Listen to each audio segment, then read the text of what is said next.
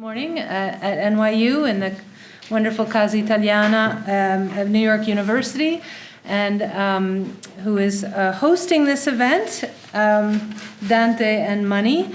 It is an event put on primarily by the Dante Society of America, of which some of you are members and some of you are soon to be members, surely. And I'm president of the Dante Society of America, which was founded in 1881. It's older than the Società Dantesca Italiana, so we always like to mention that. And it was founded by Henry Wadsworth Longfellow in Cambridge, and James Russell Lowell, and Charles Eliot Norton. And then it came down to me. So here I am. And thank you all for coming. This is going to be a lot of fun. I want to thank a few people on the back of the program, which is this little thing. You'll see that we have NYU as our sponsor. Also, the Casa Italiana itself, which is a cultural institution, is sponsoring us. A lot of the people are helping us out, including Julian Sachs, who's in the back recording you, is part of the Casa Italiana Zirilli Marimont. Thanks to a generous donation of the Baronessa Zirilli Marimont in, I believe, 1990. And so the sponsors are the Italian Studies Department here on top of the Casa Italiana, the Medieval and Renaissance Center at New York University. The New York Medieval Society has given us a very generous donation, and we hope to hear more about the New York Medieval Society, which has a lot of resources, so we may be hearing more about that tomorrow. And who else do I have to thank? I have to thank the many staff here at the Casa Italiana who are not present, so I'll probably thank them again tomorrow. Julie Canziani, Usame Gunes, and Stella Magni. I also want to thank, on the Rutgers side, Diletta Pasetti, who had a hand in making our poster here. So it's my job to welcome you all. And tomorrow we will have more people and more events and food. It's going to end with a reception, which we carefully leave off the program so that we don't just get people hungry for food, but you're certainly invited after the second keynote, which is at 4:30 after the panels tomorrow. So the idea for this conference, Dante and Money, was mostly Alessandro Vettori's. Alessandro Vettori is professor of Italian at Rutgers, just over the Hudson River, and he is also vice president of the Dante Society of America. So the two of us have cooked this up. And of course, Alessandro always wanted to be a stockbroker on Wall Street. That was his great dream, and it didn't work out. And so he ended up writing about Franciscan poverty and about mystics and about the donation of Constantine and all the terrible results of that event. And so he is consoling himself by being with you here tonight, and I want to thank him very much. He really was a great partner in this. And so I hope I haven't forgotten anything, but I will come back. I've been told it's not good to talk close to the mic, so keep that in mind, all of you presenters. I want to welcome not only our conference participants who are listed in the program, but we also have representatives of the Dante Society of America here, the counselors and officers, and the editor of Dante Studies is here, so if you want to get something published, this is the time to talk to her.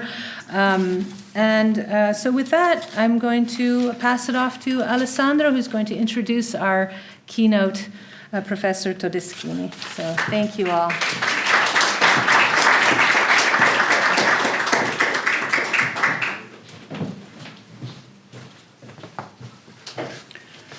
Well, I just want to echo Alison and thank you all for being here. And thank the counselors of the Dante Society for agreeing to have this conference on this particular topic. But first of all, I want to thank Alison, and I think we should give her a round of applause.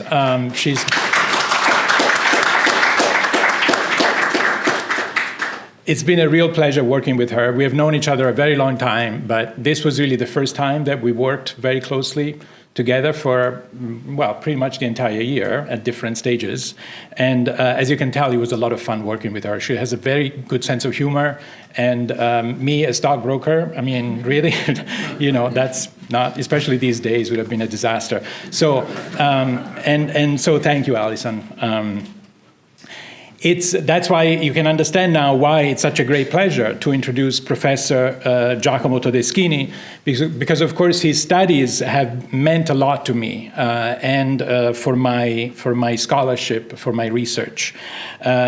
His studies on economic thought and Franciscan relation to poverty and wealth have been really formative for what I have written and crucially important for my work. Professor Todeschini embraces the complexities of medieval economy, and therefore tonight I really welcome the opportunity to hear him speak about Dante. Giacomo Todeschini studied at the University of Bologna and was professor of medieval history at Università di Trieste, basically for his entire career. He started in 1979 and he taught there until he retired in 2016. His scholarly work has concentrated on the evolution of medieval economic thought and discourse, the Christian doctrine of infamy and exclusion from citizenship and market participation, and the political role of Jews within the Christian, medieval, and early modern worlds. I will just cite a few of the titles of his books. I'm not going into articles because there are way too many.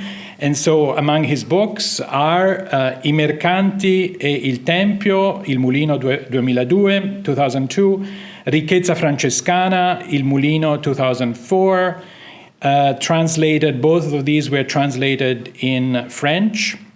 La Banca e il Ghetto, La Terza 2016, Gli Ebrei nell'Italia medievale, Carocci 2018, Come l'acqua e il sangue, le origini medievali del pensiero economico, Carocci 2021. And his latest book is Seconda Mano, Il valore delle cose fra Medioevo ed Età moderna, Salerno, editore 2025, so that's this year. Professor Todeschini has held several prestigious academic positions internationally, including being visiting professor at the École Normale Supérieure in Paris. He was fellow at the Oxford Center for Hebrew and Jewish Studies in 2004-2005. He was a member of the Institute for Advanced Study in Princeton in 2007-2008. Visiting professor in the Department of History at Peking University in Beijing in 2012. And he was Wissenschaftskolleg zu Berlin in Berlin in 2016-2017. He has served as referee for several esteemed institutions, including the Royal Holloway University in London, the Institute for Advanced Studies in Princeton, the Haute Études en Sciences Sociales in Paris, Bar Ilan University in Tel Aviv, and the Rothschild Foundation in London. Tonight, his keynote address is entitled Against or According to Nature, Money as Circulating Humor or aposteme in Dante's representation of the medieval financial revolution. Let's welcome Professor Todeschini.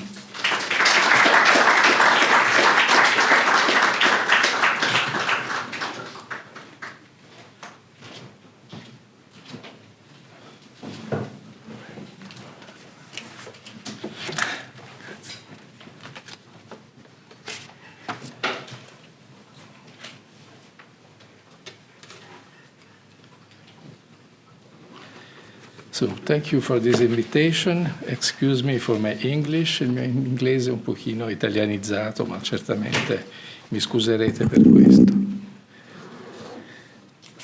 Dante's reflection on money, or perhaps more precisely on the significance of economic relations between the 14th and 15th centuries in a rapidly developing financial Italy, cannot be reduced to a purely moral or religious stance in the modern sense of the term. Rather, one must examine the linguistic organization of Dante's text and the rhetorical figures it contains to trace the depth of his economic discourse beyond his ideological positions.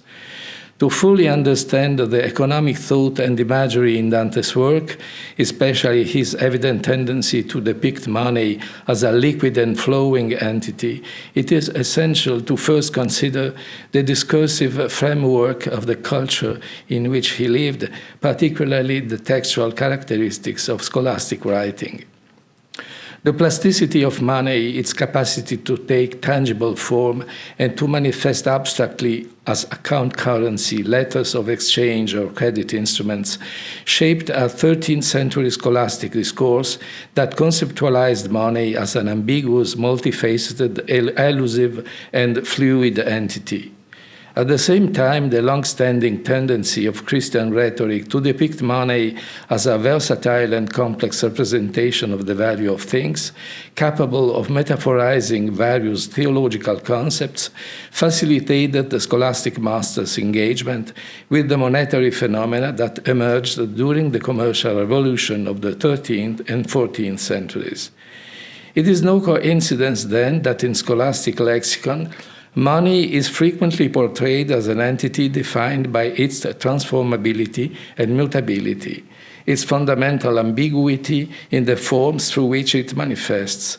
The liquid nature of money is therefore affirmed in the discourse of the scholastic masters from the second half of the 13th century.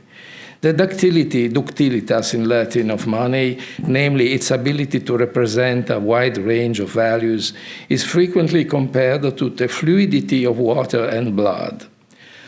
The economic dimension of blood permeating Dante's textuality, perceptibly highlighted by Leone, is deeply embedded in the stratified theological and scholastic tradition, which has, since the patristic era, semantically connected the notion of wealth to the idea of liquid flow. It is thus no coincidence that a well-known contemporary of Dante, the Florentine Dominican Remigio de Girolami, described money as an object characterized by its fluidity. The Latin term is fluxibilitas, a term derived from an Aristotelian tradition found both in the Dominican school, from Albertus Magnus to Thomas Aquinas, and in the Franciscan one, represented by Pietro Olivi and Francesco da Pignano. The portrayal of money's fluid nature in 13th and 14th century scholastic writings marked the beginning of a long-standing linguistic tradition that consistently likened the circulation of money to the flow of water or blood. Charles Dumoulin, writing at the heart of the Calvinist 16th century, much like the Catholic Remigio in the 14th century, and Bernardo d'Avanzati later in the 16th, maintained the image of money, particularly in debates on usury and the productivity of capital, as an intrinsically elusive and liquid substance defined above all by its slippery fluidity. The Latin expression was lubrica fluxibilitas. This tradition would, moreover, continue for a long time, becoming deeply ingrained in modern economic discourse, as is well demonstrated in the 18th century by the ease with which Adam Smith employs the metaphor of a continuously flowing stream of water, rhythmically filling and emptying a pond to illustrate the dynamics of banking income and expenditure. The premises of this conceptualization have their roots in patristic discourse. Ambrose of Milano, in fact, already highlights in his anti-usury writings the liquid and contradictory nature of money, employing metaphors that depict it as a useful and productive flow, a dangerous vortex that swallows everything, gurges insatiabilis, a stagnant well filled with putrid water, or a devastating torrent. The Ambrosian monetary metaphor built upon the complex opposition between money as a productive flow of water and money as a vortex, a whirlpool or stagnant pool, symbolizing various forms of destructive or unproductive wealth, reappears pointedly in Dante's De Monarchia. Here, the social and moral disposition of individuals, as well as their productive or unproductive behaviors within society, are conveyed through water metaphors that contrast fruitfulness with sterility. I quote from the English translation of the Monarchia. For all men whom the higher nature has endowed with a love of truth, this above all appears to be a matter of concern, that just as they have been enriched by the efforts of their forebears, so they too may work for future generations, in order that posterity may be enriched by their efforts. For the man who is steeped in the teachings which form our common heritage, yet has no interest in contributing something to the community, is failing in his duty. Let him be in no doubt of that, for he is not a tree planted by the rivers of water that bringeth forth his fruit in due season, but rather a destructive whirlpool which forever swallows things down and never gives back what it has swallowed. Unquote. The coined wealth can therefore be depicted by Dante as a liquid capable of quenching thirst, or, if misused, of determining a morbid states such as dropsy. The misunderstood and misused wealth described in the Convivio is treacherous. It promises to quench a thirst, while on the contrary, it determines a growing thirst. I quote, "The false traitresses, the riches, if one looks closely, promise to take away all thirst and feeling of want and to supply complete satiety and a feeling of sufficiency. This is what they do at first for every man by guaranteeing the fulfillment of this promise when they have increased to a certain amount. And then when they have been accumulated to this point, instead of satiety and refreshment, they produce and instill an intolerable and burning thirst in the breast. And in place of sufficiency, they set up a new goal, that is a greater quantity to be desired. At once this has been realized, they instill a great fear and concern for what has been acquired," unquote. The damnation of the counterfeiters of money will then have to manifest itself in the form of dropsy and eternal thirst. That is, a lack of water, in turn resulting from a delirium of desire, as in the case of Master Adam in the 30th canto of the Inferno, opposing, as Filippo Petricca has noted, the celestial flow of water of Paradiso 91, an inexhaustible rain capable of satiating and blessing those who deserve the benefits of the Holy Spirit.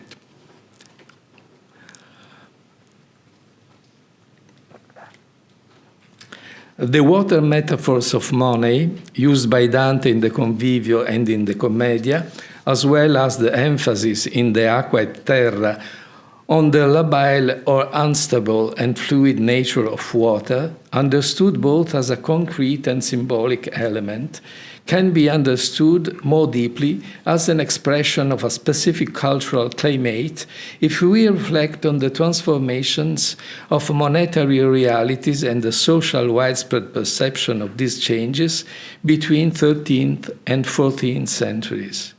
In fact, the description of the water element as a quote, naturally unstable object incapable of finding its own limit by itself, unquote, in Latin, labile corpus naturaliter et non terminabile termino proprio, as Dante writes in De Aqua et Terra, could well work linguistically to denote the monetary dialectics of the late 13th century in all their complex multiformity, a multiformity depicted by experts in canon law and local legislators, but also by the authors of the trading manuals with subtlety and concern.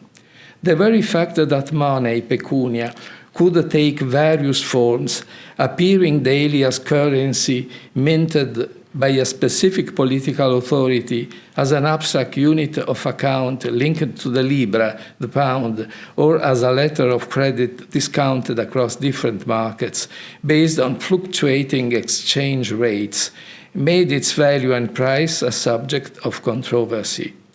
This inherent fluidity was well suited to being represented through metaphors invoking the elusive liquidity of water.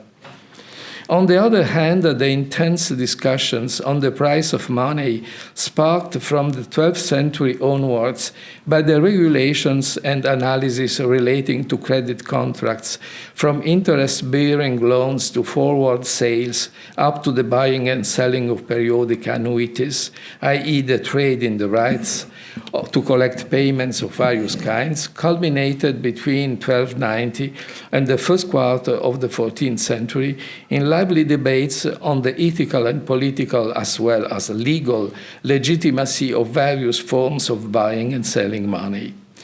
These debates were particularly centered on the practices of the Italian city-states, which implemented fiscal policies based on public lending. Although one of the most well-known outcomes of these discussions and regulation was the distinction expressed in various linguistic registers between usurers on the one hand and bankers on the other, that is, between those who publicly sold money and those who, as money changers or merchants, operated through credit instruments, a fundamental question remained unresolved. Could private individuals or public authorities legitimately set a price for money, an object whose primary function was to serve as a measure of the value of all other things? The conclusion that money could not be bought or sold, being an artificial object, sterile and incapable of generating value, a notion attributable to Aristotle, and frequently emphasized by the Dominican school, was easily set aside or circumvented.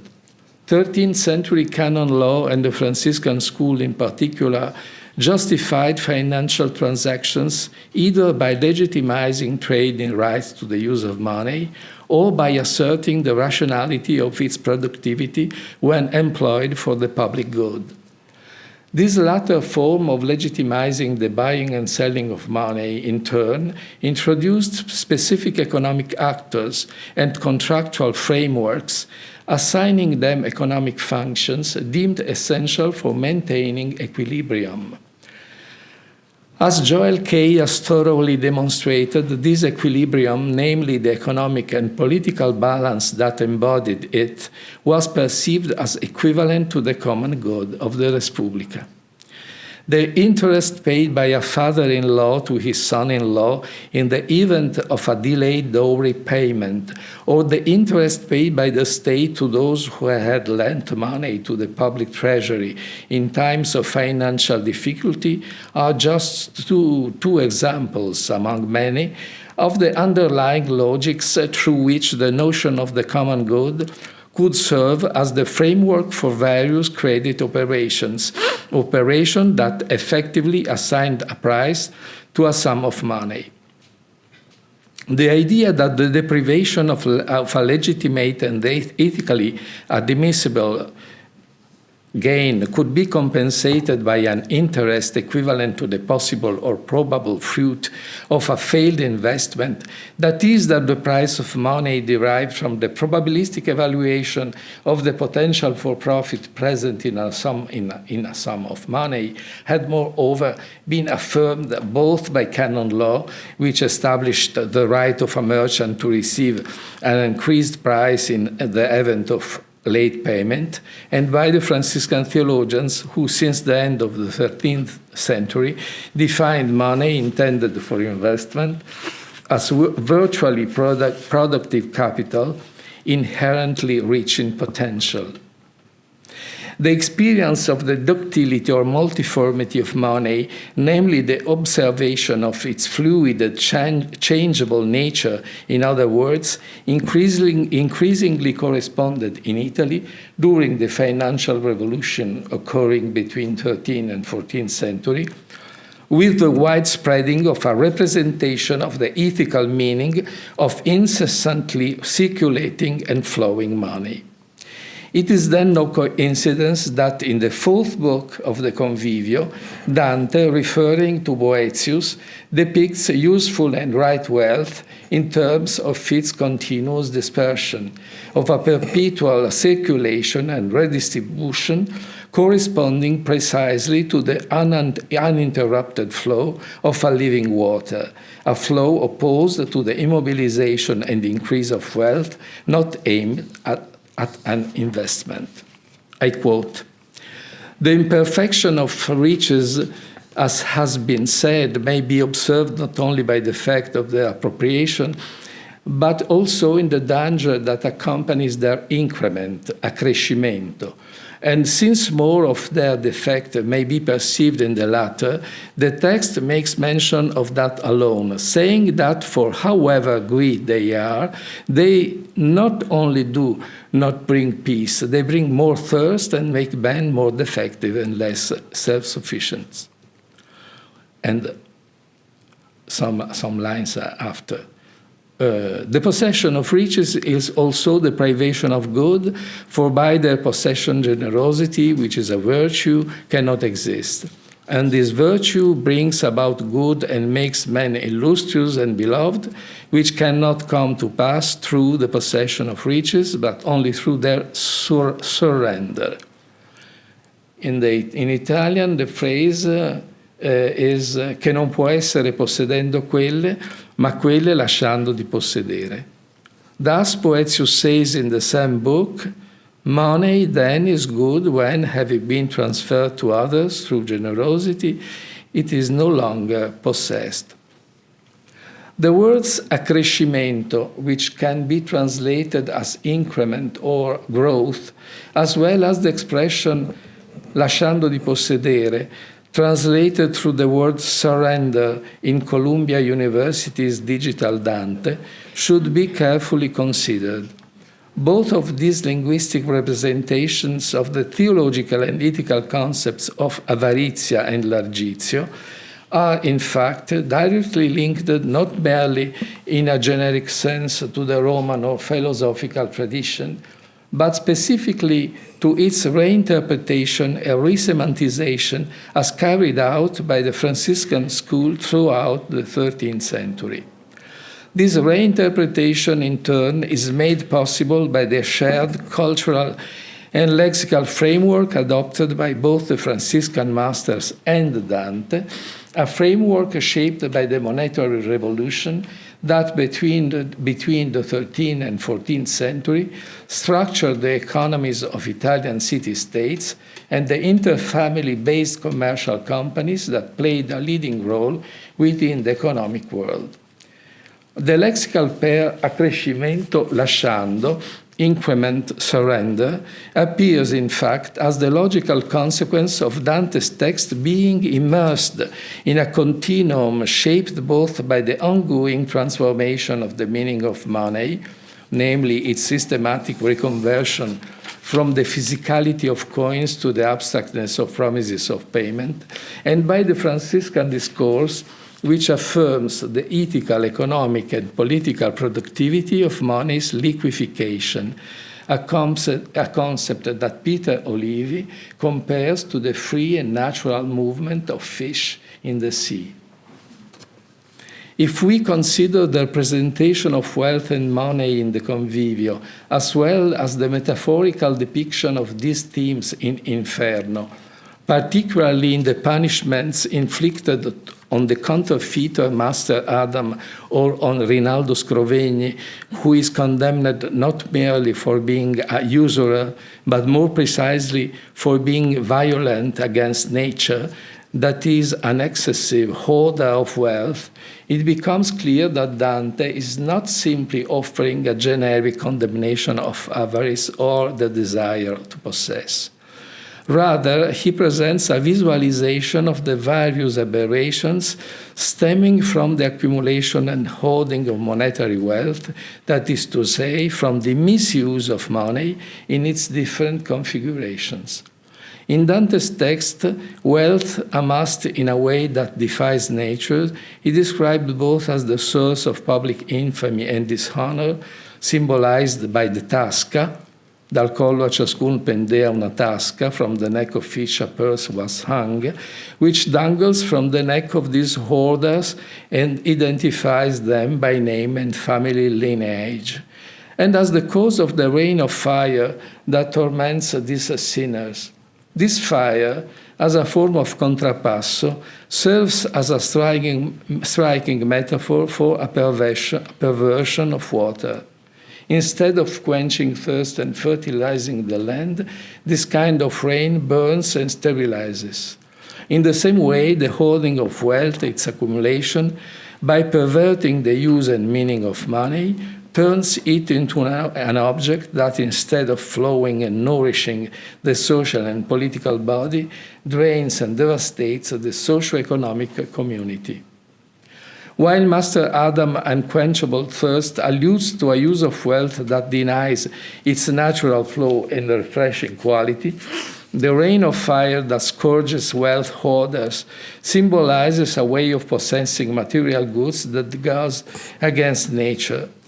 The usurer, therefore, can be seen as an alter ego of the sodomite, and in Dante's discourse, like the sodomite, he becomes the quintessential prototype of the violent man who perverts the natural order of things. E perché l'usuriere altra via tene, per sé natura e per la sua seguace dispregia, poiché in altro pon la spene. And since the usurer prefers another pathway, he scorns both nature in herself and art, her follower. His hope is elsewhere. For this reason, the attribute of usurer does not explicitly appear when Reginaldo Scrovegni or Master Adam are introduced. Although the former is recognized as a moneylender and the latter as a counterfeiter, both are ultimately condemned not simply for these acts, but for having denied the liquid, fluid, and aqueous nature of money, its natural circulation and authenticity, namely its natural political essence. Money, and specifically its monetary or abstractly paper-based reality, is moreover in Dante's depiction conspicuously connected to its Franciscan conceptualization.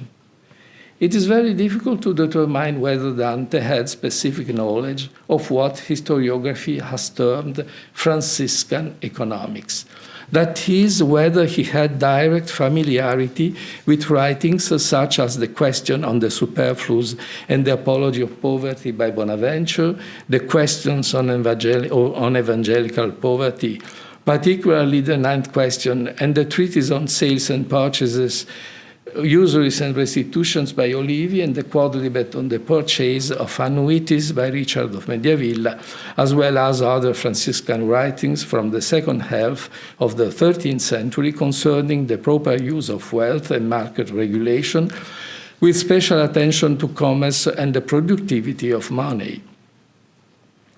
However, it is possible to identify in Dante's Commedia and Convivio certain signs of the influence that the Franciscan economic and ethical vision exerted on his textuality, a social-religious perspective rooted in an Augustinian interpretation of Aristotle and at the same time visibly shaped by what can be described as the financialization of the Florentine economy between the 13th and 14th centuries.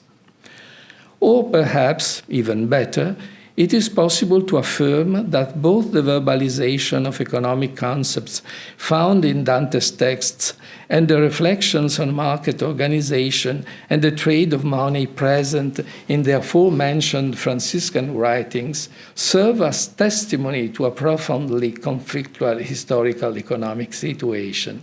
This context was marked by a widespread and heated debate on the meaning and the role of money as a multifaceted object capable of activating multiple economic relationships and, as a whole, a market system that could simultaneously be identified as a living Christian social organism.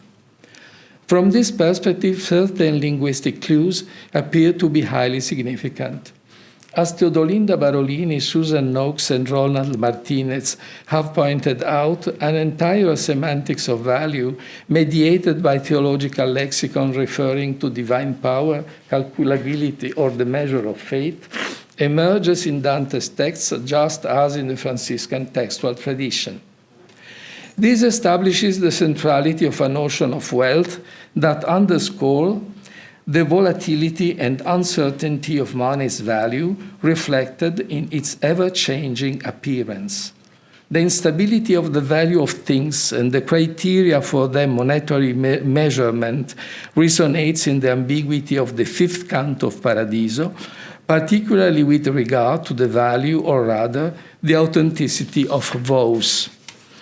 As Barolini notes, I quote, "The value of a vow depends on whether it is so made that God consent when man consents." Se si fatto che Dio consenta quando tu consenti. Paradiso 5, 26, 27. It is the difficulty of calculating the value of a commitment, of a sacred obligation, underscored by Dante's text when it refers to value, and that is the meaning of a vow to the inscrutable divine will, that calls to mind Franciscan analysis of the probabilism of the relationship between values and prices, as seen in their treatises on market relations, as well as the relativity of the concepts of necessity and superfluity, explored in their writings on evangelical poverty as the ideal of Christian perfection. Similarly, the fertility and productivity of Franciscan poverty, described by Dante in the 11th canto of Paradiso as the fruitful form of an, I quote, unknown wealth, unquote, explicitly highlights the connection, also readily apparent in Franciscan theological and economic discourse, between renunciation and the circulation of wealth. This connection, by implication, underscores the fundamental nature of monetary wealth by affirming the crucial link existing between the circulation or distribution and the naturality of money. Even from the perspective of the relation between Dante's depiction and conceptualization of market economics at the stage of heightened financialization and the Franciscan ethical or penitential analysis of the same reality, there is a noticeable continuity in the representation of wealth that emphasizes its monetary nature and the instability of its value. This continuity effectively ties the socially positive connotation of money to an image of flow or fluidity, emphasizing a representation of money that highlights its abstract and immaterial nature. What we have before us is not just an affirmation of the morality of wealth circulation and redistribution, but perhaps above all, a highly ontological insistence on the fluid nature of economic goods, which in turn underlines their continuous monetary translatability. If we look at the Olivian description of voluntary poverty or of poor use, usus pauper, as a technique of utilization of economic goods that links their use value to their relative utility for specific human groups, we can see that the oxymoron shaped by the apparent opposition between fertility and deprivation, between poverty and fruitfulness, suggests that the exchange value of things is rational and socially functional if, on the one hand, it is systematically reconnected to the variability and instability of human needs, and on the other, it mirrors the fluidity of the value of riches depending on the instability of their monetary appreciation. Analogously, around 1275, John Peckham could describe the friar's professional poverty as an economically perfect use of reality, the effect of which was to leave a greater supply of resources available to the rest of society. Abandonment of wealth, in other words, was described by Olivian Peckham as functional to the emergence of the most positive aspect of riches, their incessant circulation mediated by money. In Dante's text, the liquid nature of money and the watery metaphors used to depict it provide rhetorical and poetic depth to an imagery that also resonates within the Franciscan tradition. This tradition, in its examination of the relationship between poverty and wealth, concludes that the continuous circulation of the different forms in which money manifests itself in markets, whether as coins or as payment securities that convert them into transferable value, reflects its natural mode of existence. Money aligns with nature, which is understood and experienced as a flow that cannot be permanently possessed. The famous monetary metaphor of faith in Canto 24 of Paradiso thus emerges as a crucial element in Dante's depiction of money. I quote: «Indi soggiunse assai bene trascorsa d'esta moneta già la lega il peso, ma dimmi se tu l'hai nella tua borsa, ond'io sì l'ho, sì lucida e sì tonda che nel suo conio nulla mi si inforsa». Peter added, now this coin is well examined, and now we know its alloy and its weight. But tell me, do you have it in your purse? And I, indeed I do, so bright and round, that nothing in its stamp leads me to doubt, unquote. The distinction between the weight or composition of money and its concrete, tangible existence can also be interpreted, as Marx himself noted, as a recognition of the inherent and historically evolving multiplicity of money's forms. It refers to a reality, money, whose natural meaning depends on recognizing the ambiguity of its historical manifestation, an abstract measure of value and at the same time a concrete form of payment, a currency. The relationship between the alloy and weight of a coin on the one hand and the clarity and distinctness of its stamp on the other reaffirms through a numismatic image that money aligns with nature when its transmutation from a reliable measure to a specific instrument of payment is evident and assured. Money, like faith, to be authentic, should be recognizable in its multifaceted nature and genuinely expendable. That is to say, it should serve as the guarantee of an actual value. As Kristina also noted, I quote, this passage from Paradiso is remarkable for its seemingly contradictory confluence of the material with the spiritual. While the poet believed, like St. Francis, that the church should be poor, Dante distinguishes between his views of institutional and individual wealth and accepts the symbolic function of money as a representation of value, unquote. It can also be added that Dante's emphasis on the variable appearance of money, specifically on the multiformity of its manifestation to represent the value of things, directly alludes to a representational logic that dissolves the nature of money and the notion of its naturalness into the enigmatic and elusive image of a flow.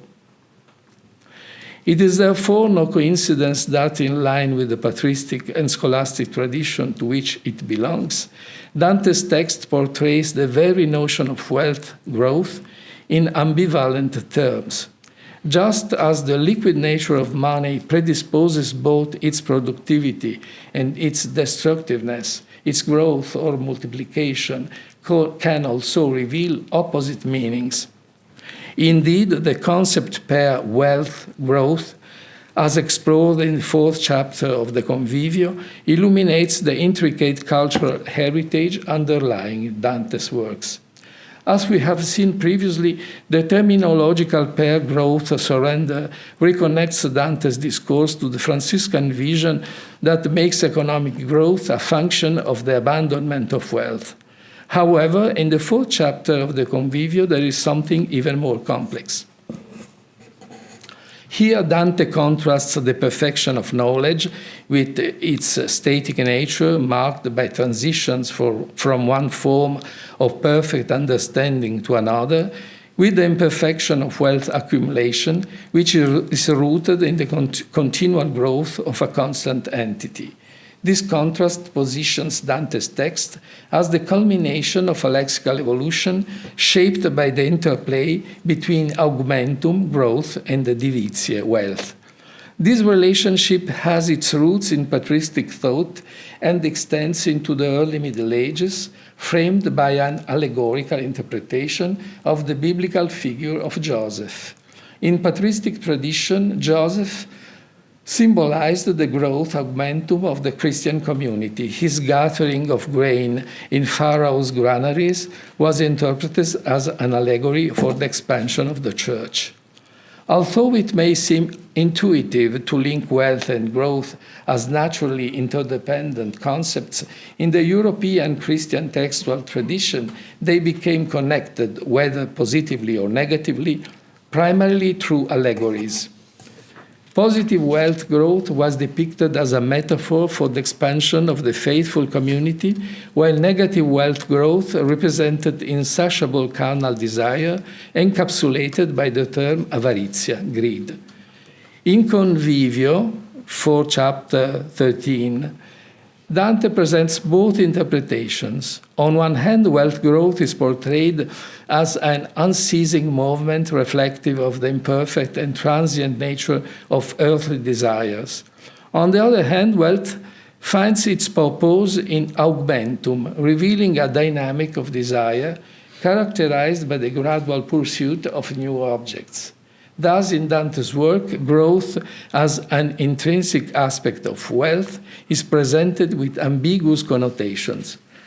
It appears both as a natural yet imperfect process that drives productive development, aspiring towards ever higher goals, and as a potential distortion of human will. This depiction of the fluctuating and fluid nature of money, which corresponds to a conception that emphasizes its ethical versatility, is further developed and refined between the 13th and 15th century, as well as in Dante's text, through representation that characterize it in medical terms, using metaphors that portray it as a living entity subject to illness and death. The greed of gluttons and the avarice of counterfeiters give rise to morbid conditions vividly illustrated by the swelling of dropsy or the bumps of the plague. It is no coincidence that Benvenuto da Imola, in his commentary on the 6th canto of the Inferno, interprets the hail and rain that relentlessly afflict the gluttonous as an allegory for the maladies brought about by gluttony or its insatiable nature. Apostemata grandi et grossa, fistule, glandule, bubone, spodraghe, hiragre et multa similia. It is not difficult to connect these descriptions of the morbidity caused by the perverse use of wealth, specifically with the compulsive hoarding and accumulation of it, to Nicholas Oresme's 14th century characterization of money. As noted in his treatise on money around 1355, just as a human body can be tainted, contaminated, that is, by a vile occupation like that of a sewer cleaner, cloacaria, so too can the body of a kingdom or a republic be stained and corrupted by practices such as usury or the devaluation of currency. Especially in the latter case, when money, according to Oresme's De Moneta, flows to the head of a nation, the sovereign, it turns the social and economic body into a monstrous organism with an enormous head and whiter, fragile limbs. The proportionality established by the orderly and regular flow of vital humors within the body is disrupted. Death appears imminent and certain. The flow of wealth and money encapsulated in the circulation of currency and money of account was thus portrayed as being challenged and contradicted by the hoarding and immobilization of wealth. Between the 13th and 15th centuries, this accumulation was metaphorized through an imagery that depicted the unproductive amassing of money using medical analogies, describing it as a morbid swelling of the economic body and employing the medical and Galenic term apostema for this purpose. The term apostema appears in Dante's work only in the Monarchia, where it serves as a medical metaphor, alluding to the theory of the temporal power's dependence on spiritual power, that is, the empire's subordination to the church, claimed by supporters of papal primacy as a consequence of the temporal power's moral and spiritual insufficiency.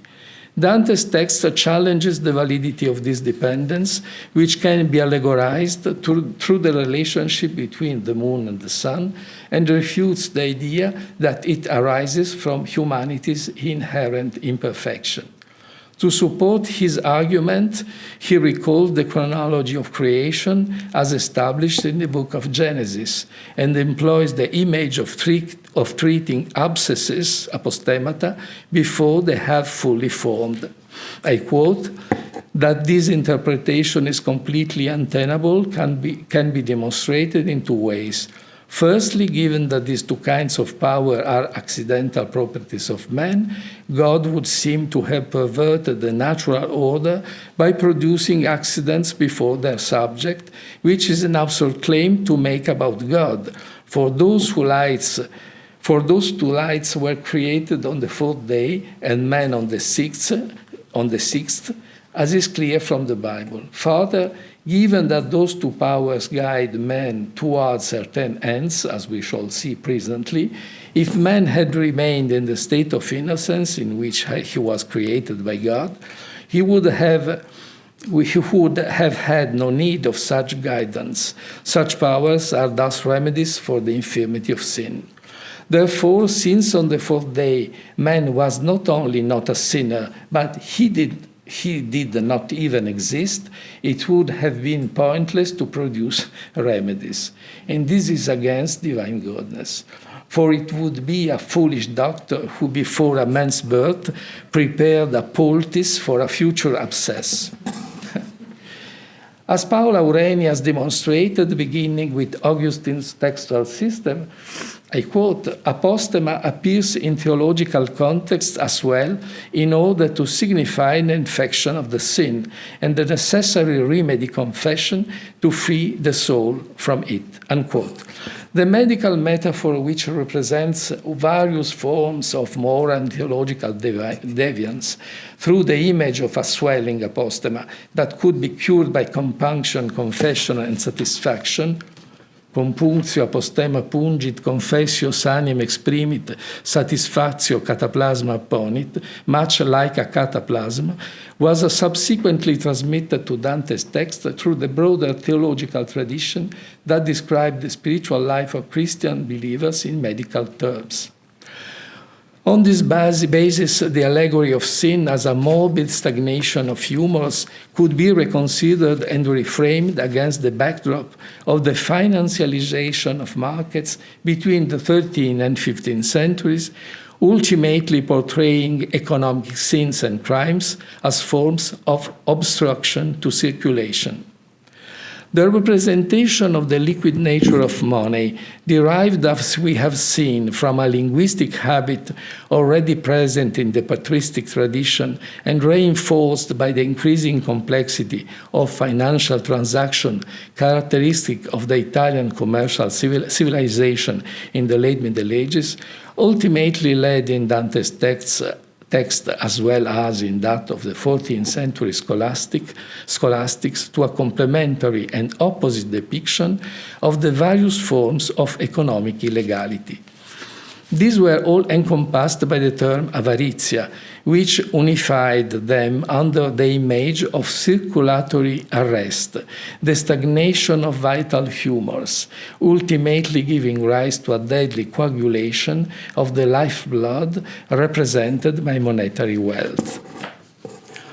Although it is commonly believed that this liquid representation of money or wealth and its circulation, as well as the image of its pernicious stagnation, both present in Dante's text, is politically and socially neutral, merely describing an objective reality, it can easily be demonstrated that a century after Dante, these metaphors by default, that is to say, by virtue of the very structure of this linguistic procedure, reappeared, resulting in specific ideological and political images and conceptualization.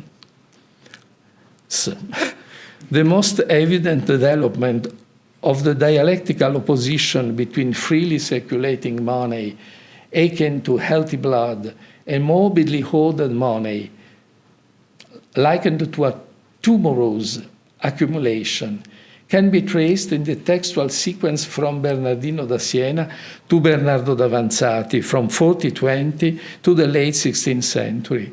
Over this period, money came to be increasingly depicted as a vital flow coursing through the veins of a nation's economic body, yet one that, under the influence of pathogenic agents, could be transformed into a pestilential flow, stagnating and concentrating into an aposteme that had to be treated by excision. Indeed, in one of his most renowned sermons, Bernardino compared the circulation of wealth and money within the Christian city to the circulation of natural health, naturalis calor, in the human body. Subsequently, he came to depict the Jewish moneylending as a mortal disease afflicting the civic body by disrupting the circulation of its head or blood. The logical conclusion derived from this metaphor was that Jews and Jewish moneylending were akin to the type of tumor or abscess, apostema, that medieval medical manuals advised should be surgically removed. A century and a half later, Bernardo d'Avanzati, in his widely read treatise on money, reinterpreted Bernardino's concept of money as natural health in terms of blood circulation, an essential flow that could be blocked or disturbed by various diseases embodied by different human or conjunctural agents. I come to the conclusion. Dante's portrayal of wealth, particularly regarding money, employs metaphors and allegories that refer to water and its fluid nature, a fluidity, fluxibilitas, inherently ambiguous, as it signifies both the continuous circulation of money and the potential for its stagnation. In this perspective, Dante's economic textuality serves as a remarkable indicator of a cultural and economic landscape undergoing significant transformations, both linguistically and financially. The ability of money and coins to account for the value of tangible goods, while also symbolically encoding the worth of immaterial or metaphysical entities, is forcefully underlined by Dante's linguistic architecture, which from this point of view emerges as a crucial medium bridging the theological and economic analysis of 13th century scholastics, particularly the Franciscans, with the administrative dialogues surrounding money and credit that during the 14th and the 15th centuries would pave the way for the early modern approaches to public economic governance. Thank you.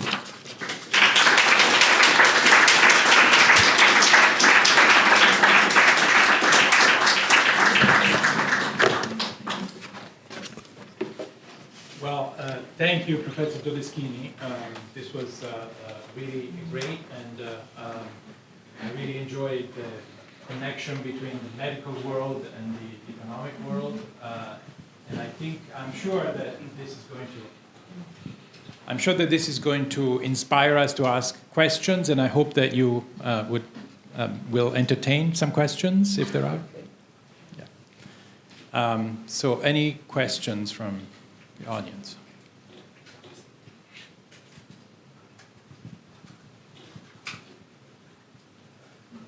Can I maybe break the ice? Thank you. Thank you so much, Professor Todeschini, for the beautiful and inspiring lecture. About metaphors related or connected to money, I was almost expecting to hear one of the most spread out ones, especially among Italian high school students, perhaps, stercus diaboli, money as devil's dung. Does that find its way into the discussion, at least from the rhetorical point of view, or perhaps philosophical, economical? I don't know. It just came to my mind that is something that would be on a medievalist's mind. Thank you. But to be explicit, the representation by Jacques Le Goff, of money in medieval texts is referred to a specific kind of sources, that is the exemplar. But this metaphoric representation of money, I think, is not findable in theological or juridical sources. So it's important to make a distinction between the different kinds of sources that you use for write the history of Western economic rationality, I think.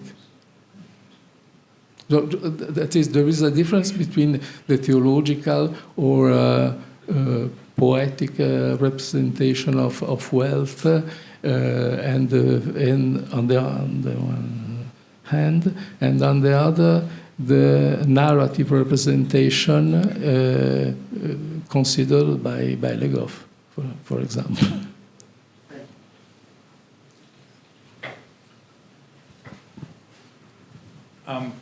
So as I was saying, I really enjoyed this connection that you established between the medical realm and the financial economic realm, and the contrast that you established between aridity, and you mentioned fire as the punishment for the users, and the flow of money, like water, and I was wondering. So there has to, in Dante's terms, there has to be a balance, right, between the flowing of money and the holding of money, right, keeping. So I was wondering, what is the role of prodigality then? Because of course, avarice is easily identifiable as a sin, but what about prodigality? I mean, why is prodigality there? I think that the two extreme points of economic behavior, avarice and prodigality. And both can be interpreted as forms of misuse of money. It's very important to recall the patristic origin that of this representation of wealth in liquid terms. The flow of money can be blocked, reduced to a sort of stagnation, but on the other, the opposite is represented by the flow that deborda. I don't find. By the overflow, exact. And so, on the one hand, the misuse is represented through this kind of metaphor by the stagnation, the putrid water in the well, and on the other, by this overflowing that devastates the fields and so on. So the metaphor works in both directions, I think.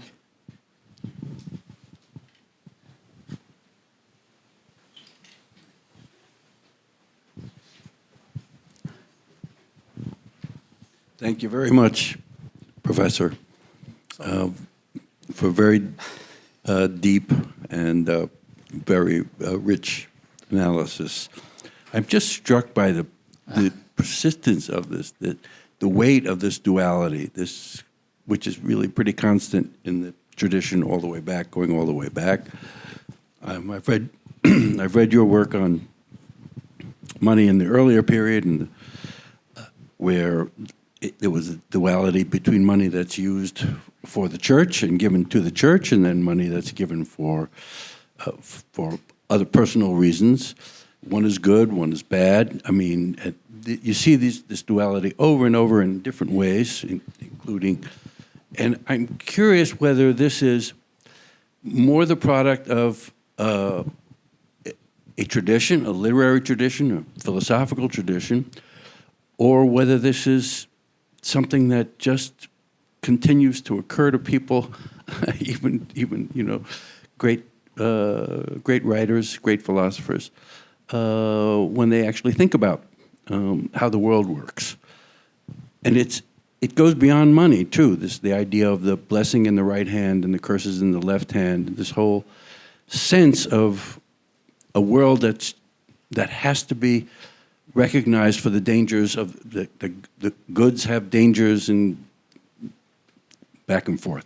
I'm just curious whether you think this is something that actually, do we feel that today? Do we feel the same kind of duality about money, wealth, et cetera, and I'd say probably many of us do sense that. I don't know if I have understood your question. I'm but sorry, apologies. What I mean is that medieval representation of money and wealth, it's not dependent on an economic science. Economic science don't exist. So we have linguistic procedures that give us a series of representation of money and wealth. And it's not obligatory that this representation are consistent, are coherent. Mm-hmm. Coherent. So we have many different representations. What I say about the metaphor of liquefaction of liquidity, it's not the only one representation of money, but I think that is one of the most relevant from our point of view.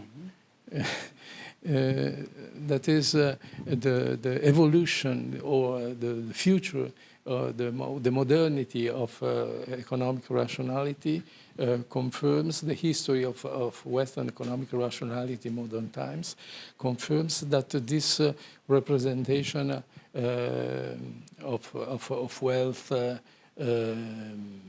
based in 2 words on the metaphor of water and blood.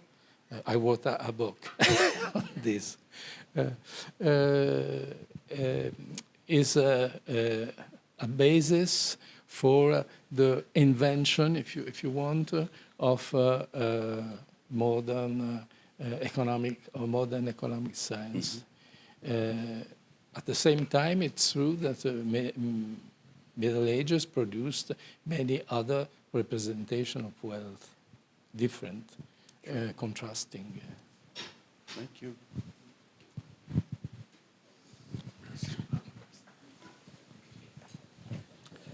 Would you? I see there's a panel tomorrow that will learn more about this topic. But would you say go so far as to say money has even a less of a liquid form than liquid itself? That it has only an atmospheric form and a non-tangible form. And I'm referring to Canto 19, in which he's illustrating the corruption that money has brought through those who sold, to the Simoniacs, those who sold ecclesiastical offices, and who are condemned to be upside down in baptismal fonts. They can't see Dante. The baptismal fonts are empty of water. And this is the result of the flow of the non-coherent aspect of money, which is not even liquid, but it is anti-spiritual. It corrupts. That you go from physicality to a liquid form to something that's even non-liquid, but corrupts the spirit. Yes.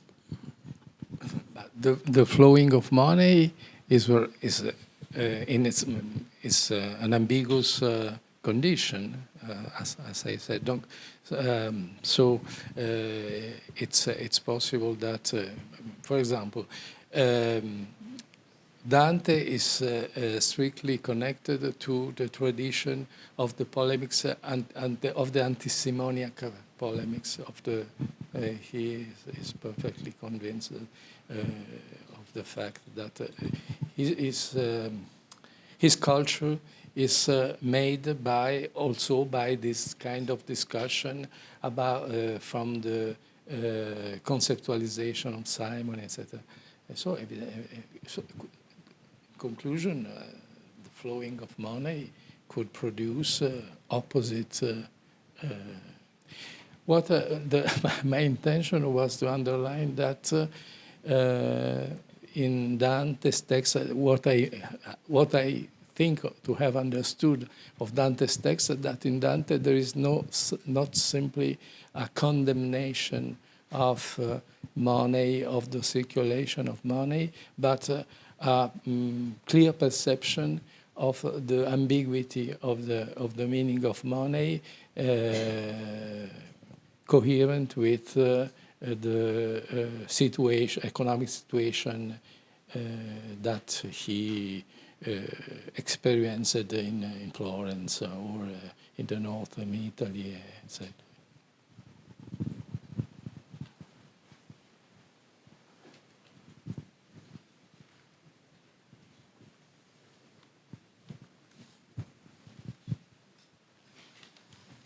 Right. Well, I think we've made him sing enough for his supper. So thank you so much. Yeah. Good morning, everybody. Thank you for being here. It's just really wonderful for me to have things I love all put together. Casa Italiana, the Dante Society, many friends and colleagues, and many people from the community who support and attend things at Casa Italiana here in New York. And I would say that Casa Italiana is a public-facing institution which is housed in a university, and the Dante Society of America is a very much public-facing amatorial, society. It's not just for professors, even though it looks like the professors are running the show. Membership is very inexpensive, and we like to include really the general public because we think Dante is bigger than academia, for sure. So, if you weren't here last night, my name is Alison Cornish, and I teach here at New York University, and I'm president of the Dante Society of America. And my co-collaborator is Alessandro Vettori, who is a professor of Italian at Rutgers and vice president of the Dante Society of America. So I hope this program is kind of loose enough and slow enough that you'll have lots of time to talk to each other and meet. That's part of the point of doing this. Every year. So we're going to start today I would like to introduce Jillian Adler, who is the president of the New York Medieval Society, who is one of our sponsors, and so her logo is here on the back of your program, and she is a professor of medieval literature at Sarah Lawrence, and she's got 2 books on Chaucer, at least one book on Chaucer, 2 books on Chaucer, so she is a true medievalist, a true literary person, which is also dear to my heart, and just talking with her, I realized that the New York Medieval Society is doing lots of wonderful things that I wish I had known about, and I think all of you should know about. So she kindly said she would come up and just introduce herself and talk about those things. So I'm going to have her come first. Thank you.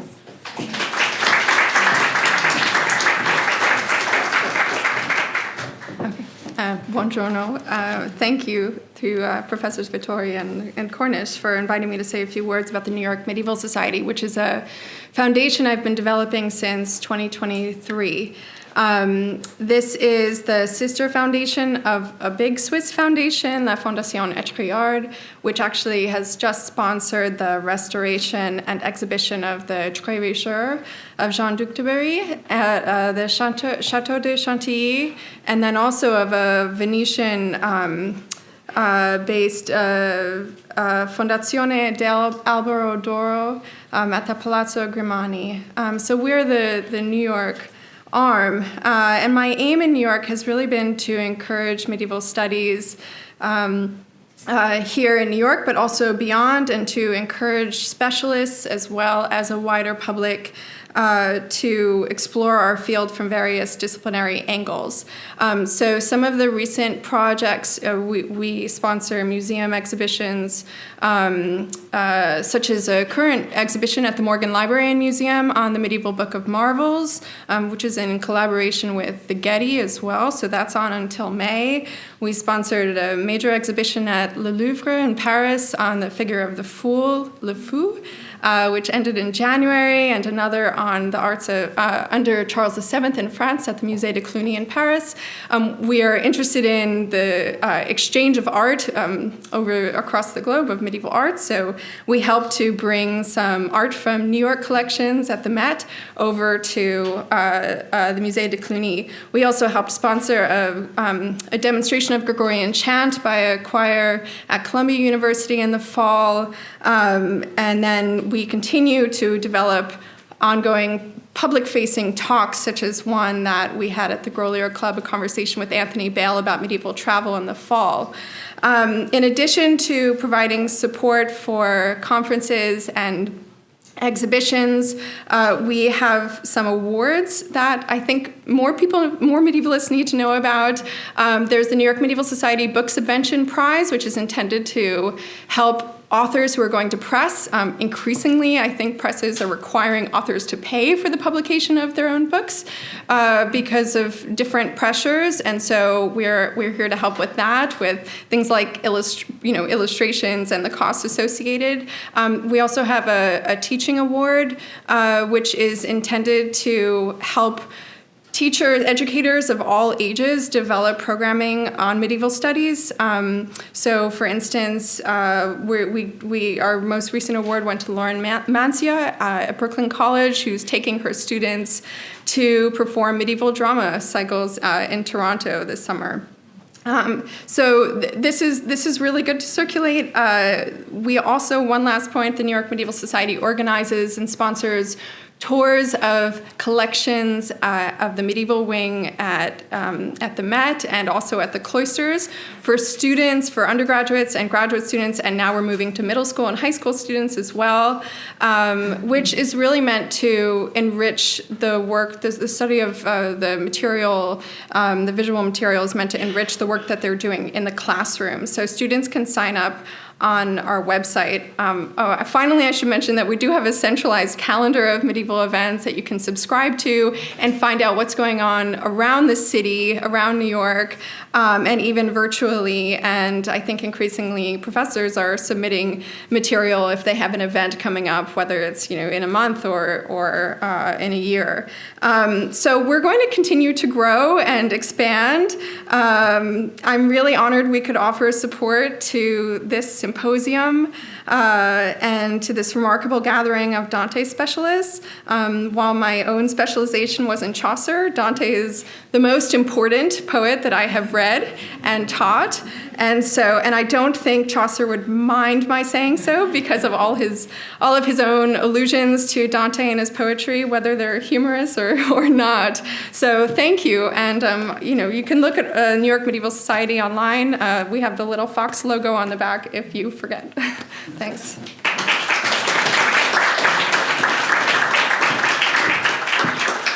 I remember we were doing a publicity campaign to get more people to, study Italian and everything. I don't know if you did that too. Like James Joyce spoke Italian, shouldn't you? And so we could say Geoffrey Chaucer spoke Italian, shouldn't you? So okay. So the next person I want to introduce just briefly to give a welcome is the chair of our department, Eugenio Raffini, who is chair of Italian Studies, and is also, because he just has not enough to do, is also the director of the Medieval and Renaissance Center here at NYU, and so he just wants to say a few words of welcome. Thank you, Eugenio. Thank you, Alison. Just a few words to welcome you all to Casa Italiana and to the Department of Italian Studies. And I just would like to, really thank Alison Cornish, my dear colleague, for putting together this conference, of course, together with Alessandro Vettori. I'm really grateful because it's wonderful to have the Dante Society meeting here. It's, not only valuable in terms of scholarship, but also very symbolic to have the sort of Dante folks getting together under our sort of roof here.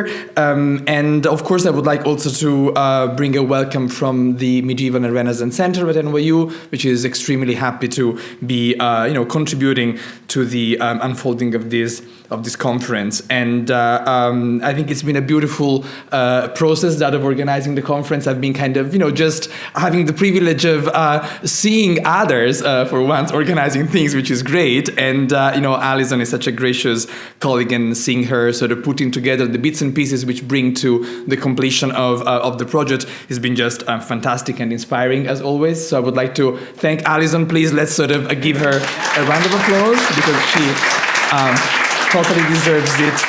And I would like to wish everybody another wonderful day of papers, conversations, and discussion. Thank you all for being with us today.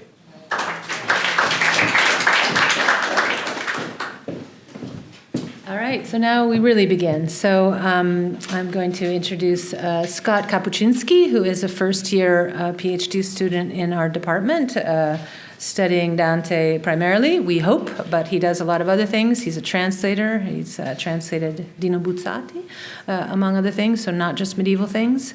We also like to have bridges between the modern and the medieval, so that's good. And he will be the moderator for our first panel. So, Scott.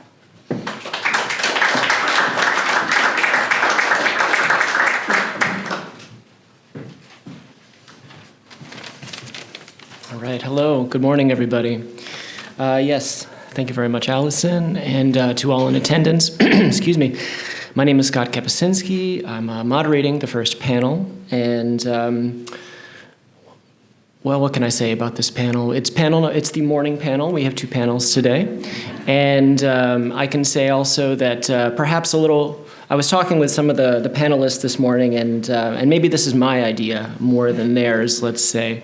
But there is, a certain thread as I was trying to think about a sort of thematic connection here, and maybe this is something we can talk about a little bit in the Q&A as well. But what I had kind of come up with was in the morning we've got some ideas of, I say anyway, bad money. So let's see how that goes. Our first panelist this morning, Filippo Petricca, is an assistant professor of medieval Italian literature at Indiana University, Bloomington. He is a literary scholar of medieval Romance literatures, focusing on Italy and France. His research investigates the relation between literary texts and medieval economic thought and practices. On this subject, he has coordinated a forum on Dante and economics, 2021, and published articles on debt in the Fiore and the Roman de la Rose, Modern Language Notes, 2022, and on Dante and Money, Dante Studies, 2023. He is currently working on a book project that explores economic, moral, religious, and literary debt in Dante's Commedia. Ladies and gentlemen, Filippo Petricca.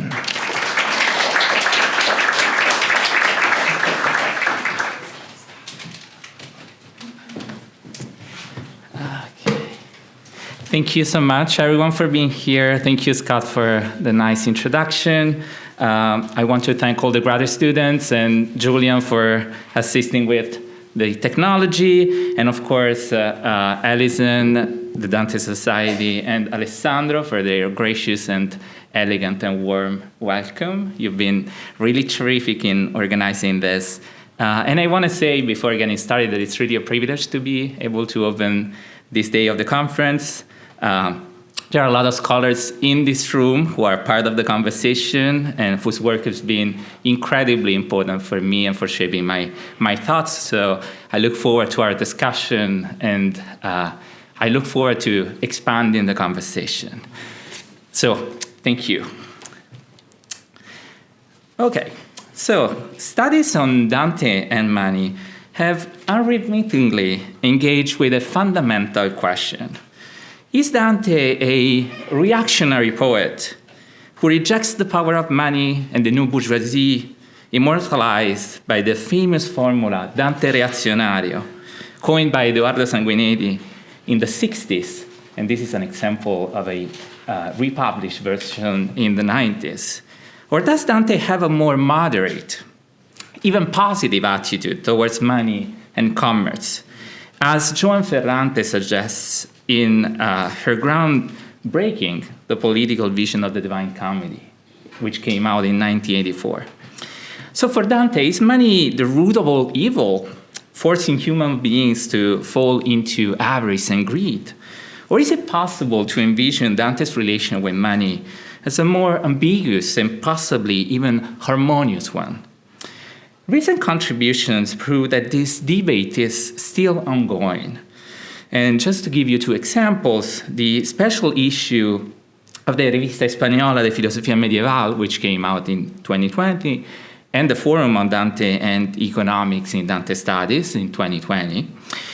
And so, on the one hand, I would say scholars continue to underline Dante's ferocious critique of the new people and their quick profits, la gente nova e subiti guadagni, as he famously screams in Inferno 16.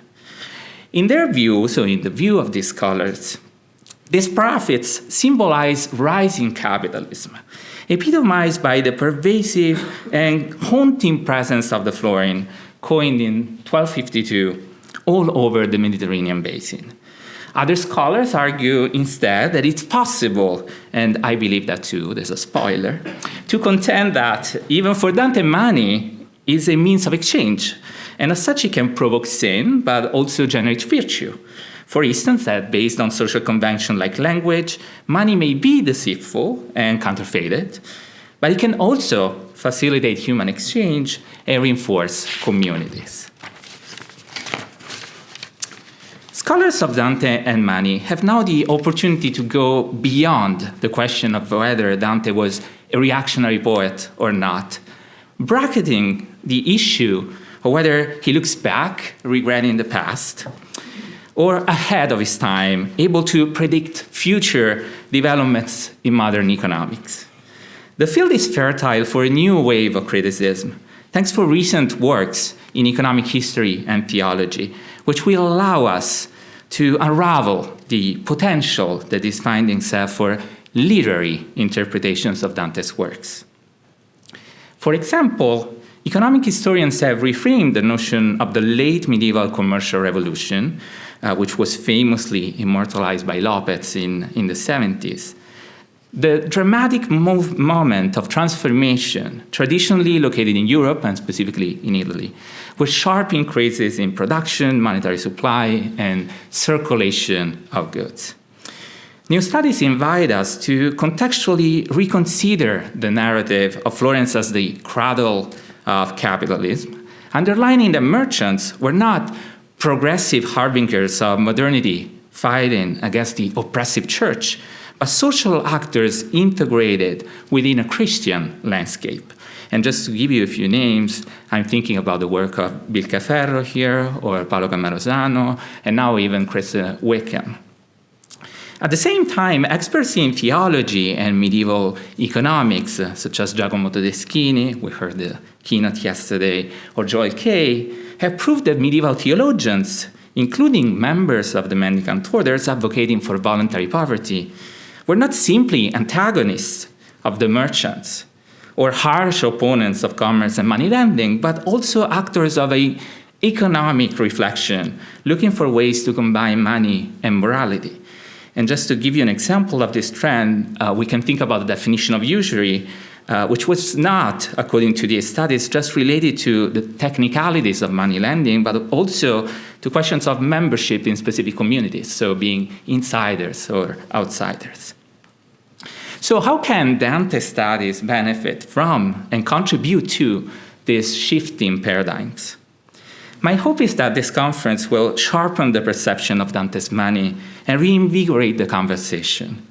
At the same time, that by deepening our understanding of Dante's corpus, examinations of Dante and Money may contribute to countering the misconception of the medieval period as a backward space simply characterized by gift barter or moneyless feudalism, or as a prelude to capitalism.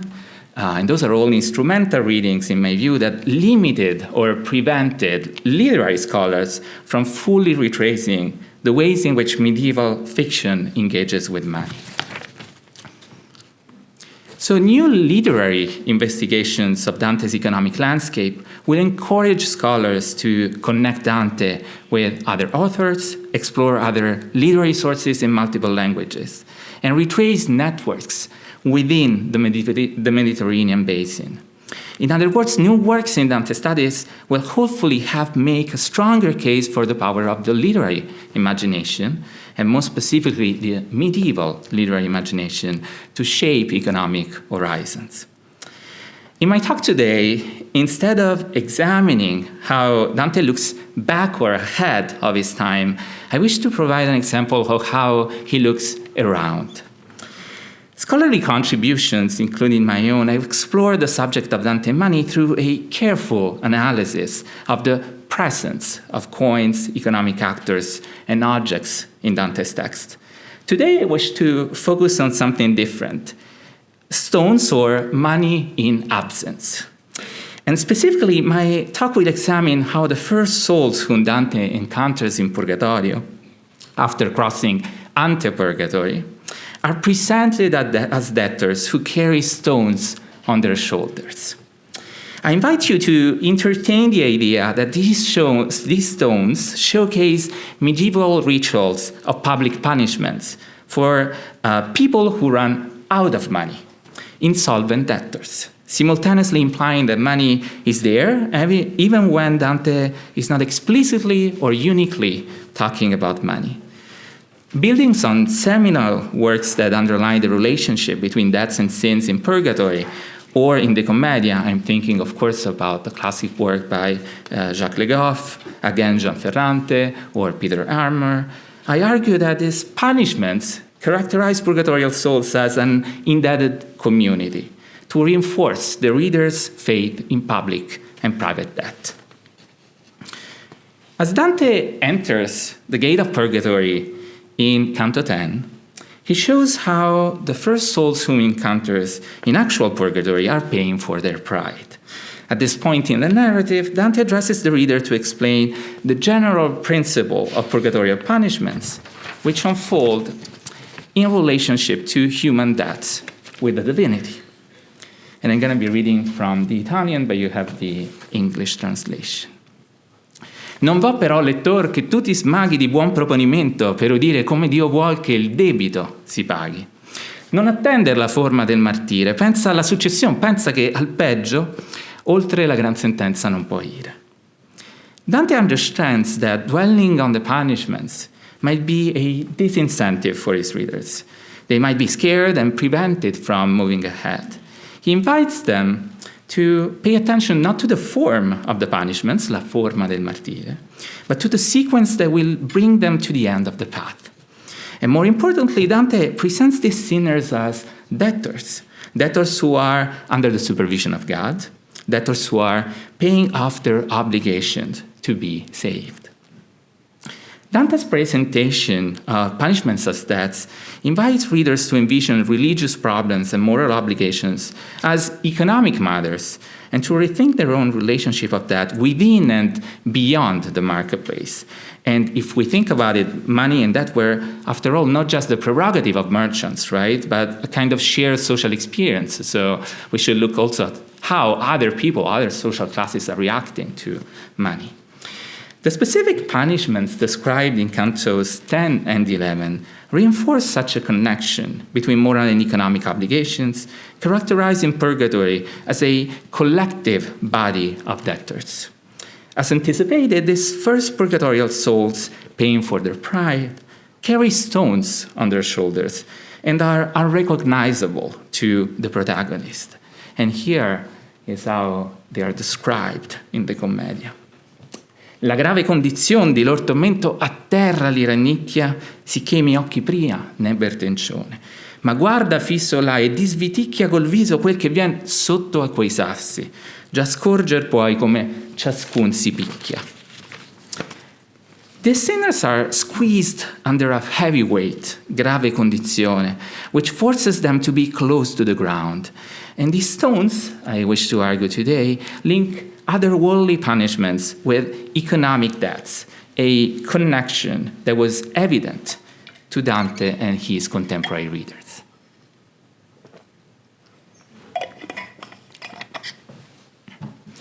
In the Middle Ages, punishments for insolvent debtors could vary significantly, ranging from imprisonment to exile and from public humiliation to torture. One form of punishment was a ritual of public humiliation in which the culprits renounced their possession, and this ritual was called the cessio bonorum. Insolvent debtors had to sit naked or semi-naked, banging their backs against a stone, pronouncing humiliating words in front of a crowd, and wearing specific clothes such as a green or yellow hat sometimes. And this is one of the origins probably of the expression essere al verde, right, in Italian. And many medieval statutes, including the one of Modena, Parma, Como, and Milan, describe this ritual of public humiliation. And this is how even illustrators, right, and visual arts were picking up on this theme as they are illustrating Dante's cantos in Purgatory. The Statutes of Padua in 1261, for instance, claim that whoever wants to get rid of his obligations must hit a stone, percutiat quadrum, for 3 times with his back, cum natibus, screaming again for 3 times that he will renounce his goods, dicendo ter alta voce, cedo bonis. Cino da Pistoia, a poet, notary, and Dante's friend, includes a full description of the ritual in his legal commentary on Justinian Codex, the Lectura in Codice. Cino recalls that the ritual must happen in a public square or in a state building, aut in foro, aut palatio publico, where the culprit must say 3 times, I renounce my goods. Cino adds that in Milan, the insolvent debtor must hit the stone 3 times with his naked back, nudus cum pudendis membris, and in Padua, he has to do the same with the bells ringing. In Rome, the poor debtor has sent 3 times the marble lion, which is located on the stairs of the Campidoglio.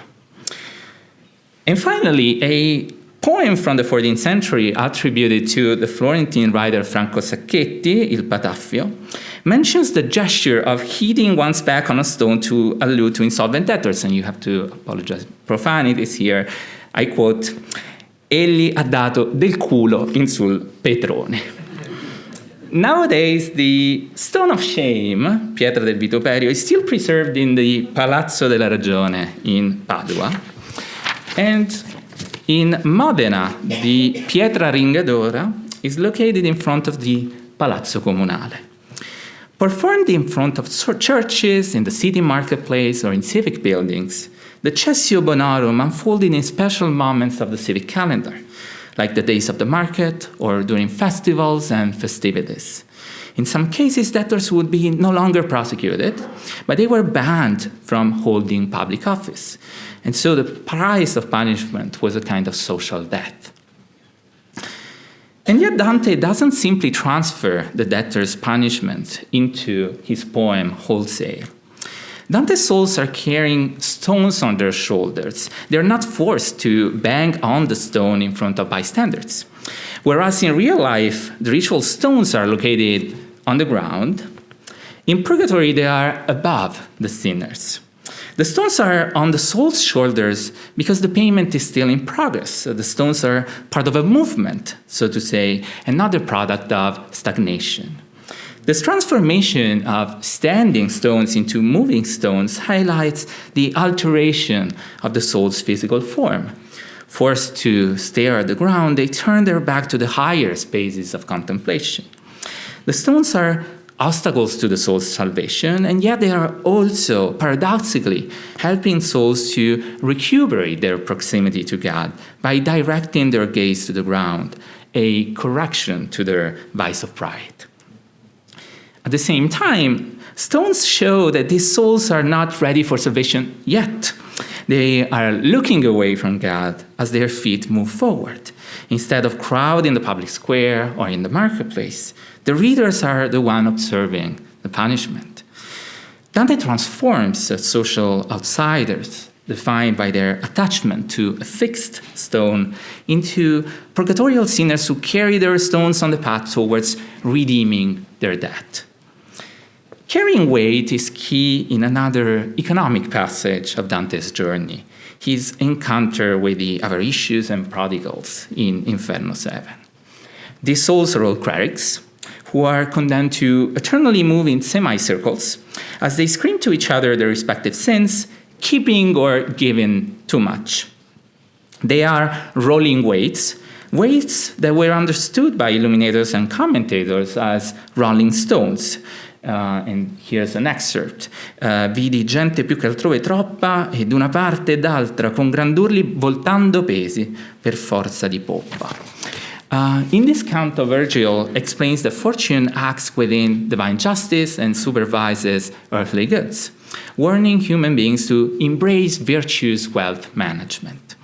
Dante scholars already analyzed the implications of Dante's insistence on the figure of the circle in this canto, in Inferno 7, the intertextual relationship between Dante and other poets, or between Dante's poetics and Aristotle's moderation, especially in this canto.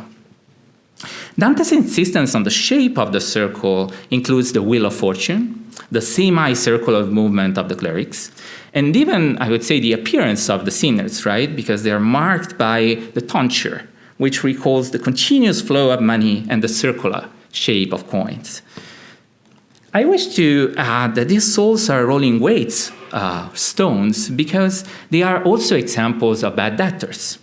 Their punishment, in other words, recalls the purgatorial sinners guilty of pride.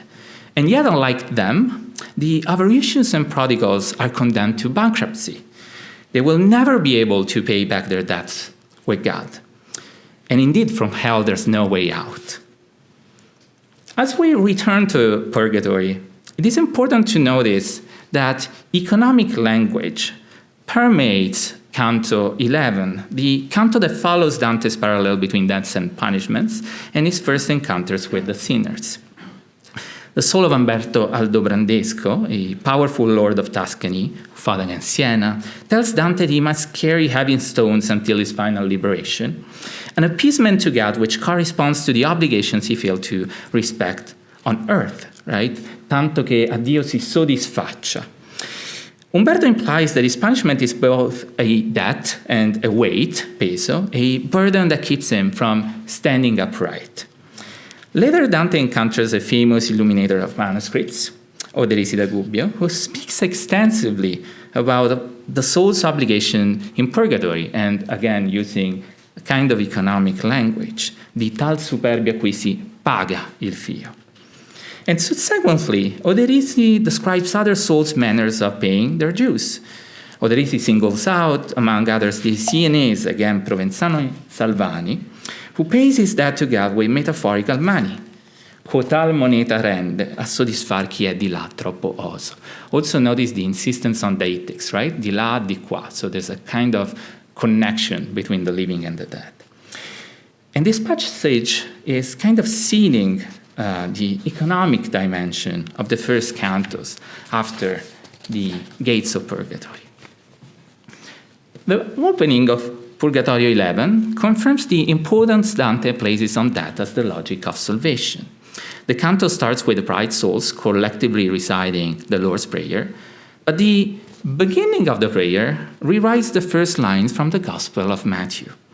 In Matthew 6:12, the text explicitly invokes debt forgiveness.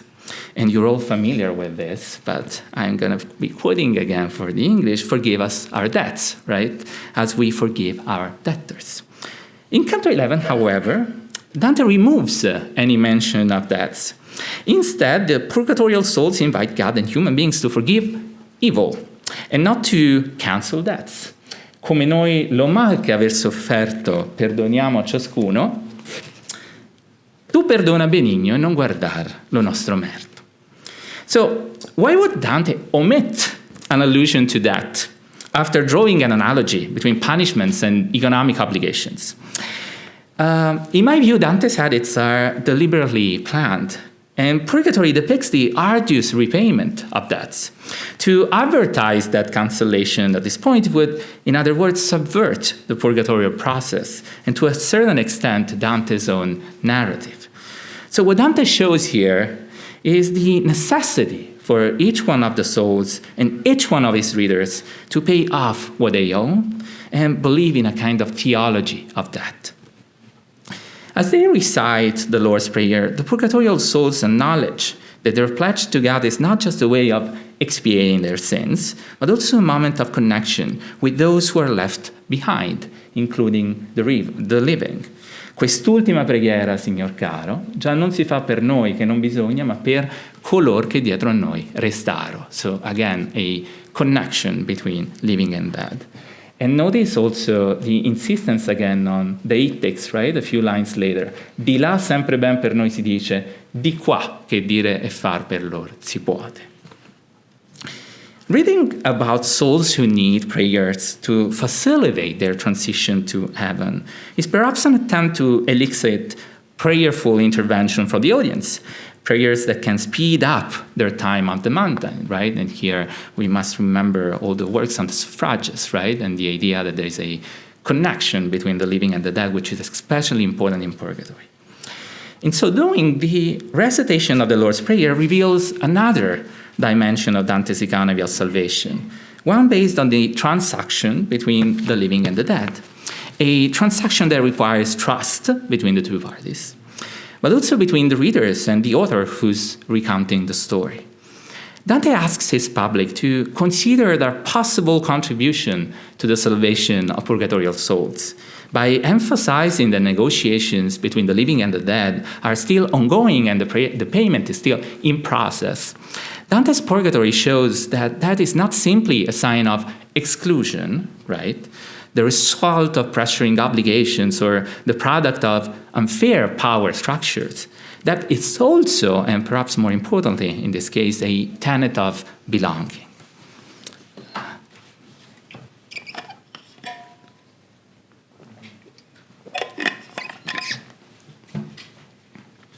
In medieval Florence, every citizen was expected to contribute to the common good, and loans, individual or collective, private or public, were constitutive aspects of everyday life. That's one of the main threads of the social fabric, as Dante and his family members knew well. In Purgatory, Dante transforms indebtedness into a condition that will lead in time to membership in the realm of heaven. On the mountain, the souls all move in the same direction. They all move up, and their destination is a foregone conclusion. Dante's Purgatory envisions an entire community based on a shared condition of debt. A debt that's shared by all participants in the exchange is based on mutual trust and creates productive bonds. In characterizing sinners as insolvent or solvent debtors, better said, Dante shows how contemporary economic practices inform his poem, emphasizing that debt, including monetary obligations, is an essential prerequisite for the purgatorial souls to belong in the realm of heaven. As they move forward, the purgatorial souls still carry the imprint of their earthly sin. They continue to learn and are transformed by the discipline of the mountain, just like living beings who make progress on earth, learning through experience and through the experience of reading Dante's Commedia. In other words, all marked by that, the living and the dead become members of a single indebted community. Carried on the shoulders of the first purgatorial sinners, stones remodel a ritual of public humiliation and social exclusion, the cessio bonorum, into a momentary step towards the full repayment of an obligation. The purgatorial stones transform a humiliating declaration of bankruptcy in the medieval public squares, the moment in which debtors affirm the impossibility of respecting their obligations, into the symbol of a debt that always gets paid. Thank you so much.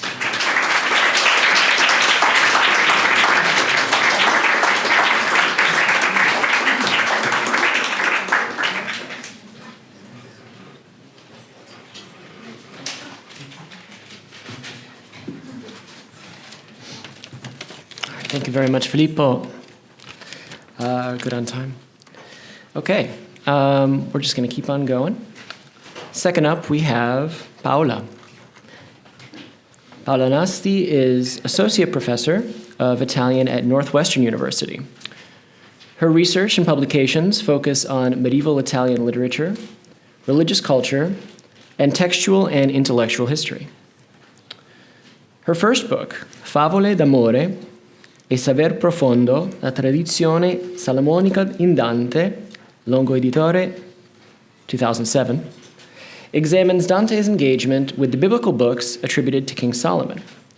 Her most recent monograph, I Morsi della Carità, Dante e la Bibbia, Pozzi 2024, explores key aspects of Dante's biblical and religious thought, including Christ mimesis and sainthood, salvation, soteriology and ecclesiology, prophecy, knowledge, biblical interpretation, and the charisma of poetry.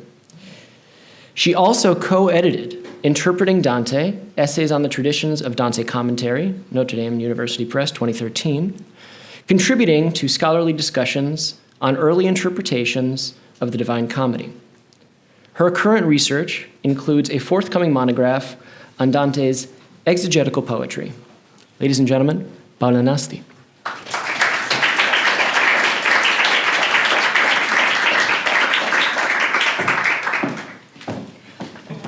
I forgot the... Can I have it?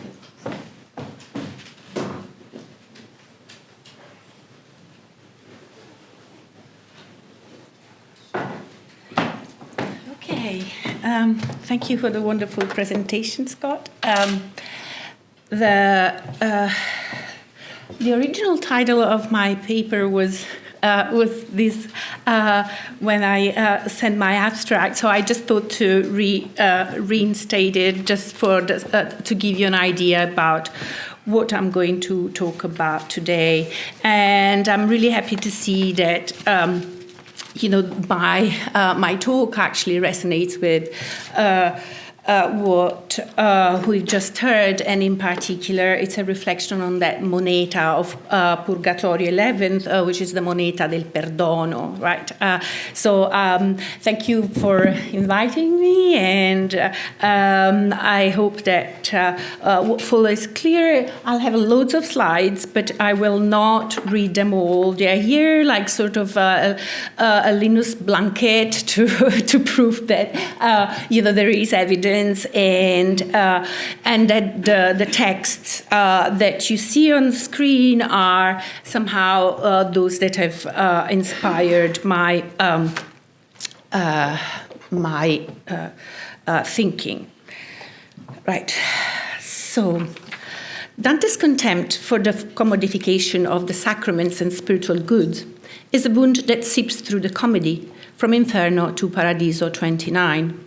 In this latter canto, the poet's sustained critique of Simony reaches one of its most forceful and often overlooked climaxes, challenging the use and sale of indulgences understood as both spiritual and monetary transactions controlled by the Church.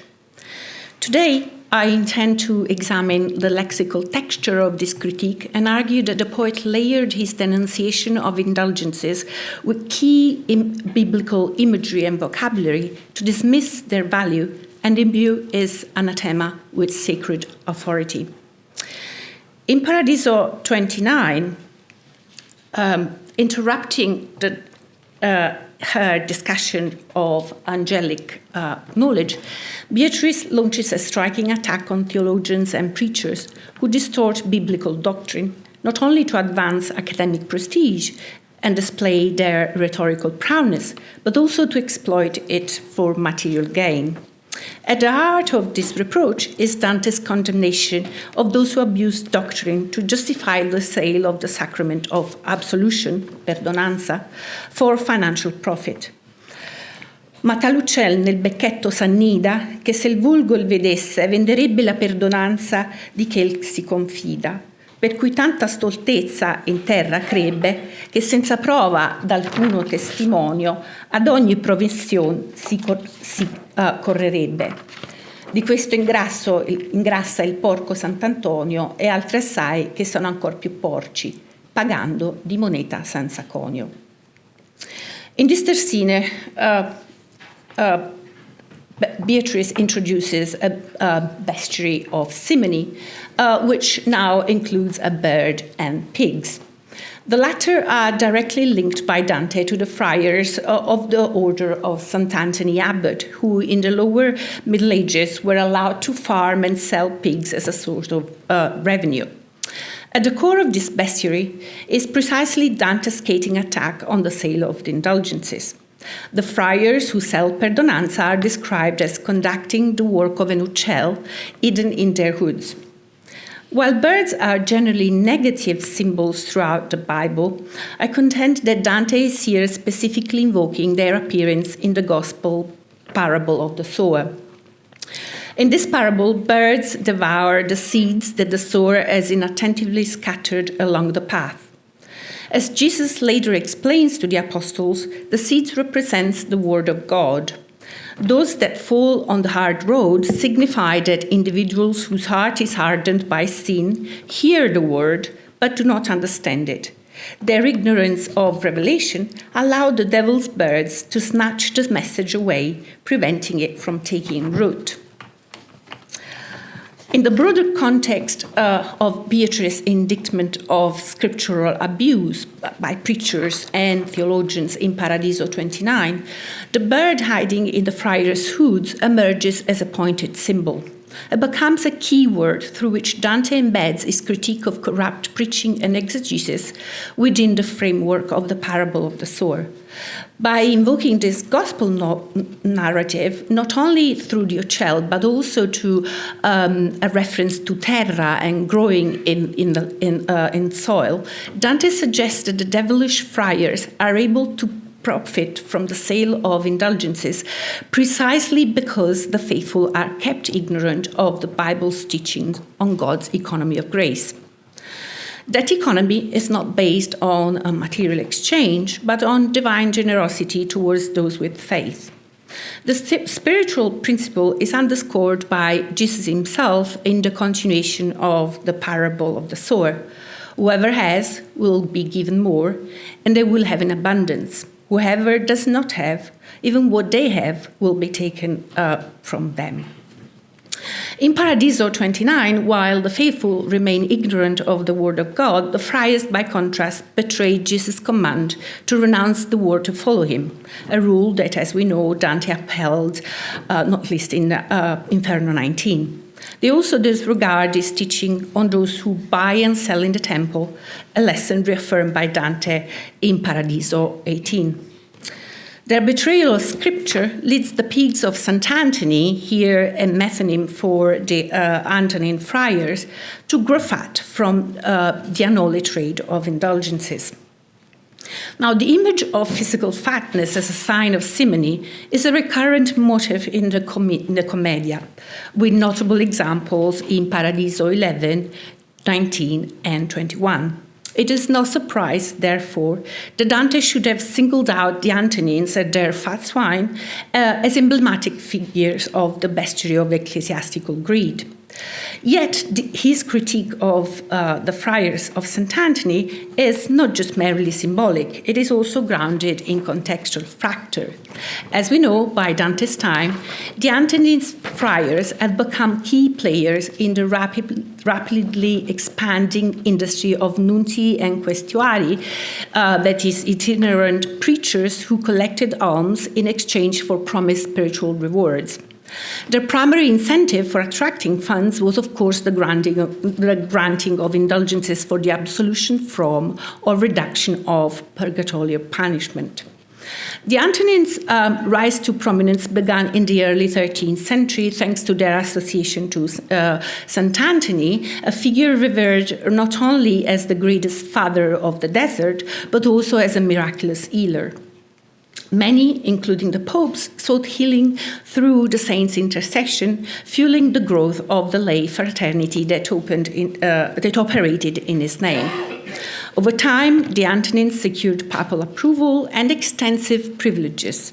They received sanction as a monastic order in 1218. In 1234, they received the right to administer sacraments, and Innocent XIV placed them under Innocent IV placed them under the rule of St. Augustine in 1247, while Boniface VIII formally recognized them as a congregation of regular canons in 1297. Crucially, the Antonines obtains the exclusive right to collect alms in St. Antony's name. The collection of alms required an extensive logical apparatus. Professional collectors, often coming from a town, called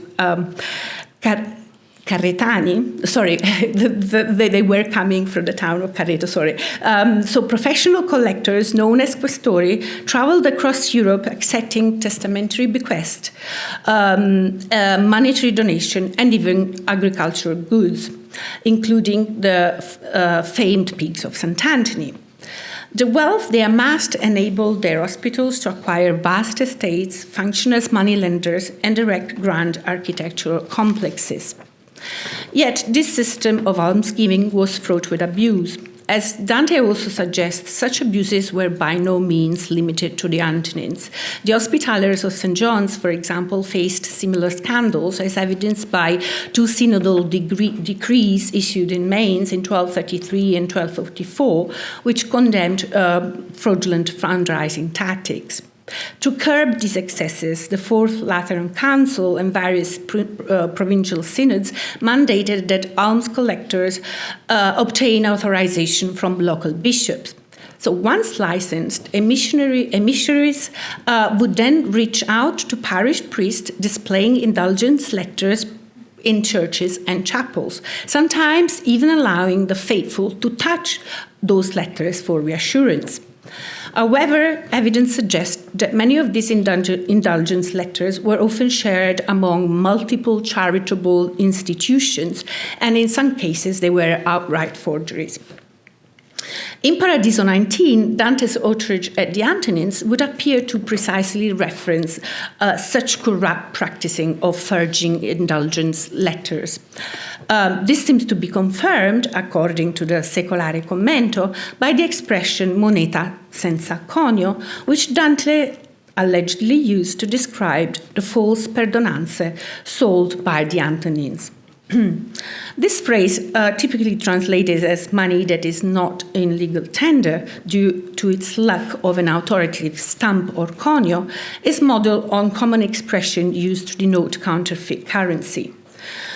Dante's language supposedly underscores the worthlessness of false indulgence letters and forced indulgences, and by extension, the fraudulent issuance of indulgence letters by those seeking to profit from the faithful without proper ecclesiastical sanction. However straightforward this passage might be, its interpretation raises a number of problems. First, at the level of the littera, we must ask, who is the subject of the line pagando moneta senza conio? Logically and literally, in the context of indulgences, the payment is made by the faithful who offers the moneta in exchange for a spiritual good or favor. The first, and I'd say the only commentator to notice that in Paradiso 29, the moneta senza conio should refer to the price paid by the faithful and not to the friar's indulgences, as most of the commentators maintain, was Pietro Alighieri. In the third reduction of his commentary, Pietro explains that the expression refers to payment made not with money, but food, specifically wheat, wine, oil, and other crops. He notes that the law broadly includes these goods under the term money or coin, pecunia, even though, in a stricter sense, money or coin properly refers to currency bearing an official stamp or coin. Conio. Pietro is here referring to classical juridical definitions of pecunia that were at the core of both secular and canon law in the Middle Ages. The recognition that economic circumstances often necessitated payments in produce or labor rather than coin aligns with earlier Roman legal principles, particularly those articulated by Gaius here cited. Clearly, Pietro's argument holds merit, especially in light of the historical evidence I just discussed, that indulgences were often obtained through material offerings rather than coins.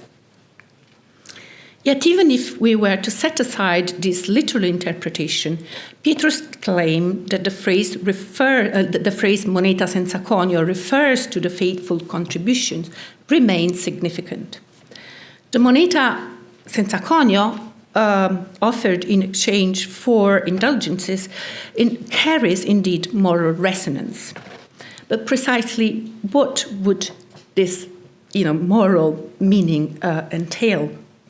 Once again, Pietro's commentary provides valuable insight in this respect. In his gloss on Casella's reference to Pope Boniface VIII Jubilee indulgences of 1300, Pietro elucidates that the spiritual significance of the moneta offered by the faithful for absolution is explained by the Decretum Gratiani, which he quotes, which stipulates that according to canonical law, the faithful may offer only the siclo sanctuari, the shekel of the sanctuary, as payment for their pardons.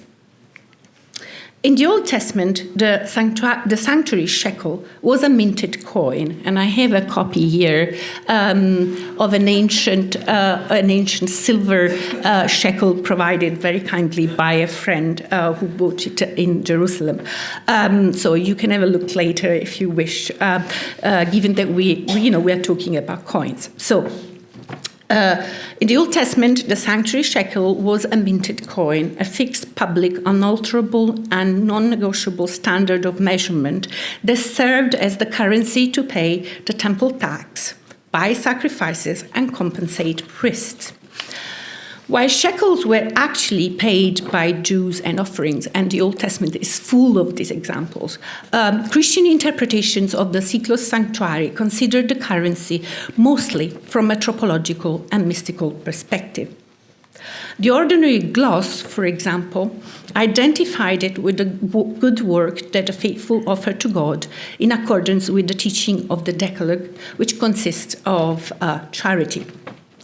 In relation to the Christian faith, the ordinary gross read the weighted coin of the sanctuary as both the rule of faith and the understanding of the apostolic doctrine preserved and taught by the Church.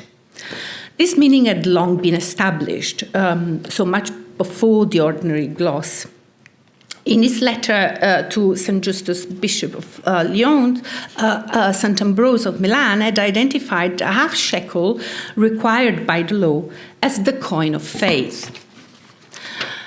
In this sense, therefore, the Ciclo Sanctuari coincides with the Moneta della Fede, which Dante declares to possess in its perfect form and weight in Paradiso 2484.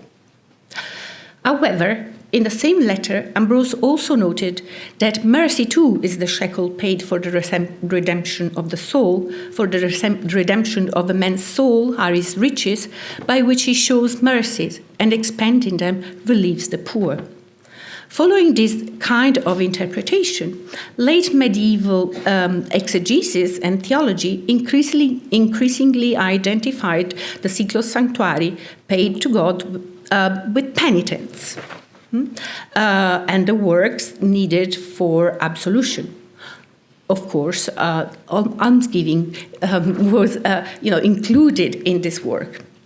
Not surprisingly, in his gloss on the Bible, he often equals the sanctuary shekel to penitence, remission, and almsgiving. Therefore, if moneta senza conio does not simply refer for the payment in material goods that were improperly seized by the Antonines, as Pietro suggested, the moneta senza conio could also refer to a moral form of disbursement. The faithful would be offering an improper shekel when almsgiving and material gifts were not accompanied by genuine contrition of the heart, true penitence, and the proper understanding of doctrine. In this sense, Dante's Moneta senza conio symbolizes the flocks deficient or insincere penitence, and by extension, its weakened faith. Allow me to have a little bit of water.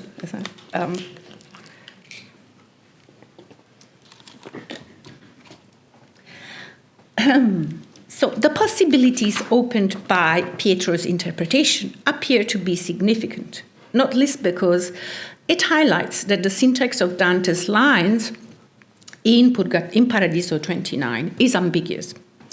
Perhaps Dante truly intended for those lines to remain ambivalent. In any transaction, in buying and selling, both parties actually exchange value. Thus, the falsification of value can apply to all parties involved. It is possible, therefore, that the expression moneta senza conio applies to both the faithful buyers and the Simonist friars, as the majority of commentators agree.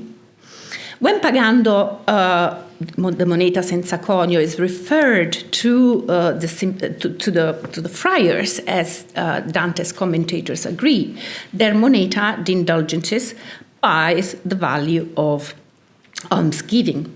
This interpretation of the passage appears to be supported by Dante's own linguistic choices in Paradiso 27, where he likewise employs the vocabulary of acquisition, ad acquisto, to describe how Simonists use the authority of the Church as a means of accumulating wealth. Non fu la sposa di Cristo allevata del sangue mio di quel di Cleto per essere ad acquisto d'oro usata. Such kind of purchase is contrasted by the poet with the only legitimate acquisition in the history of salvation, the price paid by Christ and the martyrs to redeem humanity and secure eternal life. In reference to these redemptive transaction. St. Augustine had famously described Christ as a merchant who buys out, like Dante says, the viver lieto of the faithful, the happy eternal life of the faithful.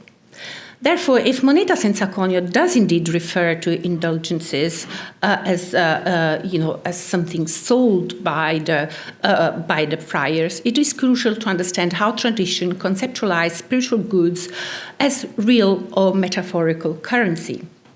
These, in turn, should help clarify whether Dante's critique is limited to the abuse of indulgences through forgery and corruption, or whether, more radically, Dante questioned the very legitimacy of indulgences as a whole. In this regard, the issue must be considered within the broader economy of salvation and, of course, the treatment of simony. The first biblical instance involving the sale and acquisition of sacred goods through monetary exchange appears in Genesis 23, where Ephron sells his land to Abram for the burial of Sara in return for shekels. While in the context of the Old Law, the transaction was not considered illegitimate by Christian exegetes, they came to view this transaction as a prefiguration of simony, as a figure of simony. This retrospective interpretation was shaped by the development of canon law, which of course explicitly condemned the sale of burial grounds.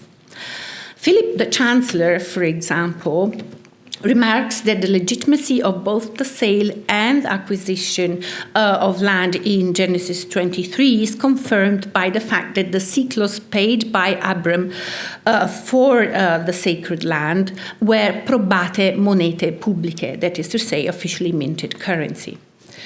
Yet, in condemning the simony prefigured in this transaction, Philip contrasts Abram's probata moneta with the currency of liars and adherents of perverse doctrines. He refers to this false currency as argentum reprobatum, rejected silver, or we might say a worthless and discarded coin.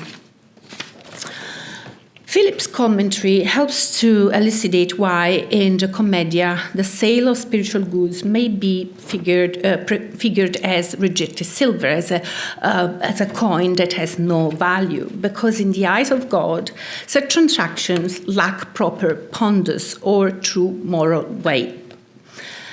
As Philip notes, a transaction does not possess just weight when it exhibits partiality inclining towards one person over another. In this light, indulgences may be likened to worthless coinage.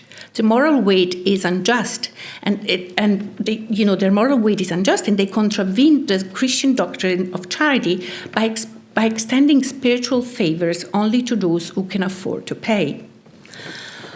While the Old Testament provides this evidence, which I think is important to understand the lexical, practical, and moral application of economic principles to the transactions between God and his people, I believe that to truly understand the concept of the moneta senza conio in Paradiso 29, we need to look at Jesus' parables involving treasures and coins. The most fitting parable in this sense is the parable of the lost coin. In Luke 15:8-10, a woman who loses one of her 10 silver coins diligently searches for it, rejoicing with her friends and neighbors upon finding it. The lost coin was attributed a wide range of meanings by exegete, but it generally signified a soul in a state of sin that turns to God's wisdom and decides to undergo penance, to be admitted again to the joys of the kingdom. According to the exegete, the coin serves a fitting symbol because it bears a stamp, a conio, an image. This stamp certifies its value. Mystically, the stamp signifying signifies, according to the exegete, the imprinting of the image of Christ likeness, that likeness which is impressed upon the human soul at creation. To recover or rediscover this image, this conio, the soul must repent and seek sapientia Dei. From an evangelical perspective, then, Dante's Moneta senza conio, used by Simonists or even by the faithful, constitute an act that lacks the imago Christi, the likeness of Christ. To recover this likeness, both friars and lay people must, like the woman in Jesus' parable, earnestly understand the word of God and generally undertake penitentia. Importantly, exegetes emphasize that true penitence happened in the house where the woman, lost the coin, because the house coincides with the conscience of the woman. So the true penitence takes place in the conscience as opposed to the external act of almsgiving described in Paradiso 29. In Beatrice's invective, neither the friars nor the faithful respect the likeness of Christ when they presume that absolution through indulgences can either be sold or bought as effective pardons. The issue, therefore, lies not only in the fabrication of indulgences and letters, but in the very premise that the image of Christ, the conio, can be exploited to subvert the gospel's doctrine of charity, mercy, and forgiveness. As Dante further clarifies in Paradiso 27, the problem extends beyond false indulgences to all favors sold by the curia under the authority of the apostolic seal, a sort of conio, which is misused to legitimize such transactions.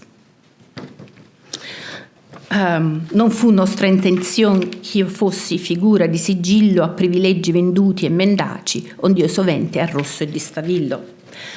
Therefore, if, on the one hand, the friar's forgery of papal or episcopal letters lack the imago Christi, the official letters with the Pope's figure or sigillo are also void currency because they contradict Scripture.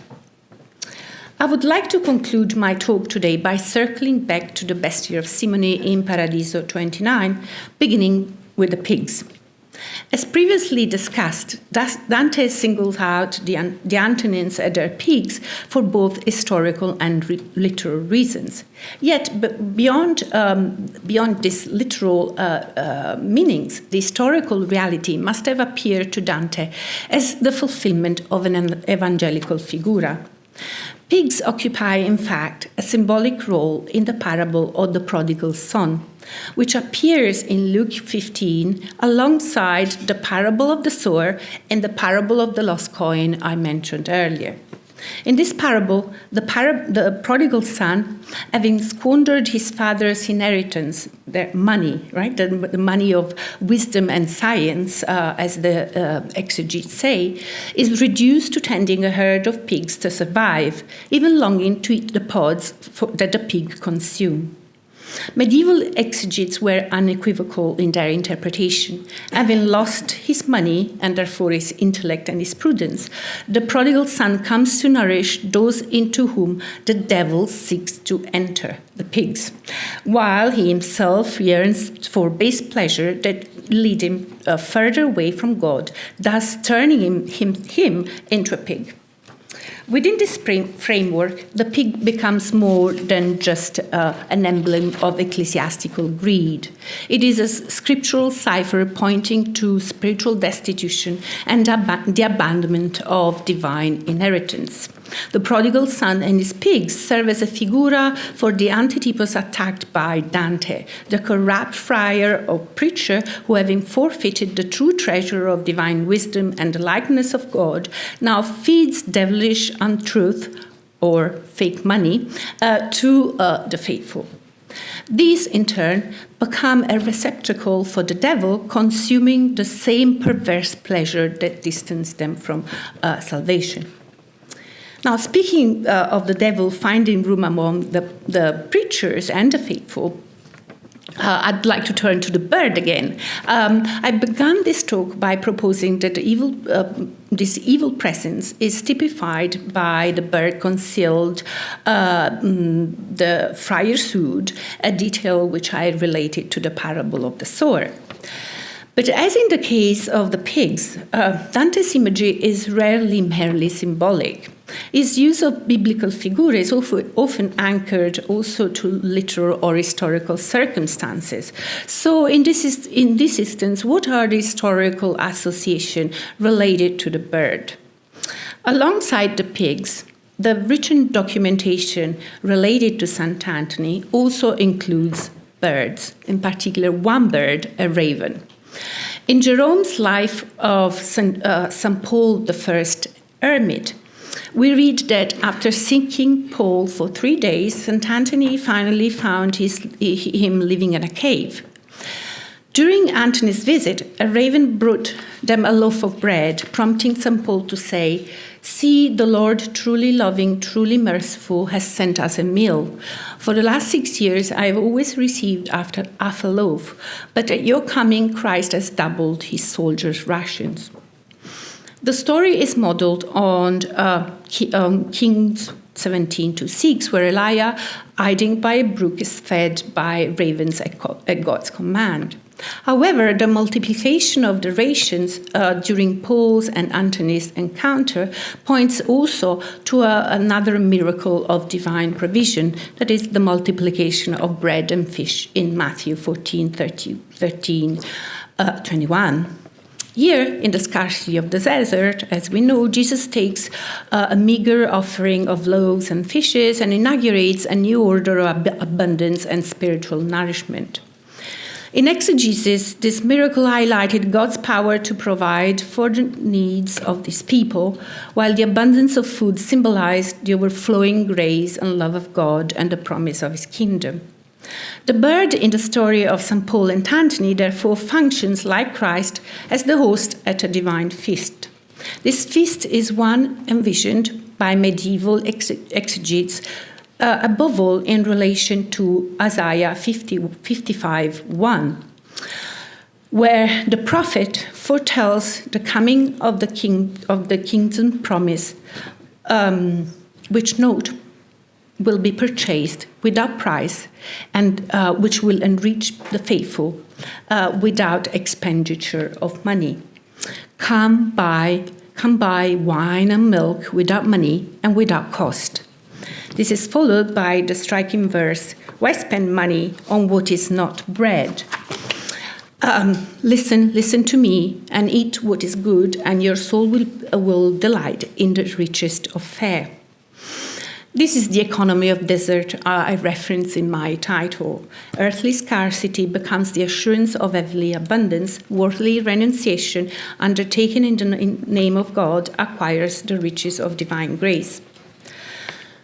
In conclusion, I do not cite this passage merely for its resonance with my argument or with Dante's litera, some kind of vague resonance, but because this passage constituted significantly the first biblical locus to prompt Thomas Aquinas' reflection on economics and the just price, an inquiry he would later develop at great length, as we know.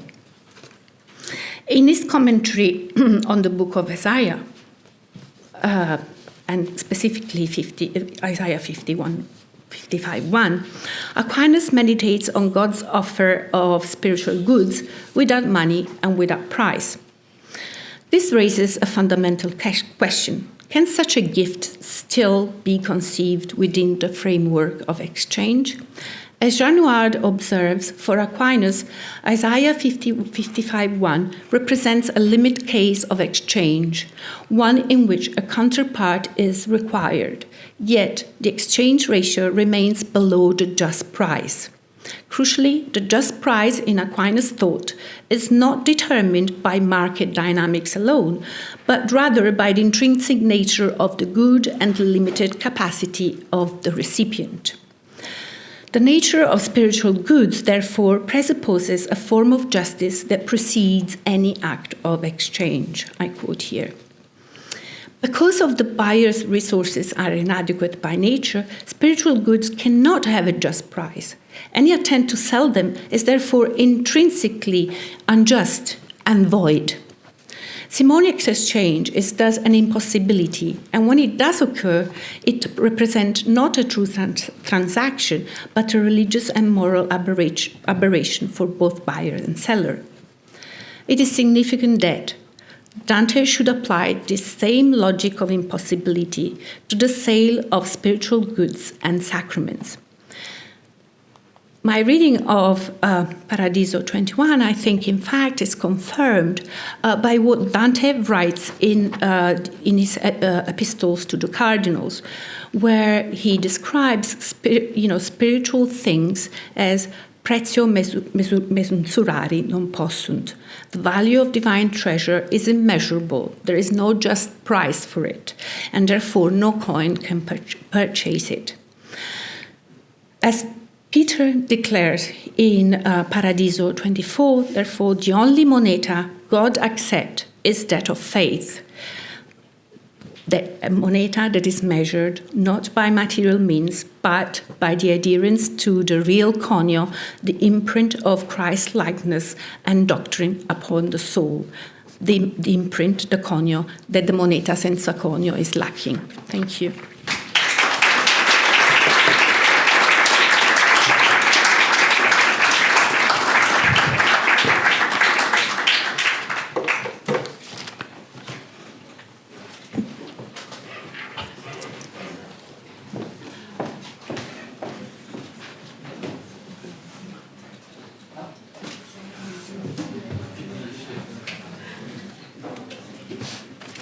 All right, thank you very much, Paola. That was wonderful. And certainly in keeping with what I was hoping the panel was going to be thematically about bad money. Third, we have Anne Leone. Anne Leone is an assistant professor of Italian studies at Syracuse University. Her first book, Dante's Blood, Legenda 2023, investigates intersections between theological, metaliterary, and scientific medical concerns in Dante's works.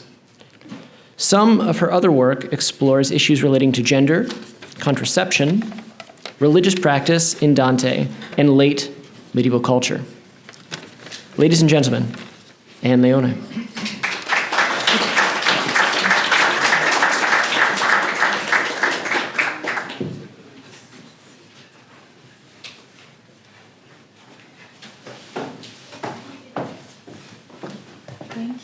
Thank you so much for having me. Can everyone hear me okay? Am I too loud? Okay, great. Thank you. I'm so appreciative and humbled by the invitation to be here today, since I feel to be a bit of a novice when it comes to issues surrounding Dante's representations of money. And what little I have been able to glean about this complex set of issues comes primarily through the leading work of many of you have done in this respect, who are here today. In my previous work, and I have to just apologize, I did change my title slightly, so I shortened it. And so in my previous work, I explored some ways in which Dante exploits associations and tensions between blood and money, many of which rely on the idea of the church as the mystical body of Christ and the state as the body politic. Blood in the human body is a vehicle for conversion, exchange, and nourishment. It digests food into blood. It distributes nutrients to all the parts of the body. It contains nutrients as well as waste products. If an imbalance in humors exists within the blood, it can lead to disease. Thus, various methods for restoring balance in the blood, including phlebotomy, are imperative for maintaining the health of the body as a whole. Similarly, money is the medium of exchange in the body politic. The balance of money throughout the organism determines its health. For instance, for John of Salisbury, the treasurers and record keepers correspond to the stomach. If too much money accumulates with them, or if they are deprived of money, they will not be able to distribute the money to the other members of the community, and they will not be able to carry out their essential functions. And the second quote I have there, Adrian IV in Book 6 of the Polycraticus, describes a story in which the members of the body conspire against the stomach because they believe it doesn't do enough work, it doesn't move, and it consumes everything. When the members stop feeding the stomach, in sort of a strike against the stomach, it can no longer distribute nutrients to the members, so they become weak, just as, quote, the soldiers were weakened when they did not receive a salary, causing the members to eventually they restore the food to the stomach. The role of blood in Dante's conception of the mystical body also relies on its nutritive capacities, as we see in this next quote, which Paola very beautifully spoke to us about. According to St. Peter, the blood of the martyrs' first popes nourished the growth of the early church, but for this reason, it should not be used to acquire gold. Because the members of the Christian community are part of one body, there is no place for greed, figured as the French Pope's greedy thirst for blood, nor for selling the redemptive power of Christ's sacrifice. Blood in the Christian community should be shared and not wasted. In this previous work that I was doing, I often associated the nutritive capacities of blood with the role of money in civic and religious bodies, but it was sometimes more challenging to associate the generative capacities of blood with those of money. In other words, it makes sense that blood and money should be associated via their capacity to nourish the limbs and organs of a body or to sustain members of a political community, but blood is also generative. In the human body, Dante believed that the leftover blood, whatever was not used for nourishment, would be refined further into reproductive fluid in the heart, becoming semen in men and menstrual fluid in women. Mixed together, this male and female blood develops the capacities of the soul and eventually becoming a fetus. I wondered, could the association of blood with money extend to generative implications as well? In the theological context, we have some examples where Dante characterizes the sacrificial blood of Christ and the martyrs, which pays the price for the debt incurred by original sin, not only as nutritive, which we see in Paradiso, quote from Paradiso 13, not only as nutritive, but also as generative. So, for instance, skipping back to 29, Paradiso 29, forward to 29, Beatrice denounces the theological folly in Paradiso 29 by decrying how the divine scriptures are distorted and how down there one does not think of how much blood it cost to sow the seed of belief in the world. However, when trying to confront this question of money's generative implications, I realized, and this is an understatement, that topic is so complex, and I'm actually intimidated to even try to summarize any of the issues related to this in front of Professor Todeschini and many of the experts here today who know much more about this. But to be simply very reductive, I just want to note that medieval thinkers wrestled with questions regarding the fertility or sterility of money, often in their discussions of usury and of sodomy. So here, a lot of these debates began with Aristotle's quote, where he says, "It's unnatural to make money to breed or to multiply itself," so to increase at interest. Medieval thinkers interpreted this idea in different ways. So, for instance, Aquinas characterizes money's growth as a kind of unnatural birth, while others, for instance, two of Dante's early commentators, L'Ottimo Commento and Francesco da Buti, glossing Dante's treatment of usury in Inferno 11, suggest that money is sterile because it is inanimate, and this is why usury is unnatural. Diana Wood claims that some of these different opinions may stem from the Latin translations of the works Aristotle used. So, for instance, Camposoria translated in Diana Wood's opinion incorrectly Marbarbecchi as money changing instead of retail trade, and tokos meaning both usury and offspring. And according to Wood, Peter the Chanter, Thomas of Chaban, and William of Auxerre believe that money does multiply and is not sterile, but the sin of usury is selling time. Yet, since time is a gift from God, when the usurer profits from money's multiplication, he usurps God's gift. And Duns Scotus, by contrast, believe that money multiplies by virtue of labor. Not being able to confront head-on these very complex and dense set of questions surrounding money's fertility, sterility, and its unnatural increase, I chose instead to focus on one question that seems to be adjacent to these issues and that I kept encountering in my research: the juxtaposition of references to progeny, childbirth, fertility, and productivity with images of greed. And here, I apologize, I blur a little bit some distinctions between cupidity and avarice. There are, of course, many ways in which Dante figures the sin of avarice, but for this talk, and taking my cue from Professor Todeschini's powerful points last night about money's fluidity, I would like to begin with its association with the sea. Beatrice famously associates greed with the sea in Paradiso 27. Having just ascended with Dante from the heaven of the fixed stars to the prima mobile, she compares the pull of cupidity with drowning in these lines of Paradiso 27. In the Monarchia as well, Dante describes the seductive waves of cupidity. More disturbingly, at the beginning of Inferno 30 in the canto of the counterfeiters, we are confronted by a harrowing and oblique reference to the sea of greed. The avarice of Nestor, for which he murdered Polydorus, the young son of Hecuba and Priam, whom they had sent along with a large quantity of gold to the Thracian king, actually Polydorus' brother-in-law, for safekeeping during the Trojan War. But Nestor, when he realizes that Troy is falling, murdered the boy and took the money.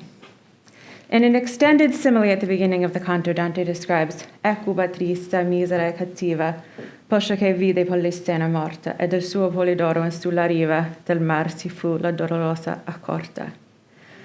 While, as we will explore later, Dante refers to Virgil's version of this story in Inferno 13, here in Inferno 30, Dante refers to Ovid's version, where Hecuba discovers his body on the seashore. By alluding to the discovery of this body by the sea in Ovid's version here, Dante may be emphasizing the greed that led to his murder, and he sets up a juxtaposition between progeny and profit. Because of Nestor's greed for gold, a child is lost, and perhaps not incidental is Dante's reference to Fortuna in this canto as well, this opening simile, which is discussed, the figure of Fortuna is discussed, of course, at length in Inferno 7, where the avaricious and prodigal are punished. That Dante should emphasize the theme of greed from the beginning of this canto is perhaps not surprising, since cantos 29 and 30 take place in the Bolgia of the falsifiers, those who have falsified metals, person, coins, and words, at least two of which vehicles relate to money. Indeed, references to greed may be found throughout the cantos, and interestingly, many of these, like the reference to Polydorus being lost because of greed, also thematize issues relating to procreation and progeny. Robert Durling interprets the counterfeiter Maestro Adamo's swollen belly as a reference to greed. As we have seen in John of Salisbury's formulation, if money accumulates with the treasurers in the stomach or intestines of the body politic, and if it is not digested properly, it cannot be distributed to nourish the other members of the body. Since Adamo falsified the coin, devaluing it, it makes sense that his punishment should consist in having an inflated stomach. In Durling's opinion, the association between currency and blood rests on the nutritive capacities of both substances. Yet Durling and several other critics see in Adamo's belly reproductive implications as well. In the words of Joshen Horish, the image of the swollen belly has, quote, turned the counterfeiter and reproducer of money into a caricature of a pregnant woman. I would add to the points made by Durling and Horish here that there are other bellies in this canto which might also be seen as male wombs or wooden wombs. For instance, the bellies of the other falsifiers are also emphasized. Gianni Schicchi drags Capocchio's belly on the ground. Adamo's empty belly is juxtaposed with a wooden womb, the Trojan horse. Since Sinone's crime was to give false testimony about the horse, itself a womb pregnant with social disaster, and those are Durling's words, is disguised as a gift. Durling's point is supported by the fact that Virgil repeatedly uses the word alvus to describe the Trojan horse, as well as Dante's reference to the horse in Inferno 26 as il caval che fe la porta onde uscì dei Romani il gentil seme. Dante may hint at the image of another wooden womb in the reference to Mira, the second falsifier of person encountered in this Bolgia and compared to Hecuba. Mira, of course, pretended to be someone else in order to seduce her father. But when she became pregnant and her father realized her deception, he tries to kill her, she flees, and is transformed into a tree, from which she gives birth to Adonis. I wondered, does Dante elsewhere associate greed with the belly of the body politic and or with non-productive or destructive wombs? In fact, we find more swollen bellies in another canto of Apollodorus and Avarice play important roles. In Inferno 13, the harpies, with distended bellies, bodies of birds, and faces of women, munch on the leaves of the arboreal bodies of the suicides, thereby enabling them to speak and giving these souls pain and a window for it. I think this is the one. I think I went behind a little bit. Oh, sorry. Okay, thank you. Okay, sorry. Apollodorus is the ghost who haunts this canto from beyond the grave.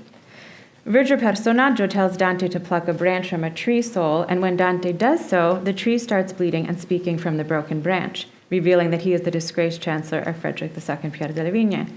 Virgil here has staged a reenactment of a moment from his own Aeneid, where Aeneas plucks a myrtle branch in preparation for making a sacrifice upon his arrival in Thrace after leaving his home, the defeated Troy. And here, this is now the correct slide. The plant starts to bleed and speak, revealing that he is the soul of Apollodorus and that he was murdered by his sister's husband, Polymnestor, because of his greed for gold. As Anthony Cassell has shown, the medieval exegetes of the Aeneid saw Polymnestor as a figure for avarice. Thus, the reference to him in Inferno 13 points us to the motif that animates the canto as a whole, the specter of Judas who sold Christ's blood for 30 pieces of silver and then hung himself. As Cassell has shown, despite Judas not being named in this canto, references to his suicide and to his avarice abound. A final passage in which Dante refers to Apollodorus takes place on the fifth terrace of Purgatory. Here, Dante learns from Ottobono dei Fieschi, who became Pope as Adrian V, that the souls expiate the vice of avarice by staying immobili e distesi. And as we learn later from Hugh Capet, whom Dante considers the progenitor of the French Capetian dynasty, that the souls at night also shout out the names of negative exempla of greed, including that of Polymnestor. I'm on the right slide, okay, good. Earlier in this canto, when we first meet Hugh, he is shouting out positive exempla, Dolce Maria, dinanzi a noi chiamar così nel pianto, come fa donna che in parturir sia. And he continues by describing Mary's poverty at Christ's birth, and a reference to Luke 2:7. It is a striking oral juxtaposition. The mountain resounds with the shouts of the avaricious who call out the names both of Polymnestor and of Mary, a king who killed a child for greed, and the impoverished Mary who gave birth to the child that would redeem all humanity from the first sin, the root of all others. I would contend that Hugh Capet defines avarice with recourse to a similar juxtaposition. O avarizia che poi tu più farne poscia col mio sangue a te si tratto, che non si cura della propria carne. Like the stomach, avarice draws blood to itself, away from the other members of its own body. But Hugh's words also have another level of meaning. Il mio sangue refers to his progeny. Thus, he frames avarice as something that can take children, and here I'm thinking of Apollodorus again, take children away from their parents or families. Hugh also makes recourse to the image of a swollen belly in his prophecy about Charles of Valois bursting the belly of Florence with only the lance of Judas. These negative images of swollen or avaricious bellies in Purgatorio 20 were perhaps anticipated in the previous canto, when Dante, just before entering the Terrace of Avarice, dreams of the Femmina Balba, whose dress Virgil has ripped open to expose her ventre, which wakes Dante with its stench. This image might recall the association between cupidity and the siren in Dante's fifth letter to the rulers of Italy as well. In Claire Honus' translation, do not let yourselves be seduced by the ploys of cupidity, which, like the sirens, uses its charm to overcome the vigilance of reason. These distorted bellies are contrasted with various positive images relating to wombs, birth, and fertility found throughout the Terrace of Avarice. But not having time to analyze all of them, I'll just list a few of them here.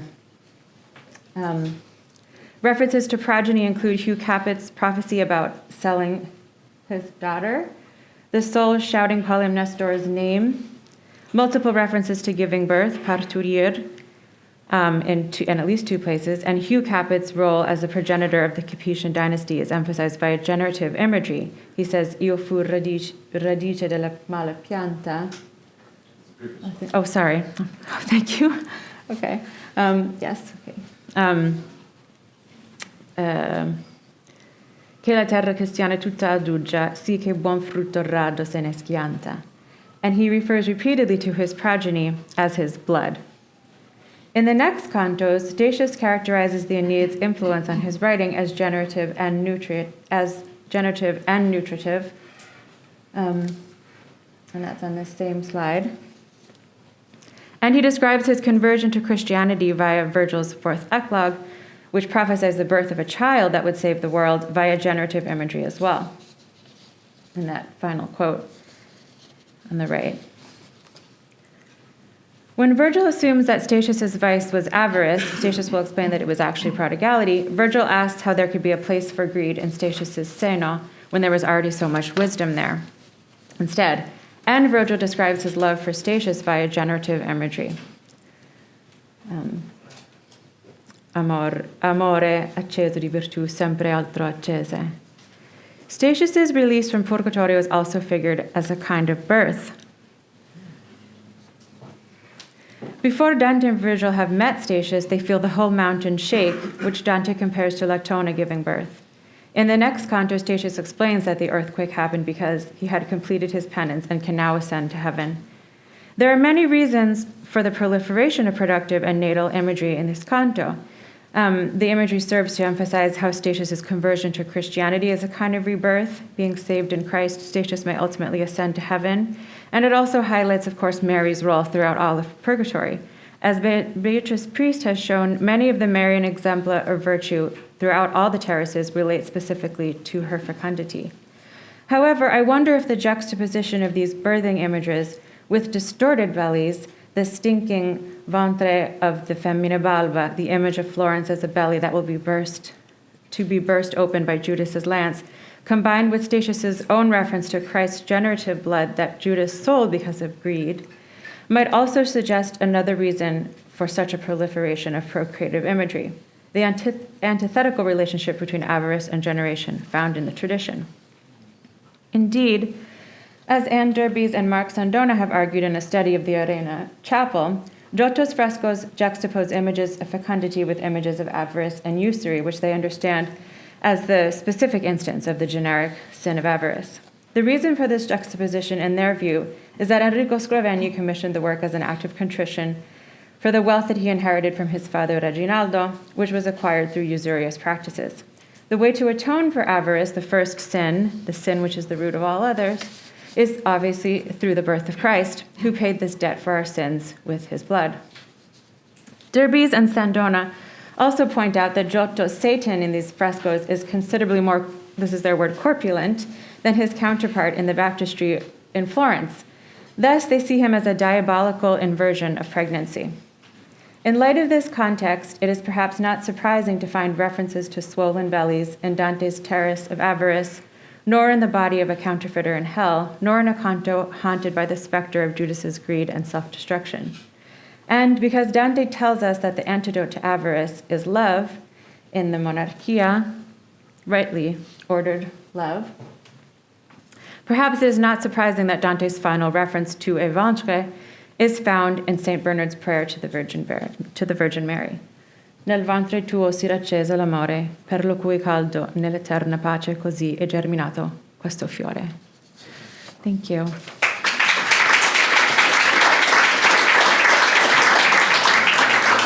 All right, now we've got time for a brief Q&A with our panel. You guys want to come on up?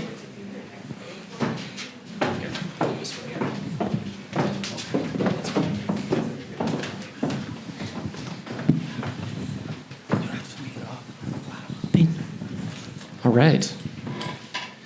All right, thank you all very much. Those were wonderful. And I appreciate it myself. Also because as y'all were talking, I was thinking about my my choice of name, the bad money, and I was trying to see if it would fit, or if it was as we say, trying to fit a square peg into a round hole. But there were moments, I would say. So why don't I get us started here? I'm going to start with a question for Paola.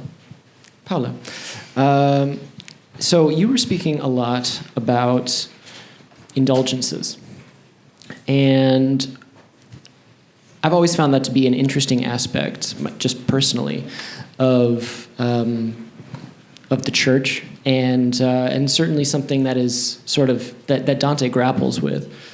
So I was curious, as you were speaking, would you say in your study that Dante is presenting this idea, the moneta senza conio, in reference to all indulgences? Is this essentially a rebuttal of any kind of money, or is he making a distinction here between what you might consider well-intentioned or proper indulgences and those that are purely financial? Right. So he clearly does like, in general, favors by stamped by the seal of the papacy. So in general, one could include also indulgences more at large in that. However, it is true that Dante makes a reference to, for example, the Jubilee, the 1300 Jubilee, and although the text is not 100% clear, commentators say here Dante, is showing his approval of the Jubilee as an indulgence that works out. Okay. So what I tried to say, and I don't know how clearly, and I apologize, so I'm dyslexic, so when I read, I just mess up my reading. What I try to say is that when the indulgence is not something that involves a true, contrition, so the true moneta della fede, right? Then for sure that's, it's something that doesn't work. And certainly the same applies from the point of view of the preacher, when the preacher sells this, indulgence for just the sake of revenue, and through the corruption of the word of God, because the attack comes in a canto where Dante is attacking preachers for abusing the word of God. So when it happens in this, in this context, it is certainly bad. However, I do believe that Dante in general did not totally agree with the Jubilee either. The Casella episode is very, very is fraught with ambiguities, and I think Darling, for example, was of the opinion that Dante did not believe in indulgences, not even the Jubilee indulgence, and it is interesting that in the Casella episode, Dante, really stresses the fact that, and with this I finish. The choice ultimately is in the hands of the angel, so whether or not he was there when the indulgence took over, others went through, he didn't. Why? He just puts choice on the choice of grace, not of indulgences. So I hope I. Yes, thank you. All right, and a question for Filippo as well. Filippo, especially since we had spoken briefly, and I was talking about my little joke about bad money, you're like, well, there's no bad money here. Of course, that I had to think about it as I was going through. And so you're talking about debt and this idea, and at the end, you even sort of presented this kind of universalizing notion, like the shared debt of the living and the dead. So my question for you is perhaps on Well, actually, I have two things. One is a very technical question because I thought this was an interesting point. If you could describe a little bit more the process with this with the stone, yes, because it sounded like within the directions, throwing your back on the stone 3 times. Was this meant to be some kind of like? I mean, were you actually supposed to like launch yourself onto it? Was supposed to be like a painful process? Okay, so that's part one. So go ahead. Do you have a second question, or do you Okay, want me to respond to the first I'll one? ask. Whatever. Sure. I'll ask the second question as well, and then you can respond to both. And so the second question is maybe more on the nature of debt itself, as perhaps Dante saw it, right? Because clearly there is this, the notion of debt is associated with pride, superbia, right? At least in terms of how you made the connection of the rocks, right? And so.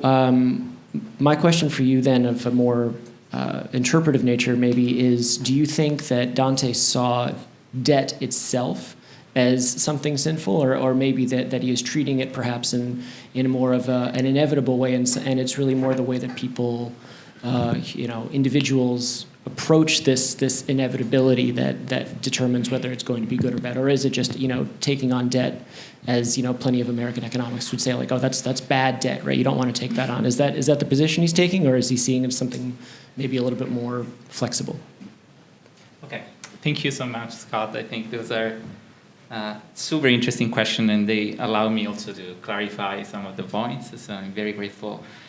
So a little bit like discussing the premise. So before starting, right, we were talking about bad money. Mm-hmm. The reason why I was slightly reluctant is not because we don't have examples, right, of bad economic practices, but I would say that that's overemphasized in relationship to a more ambivalent, ambiguous relationship with money. Okay. So when people think about money in the Middle Ages, they think about usury, they think about certain things that are pushing back, mm-hmm. right, on a use of money, which is actually more complex and ambivalent, I would say. And that applies to that as well, mm-hmm. I would say, right? So Christ's redemption, for instance, I mean, it's in the root of in the etymology of the word, right? Mm-hmm. The idea that he's repaying a debt in a certain way. And so, of course, there are examples of bad debtors and bad debt, but there are also examples of debt that could lead to virtue or to more kind of ambivalent approaches, I would say, to the world of economics.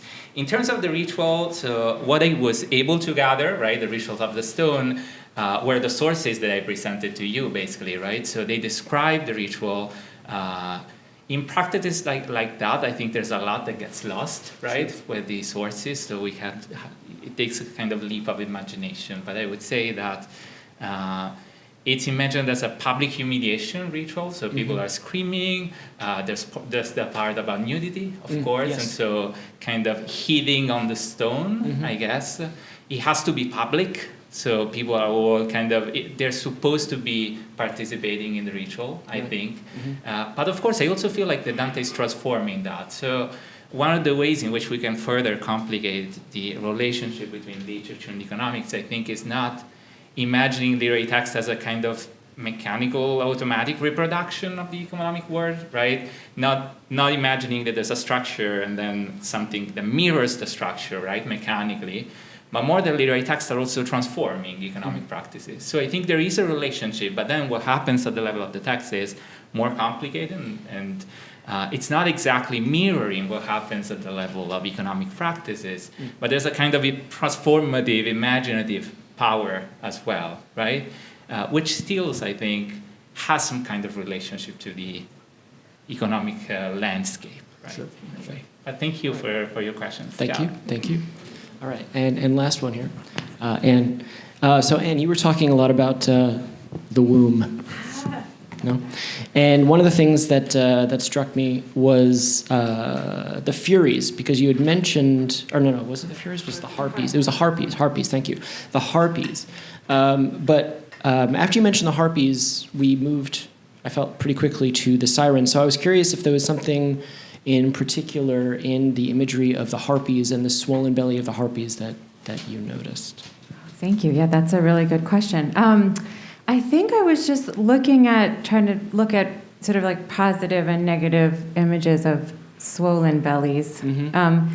And with the harpies, I might be overthinking it. And now I'm thinking of Paola's birds too, so I just my mind is all over. But I think the reading that was suggested to me by something I was reading was kind of focusing on their bellies. I think maybe there is a sort of reproductive as well as a nutritive implication of their bellies, particularly because they are munching on the leaves of the trees, in the trees that the suicides have turned into. So I think I was sort of focusing on their stomachs as maybe having both of those implications, the nutritive and the generative, but in a sort of it's the generative gone wrong, or sort of a parody of a reproductive belly. But that's what I was thinking when I talked about them. But I did kind of skip on pretty quickly to other bellies. So thank you. For plenty that of question. those. But yes, thank you for that. I thought that was an interesting point. Great. Well, we can open it up to the audience now. Do we have should I give up my mic here?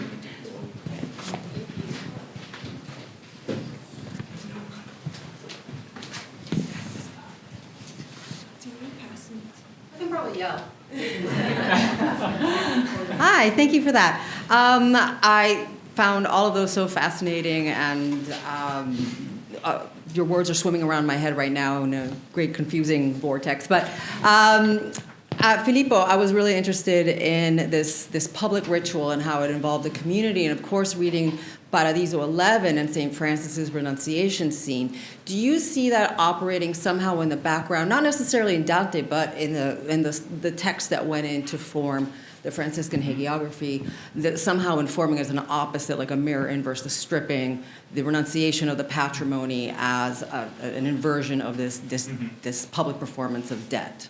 Yeah. No, thank you so much for your question. I mean, I think it's interesting, right? There's definitely. I mean, you're making me think that there's an aspect about, giving up your clothes, right? So there's something related to nakedness that probably is happening at that point. So, yeah, I think so. So thank you for the suggestion. And I think it's a connection that you can draw, certainly, I would say. Yeah.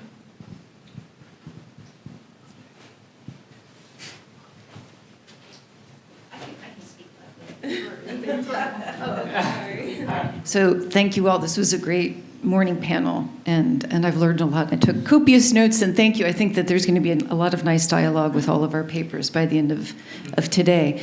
I also have a question for Filippo. So you talked about individual debt with scenes of collective debt being performed.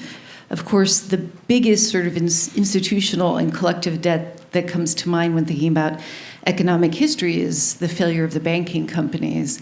And I'm just wondering whether or not that comes into your research, into your exploration of this theme at all, or if it is much more focused on the individual and not necessarily, does the banking system come into play at all? That was the first part of my question. The second part was the CNEs and envy. So then how would you continue this reading into Purgatorio, considering that there's so much that is financial and material about their penance and their sin? Thank you. I'm also taking a lot of notes, so thank you. Thank you, everyone. This is very exciting. Okay, so two different questions. I'm going to start from Siena. So I was thinking actually about this insistence on CNEs in those specific cantos, right? And I mean, I'm not an economic historian, so there are going to be economic historians in the room, so help me if I'm saying something that you wish to correct. But CNEs and Florentine were the people, I mean, the bankers had a privileged relationship with the Pope, and I think Siena came first in this kind of relationship. And so I was wondering if there's something of a kind of rivalry there between Florence and Siena, or something specifically related to economic practices of Siena. I haven't gone that far to make a claim in relationship to these specific practices, so I don't know. It could be, but I'm not sure. And in terms of the banking companies and their kind of bankruptcy and problems, so I think, of course, that it's a little bit in the air, the ways in which I encounter this question about collective indebtedness is more leaning towards public debt, actually, because of course communes are also investing, and kind of their public debt is rising at this point. And so there's a kind of trajectory. It was redeemable, so kind of different from contemporary public debt at Dante's time, but it became a permanent debt in the 14th century. So it's interesting that over there too, you have a kind of sense of a collective indebtedness in different forms, right? So that's a kind of direction that I wanted to explore in relationship to purgatory. So the idea that all the souls are indebted, and I think it's the powerful idea of purgatory is also that they're gonna be able to pay back their debt, right? So it's by definition a redeemable debt. They have the certainty that they're gonna be paying back, which is not the same, right, in real life. So I think it's a very powerful transformation of the economic life in that sense. And if I can add just a small footnote, I think it's, so of course I quoted Le Goff, and Le Goff's work on purgatory is very important, but what I was also trying to do in relationship to that is trying to show how if we analyze contemporary economic practices, we're gonna unveil a lot of important elements to understand Dante's text. And Le Goff was also speaking about the dawn of modern banking when he was talking about purgatory. So there was this kind of tendency to draw connections with the modern world, with usury, with developing banking systems, and I think one of my aims was to nuance that a little bit. But thanks so much, grazie Kristina, for your questions.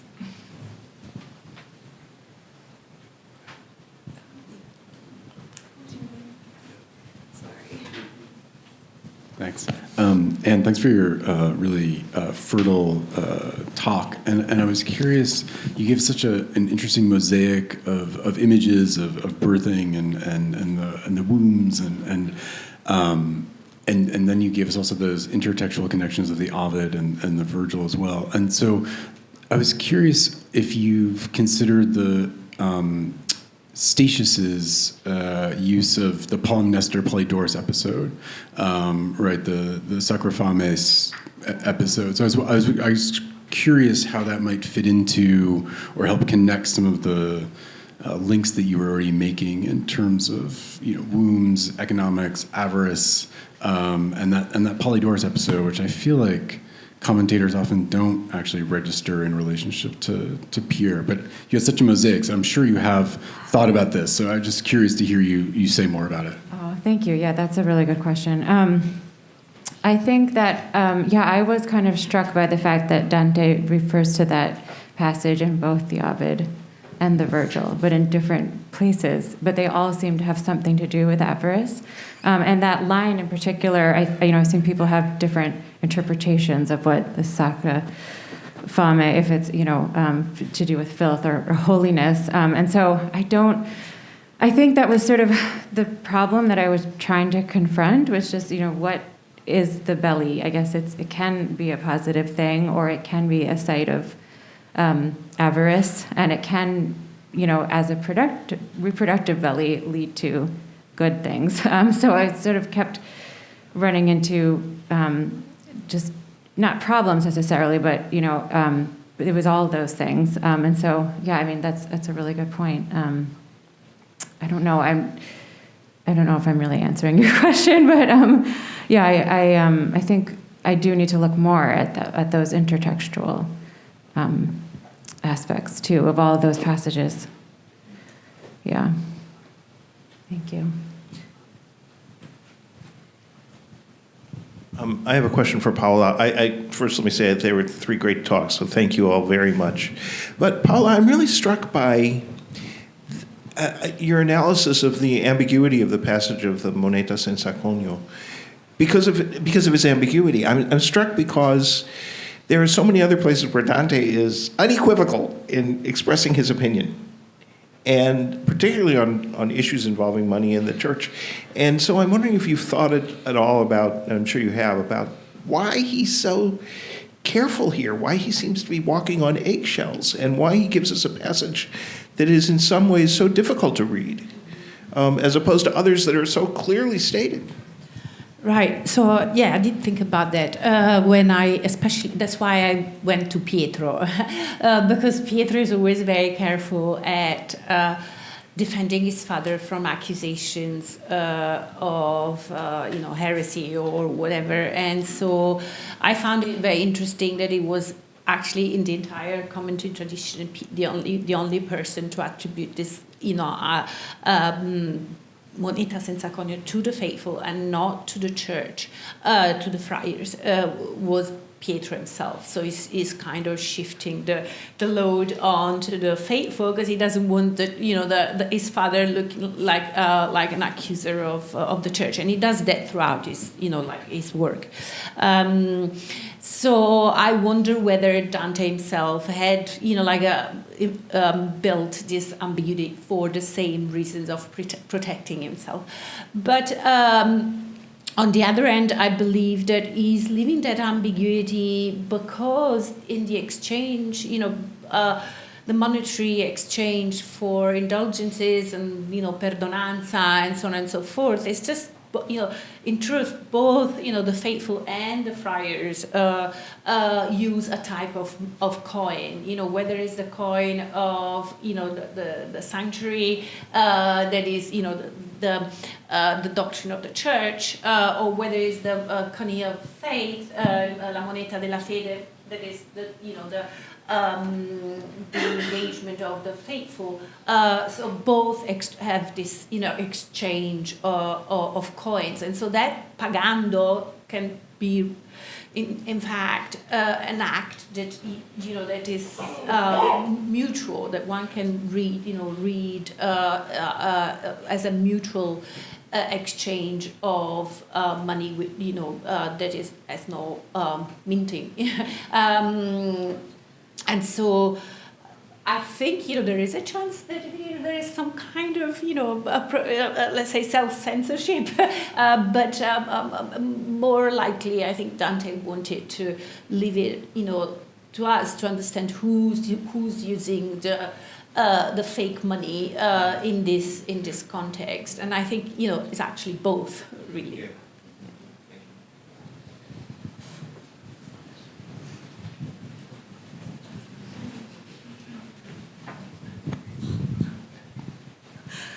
Thank you so much for a wonderful panel. I just have two things for Paola and Filippo. Paola, you mentioned briefly 24, and I was wondering. I was wondering if you wanted to talk a little bit more about nel suo conio nulla mi s'inforza in 24, which you mentioned. You mentioned those lines, and I just wanted to hear you say a little bit about that formulation, which I find really, really fascinating. It seems to me to sort of do something for your reflection more broadly, potentially, if you want to go there. And then for Filippo, I'll just put both of these out here. I'm wondering how consistent you see this language of debt repayment as being throughout the Purgatorio, because it's very insistent on the Terrace of Pride. But there are a sequence of different kinds of explanations about how we might think about the process of penance, and it goes through different fields of metaphors, right? And it's interesting that when Statius finally tells us how it is that a soul is freed, he has that, he talks about, he uses a different kind of field of language, alcuna anima monga sentesi, so this sense of cleanliness rather than debt repayment. He doesn't say it's because my debt is repaid. And so I wonder if this kind of transactional language that we initially get on the Terrace of Purgatorio is something that then will shift. And particularly for Statius, we're looking at the Avaricious and the Prodigal, so you would think that this language would come back there, and then it doesn't. But I was wondering how you see the progression of this language throughout the terraces of the Purgatorio as Dante's trying to build for us an understanding of what penance might look like and what it might look like to reach the end of that. So if I could just get you to go beyond, we've asked you to talk a bit about the envious as well, but if you could go even further and think about how that moves throughout the Purgatorio, that would be really interesting for me. So. Thank you, Heather. Yes, I mean, of course, I wanted to develop that, but I had to choose whether I speak about pigs or just coins. So I wanted to talk about the pigs, the birds, and the coins, and so I had to cut out certain things. Now, yes, it's exactly that image that Dante gives of the Moneta that is with conio, right, and is perfect because he's gone through the exam of faith, right, and that's where the pondus, the weight and the shape is perfect. Therefore, it can receive the conio. So, like the conio is a recognition of the amount of gold or silver, that is, in this case in the shekel, for example, or. And the form and the shape, the size of the coin is also fundamental. Only the right pondus, the right weight can actually lead to an approval for the conio, right? So what Dante is doing, is saying in Paradiso 24, is obviously that he has that pondus that I quoted Peter the Chancellor, I think, for pondus, but there are in terms of the Moneta senza conio, there are plenty of other examples, and so yes. So obviously, what Dante is saying here is that he has that because he has undergone an exam where he's proven 100% that he knows scripture, right? So the entire exam is based on his knowledge of scripture.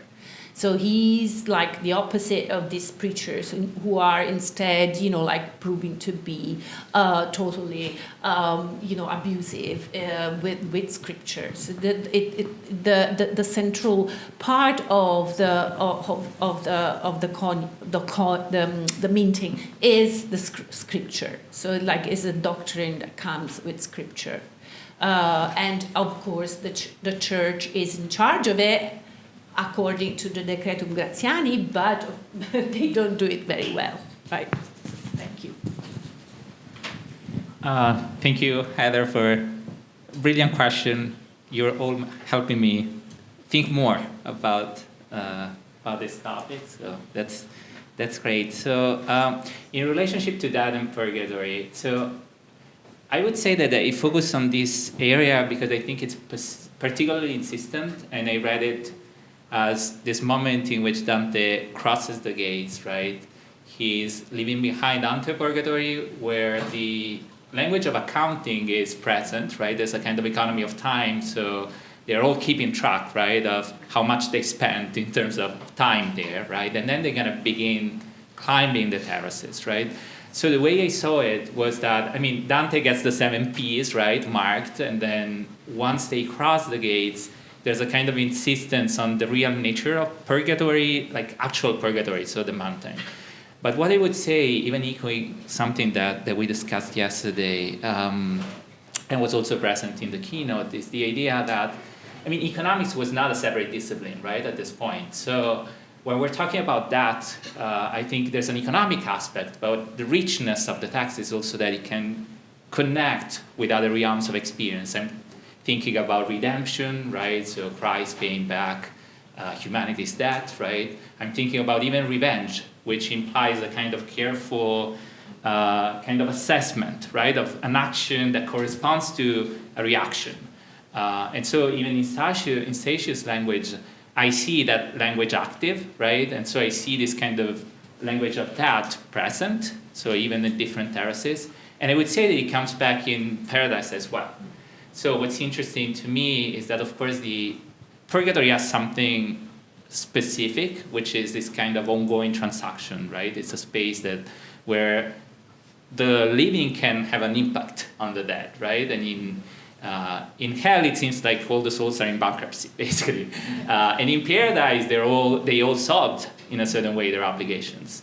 But I would say that it keeps coming back. So it's definitely something that, at least in my eyes, but I might be biased, informs the whole poem. So Christ's redemption, even vows in Paradise, and the idea that they can be commuted, right? Like renegotiable debts in a certain way.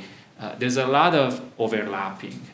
And I would say that one of the advantages and not one of the drawbacks of medieval literature and Dante is that these concepts are inhabiting different spaces at the same time. And I don't see that as a hindrance of, medieval literature, but actually as something that we can use to expand on that. But thanks so much for your question. All right. Thank you all very much. I think that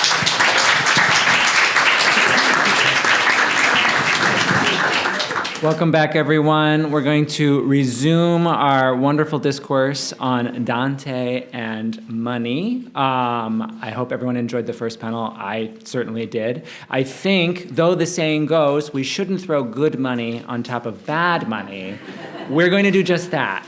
And we're going to turn to good money. For those of you that don't know me, my name is Sean Widlake. I'm a second-year PhD student at Rutgers University, where I work on medieval literatures, primarily Dante and Boccaccio and Petrarca, of course, among others. And I study with Alessandro Vettori. And that's what you need to know about me. So let's get started without further ado. Our first speaker today on this panel is Sara Diaz. She is an assistant professor of modern languages and literatures at Fairfield University. Her scholarship centers on comedy, gender, and authorship in the works of the Tre Corone, as well as in volumes produced by the 17th century virtuosa Margherita Costa. She co-edited and translated Costa's 1641 comedy, The Buffoons, with Jessica Goethals for the Other Voice in Europe, early modern Europe series, 2018, and is currently finishing a critical edition and translation of Costa's 1639 Lettere Amorose, Love Letters, for the same press. In addition to serving as treasurer of the American Boccaccio Association from 23 through 26, she also serves as a counselor for the same period and as a bibliographer for the Dante Society of America. Please let us welcome Sara Diaz.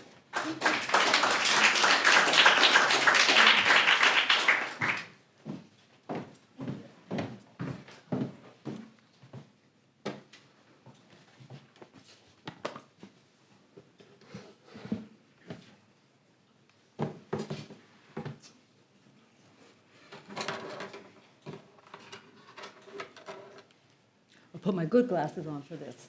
Okay. Thank you for inviting me to join in today's panels. To Alison and Alessandro, I'm truly honored to be here, and I have found all of the interventions today to be highly enriching, and I mean that intentionally playing on words. And I think you'll see why in a moment. So for today's talk, I will advance a gendered reading of St. Francis of Assisi's mystical marriage to Lady Poverty in Paradiso 11. I will look at Dante's use of language drawn from the spheres of secular masculinity to emphasize the saint's capacity to produce an intergenerational legacy. At the same time, I will historicize Dante's twin encomia to St. Francis and St. Dominic by connecting them to some of the language, ideals, and concerns expressed by early mendicant writers as they attempted to define their gendered identities within the constraints imposed on them by clerical reform.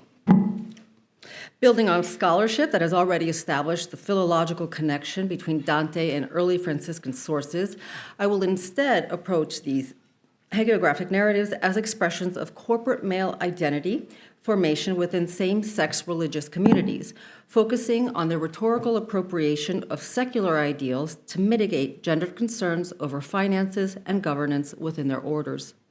As we shall see, Dante's rhetorical choices echo strategies used by early mendicant authors as they work to define themselves as both spiritual leaders and authoritative males in the absence of one of the most conspicuous signs of hegemonic masculinity, material patrimony.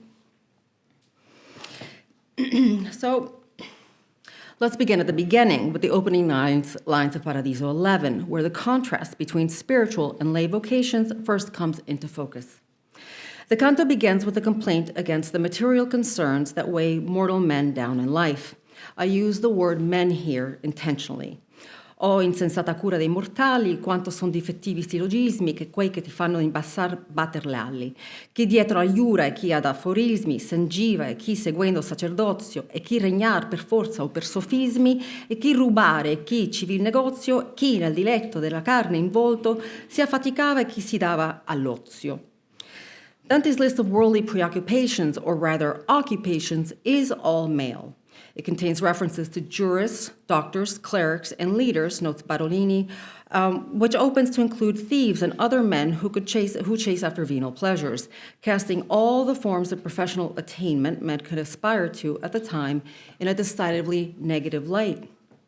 Be they rulers governing through force and deception, or clergy chasing after ecclesiastical benefits, man's pursuit of material goods is presented as a heavy burden that threatens his ultimate salvation.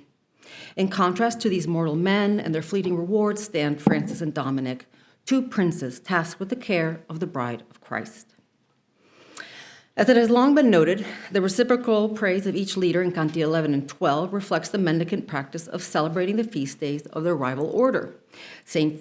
Thomas Aquinas, the Dominican, sings the praises of St. Francis, while St. Bonaventura de Bagnoregio, the Franciscan, delivers his encomium to St. Dominic. Their balanced discourses each respond to the pilgrim's confusion over a reference in the preceding canto to doctrinal controversies that emerged soon after the death of their order's founders, uben simpingua.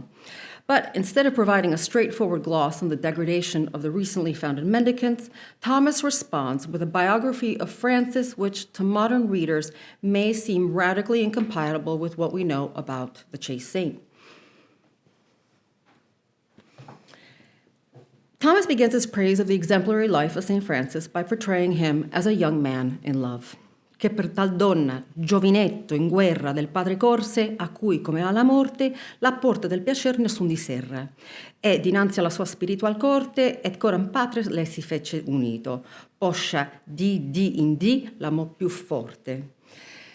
Francis's dramatic renunciation of his earthly patrimony, one of the most emblematic moments in the Franciscan legend, is presented as an intergenerational conflict between father and son. A young man has fallen in love. His father does not approve. They fight. The young man abandons his family to be with his love. They marry in public, et coram patre, publicly, legally, and spiritually before the proper ecclesiastical authority. They live happily ever after. Because of her, the Giovinetto renounces his patrimony, and with it, all ties to his earthly family. The mystical union of this charismatic leader to his mendicant ideal is thus told as a love story, in effective terms that most anyone might understand. The visceral reference to Povertà's neglected Porta del Piacer, however, remains a little harder to unpack.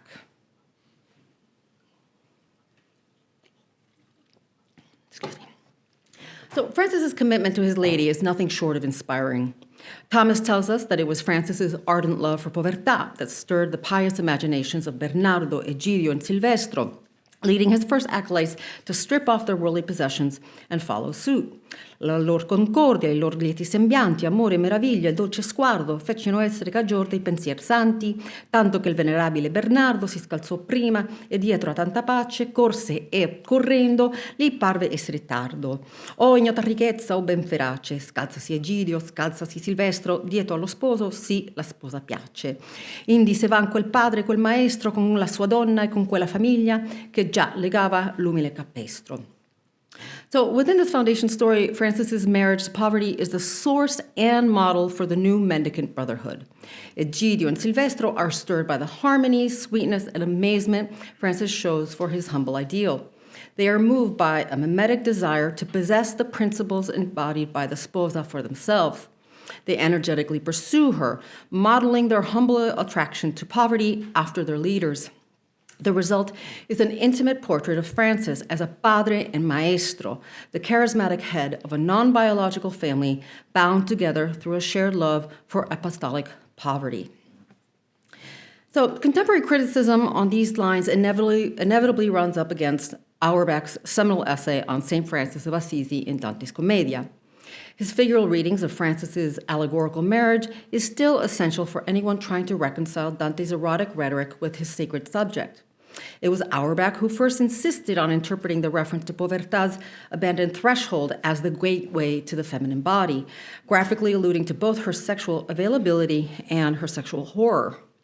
For him, the carnal tenor of these lines was essential for establishing the typological relationship between Francis, the imitator Christi, and his mendicant ideal. Auerbach also showed no reservations when reading Egidio and Silvestro's love-thirsty pursuit of another man's wife as a sign of their spiritual fervor. Auerbach was no prude. Several studies have added to Auerbach's controversial analysis in the years since it was first published, including important contributions by scholars here today. Works by Marguerite Chiarenza and Paolo Nasti, for example, build on Auerbach's thesis by connecting Paradiso XI's language of sexual consummation to medieval allegories on the Song of Songs. As they show, the concentration of bridal symbolism throughout the Paradiso's heaven of the sun must on some level be understood in relation to ecclesiastical readings of the Canticum that link the sposa to the church or the church militant or any of the hypostases of the church through the emotionally colored language of mystical marriage. The result, Paola Nasti notes, was an erotic allegorization of the usus pauperis. As these and other scholars have variously demonstrated, Francis's mystical union to Lady Poverty also draws heavily from Franciscan sources that use erotic or nuptial tropes to enshrine the saint's special relationship to apostolic poverty.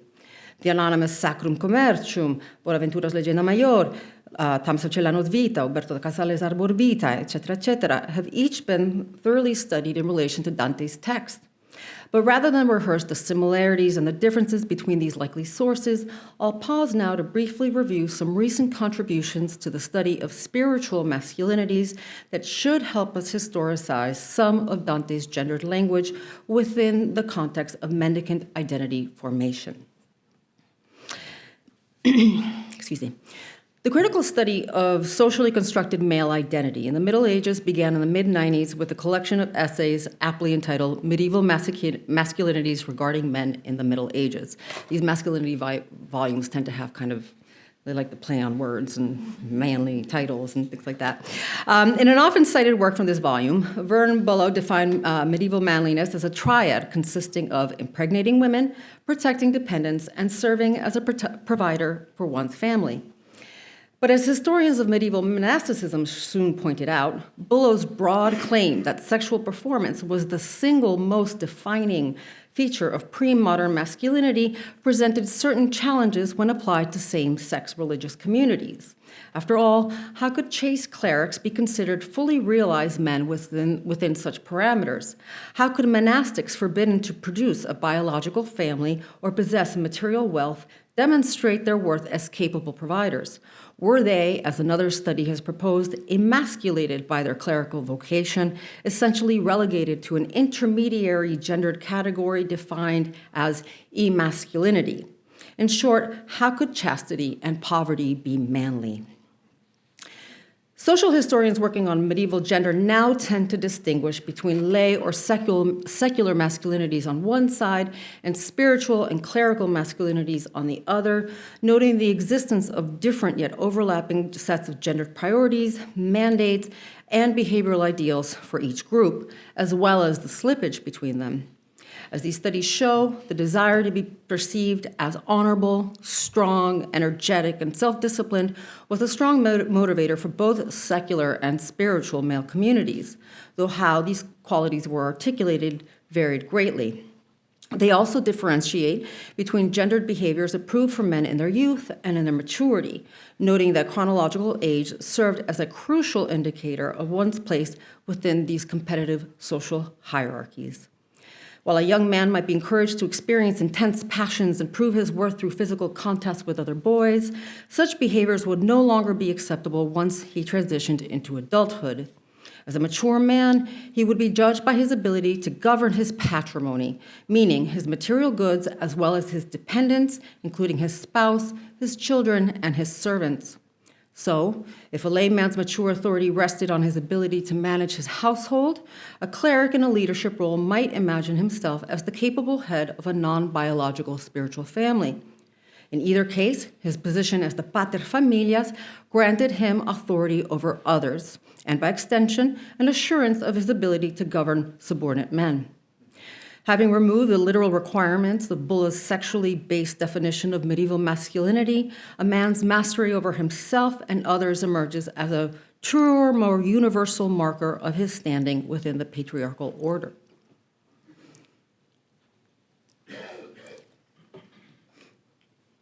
So central to many of these social historical studies is the impact that Gregorian reform had on clerical identities. Initiated by Pope Gregory VII in the 11th century and extending through to the next, Gregorian reforms aimed at drawing sharper distinctions between the clergy and the laity, particularly with regards to simony, which we've learned a lot about today, investiture, and clerical celibacy. They attempted to prevent the alienation of church patrimony by strictly enforcing sexual purity amongst its priestly classes. Local priests, who for centuries had been allowed to father children and to marry or keep concubines, would now be required to adhere to the same strict vows of chastity as their monastic brethren. Their Christ-like celibacy would serve as a sign of their separation from the society of common men. Barred from having a family or children of their own, they would no longer diminish the church's patrimony by allocating money and property to their descendants. The results, notes one critic, was a new gender paradigm for the priesthood. Compulsory celibacy presented several challenges to men joining the religious classes. At the risk of stating the obvious, no man was born a cleric. Individuals who were either drawn or pushed into the clerical ranks were often the younger sons of Europe's ruling classes, forced into a monastic life by their families' inheritance strategies. They would have spent their youth in secular society, perhaps training for war alongside their older brothers, reading the same courtly literature, and absorbing the knightly ethos of their peers. Obviously, their internalized secular ideals did not disappear the moment they took their vows. Instead, they appeared to have appropriated some of the external markers of sexual virility when writing about their monastic identities. They crafted new behavioral ideals, to quote Megan McLaughlin, that would mirror and compete with the prevailing conceptions of secular manliness. It should be no surprise, then, to find monastics appropriating martial rhetoric to describe themselves and their vocation, or to portray their personal struggles with chastity as heroic battles against temptations.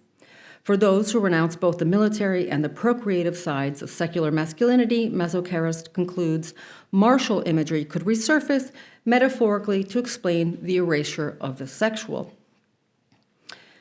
The enforcement of clerical celibacy presented additional challenges to the new Dominican and Franciscan orders. By the 13th century, the mendicants were embroiled in a bitter struggle with the established or secular clergy, that is, non-monastic bishops, parish priests, and other clerics. The heart of the issue was that while the Friars Minor and the order of preachers embraced an ascetic life of absolute chastity and radical poverty, they still actively engaged in lay society. They left the protections of the monastery and brought their message directly to the people, both men and women, preaching in their urban centers, offering confession and absolution, and performing burials in their cemeteries. In so doing, they muscled in on some of the business that had traditionally been the bread and butter of parish priests, leading to conflicts over the mendicants' authority over church revenues. Their contact with women also made them vulnerable to accusations of impropriety, exposing them to ridicule in polemical treatises produced by clerics at the University of Paris. In response, the mendicants embarked on a program of self-definition that borrowed from both monastic and secular models of ideal masculine behavior to buttress their unique corporate identities. So, what did these new mendicant models of exemplary maleness look like? This is precisely a question that Catherine Lindemann at the University of Toronto explores in a 2015 dissertation entitled Go Manfully, Masculine Self-Fashioning in Late Medieval Dominican Sources. So, right on the topic. Using letters, manuals, constitutions, and hagiographical texts produced in the early years of the order of preachers, Lindemann studies the porous boundary between masculine ideals among the laity and the vocational models of the Dominican friars. As she argues, Dominican authors gendered particular behaviors as masculine by describing them using terms, behaviors, and ideological assumptions that late medieval audiences would have considered to be inherently masculine. I quote. In her reading of 4 early Dominican vitae, she demonstrates how Dominic's first hagiographers attempted to shape the order's corporate identity by emphasizing their founder's heroic power over his body, his military-style steadfastness, and his love for apostolic poverty. However, what these vitae also tell us is that during this process of self-individuation within the order, the mendicants began to move away from asceticism bodily mortification, prayer, and chastity as the focus of saintly identity, towards active pastoral responsibility that reflected both transitioning hagiographic ideals of male sanctity and secular ideals of masculine active public performance, masculine self-governance, and patriarchal authority. The figure of Dominic that emerges from these vitae, thus, is an active one. He is a formidable mind, a powerful preacher, and an aggressive public debater. These intellectual gifts are weapons that he uses to root out heresy, much like the heroic knight battling for his faith. The version of Dominic that is promoted in these early hagiographies, Lindemann concludes, is one of a masculinized and militarized saint. So this is the Dominic that is invoked in Dante's Paradiso. Looking back at the heaven of the sun, we see that Dominic and Frances are both cast as chivalrous defenders of Christ's bride. They are her two princes, her two champions, and even her two grooms. They are both warriors battling for their faith. But Bonaventura hones in on a number of mixed metaphors to praise the Dominican leader, such as calling him a farmer of additional metaphors, calling him the farmer of Christ's garden and of his vineyards. However, when taken together, most of these analogies characterize Dominic's activities as his hagiographers did, in military terms. He is a holy athlete who is cruel to his enemies, a champion defending Christ's bride, the wheel driving the war chariot of the church. His persecution of the heretics overwhelms them like a torrent washing away any heretical chutes. The emphasis is on Dominic's active, commanding, and energetic leadership as the head of this new order, honorably serving in loving obedience to the church. The effect, observe Auerbach, differs greatly from the realism achieved by the single, sustained image of Francis's marriage to poverty.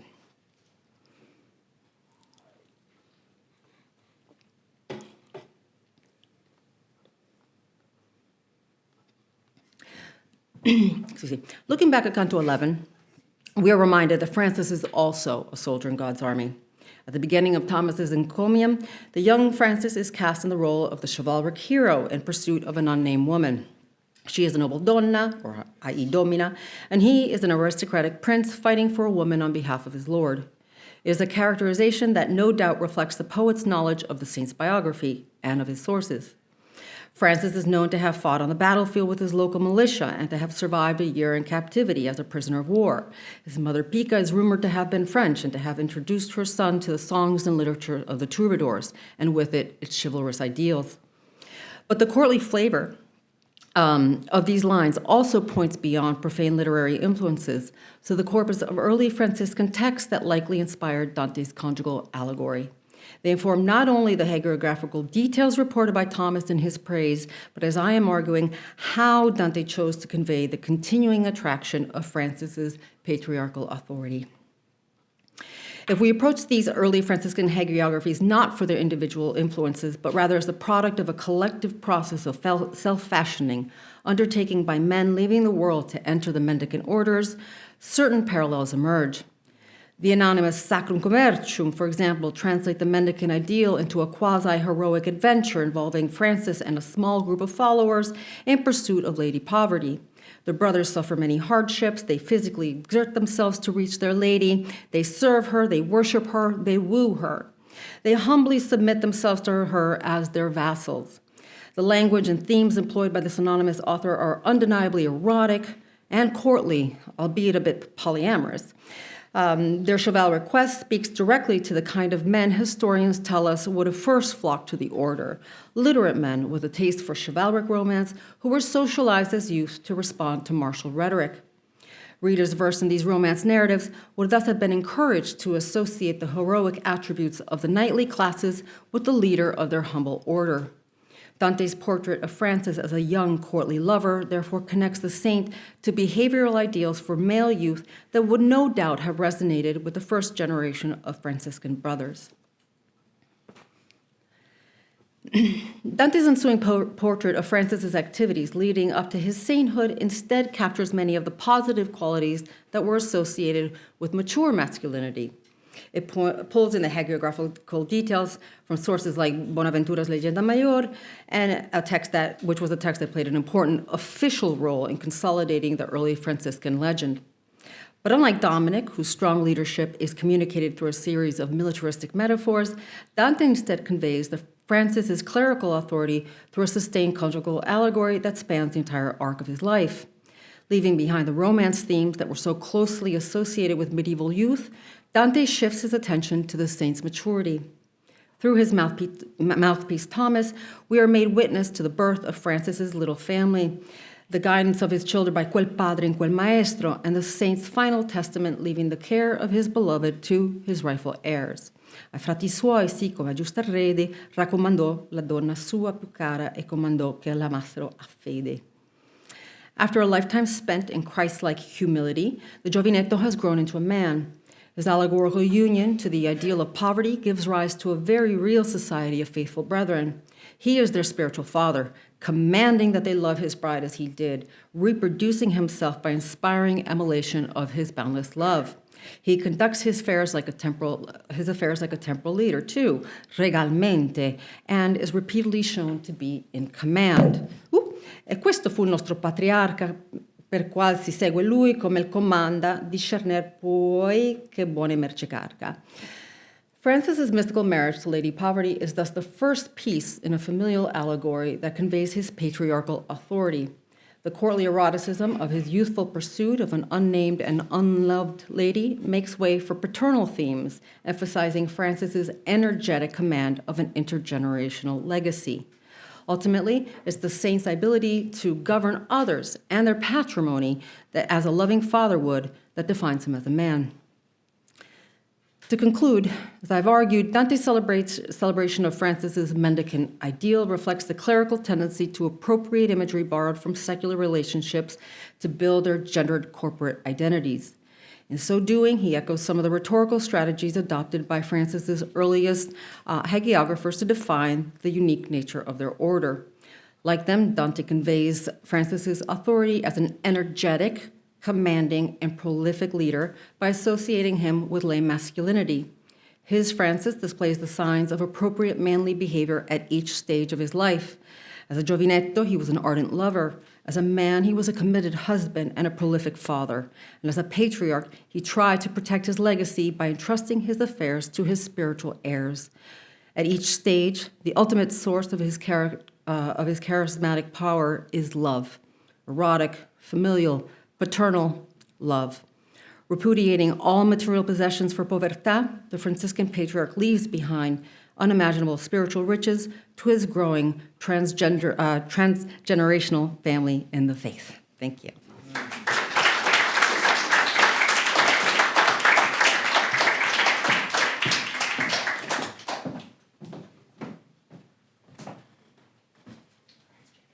Wonderful. Thank you, Sara. Ooh. Moving right along, our next speaker today will be Kristina Olson. Kristina is Associate Professor of Italian in the Department of Modern and Classical Languages at George Mason University. She's the author of Courtesy Lost, Dante, Boccaccio, and the Literature of History, University of Toronto Press 2014. She has co-edited 3 volumes, including the second edition of Approaches to Teaching Dante's Divine Comedy, which she produced with Christopher Kleinhans for the Modern Language Association. She served as Vice President and Counselor of the Dante Society of America. She is the current Editor-in-Chief of Dante Studies, and I think she's going to tell something about good money, Buona Moneta, and Dante and Boccaccio's language.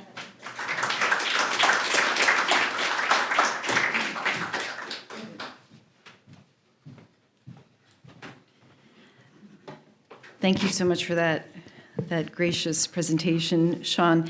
Thank you, Alison and Alessandro, for the invitation to be here with you all today, to share my work with you. It's a real honor to be here. It's also a lot of fun to be here with friends and colleagues, new and old. And I'm grateful for this conversation that started off so well last night with Professor Todeschini's very stimulating talk, and then continued in such a strong way this morning with really wonderful set of papers. You're going to hear a lot of correspondences, not repetitions, with what's been said so far. And hopefully I will achieve that by bringing Boccaccio into the mix. So my talk today, you can all hear me okay, I hope, right? Okay. My talk today examines the numismatic language we find in Dante vis-a-vis Boccaccio. So you will hear a lot about Boccaccio today. It'll be fun. But mainly because his mercantile epic is a variegated and suggestive lens through which to view Dante's own thinking about money. The idea that Boccaccio is influenced by Dante in his discussion of economic virtues and vices is one that I've long held dear. As my book, Courtesy Lost, explores, Boccaccio's focus on avarice is largely informed by Dante's ethical vision. Today, I will locate Dante's influence on Boccaccio's thinking about money by looking closely at the interplay of coins, greed, and sexual desire in the novella of Decameron 6:3, Lauretta's tale of Nonna dei Pulci and Dego della Ratta. This tale has gone largely unstudied except for Gaida Armstrong's insightful, very powerful Lectura Boccacci in the Day 6 in Perspective volume published by the University of Toronto Press. Lauretta's tale, I believe, and hope you'll agree with me today, affords us, interpolates Dante's own monetary lexicon as it speaks to numerous moments in the Commedia, from Inferno 18 to Paradiso 24 and 29. While avarice is frequently the main motivation for the Decameron's many characters, greed and lust are often tandem forces that pull on heartstrings and purse strings alike in these tales.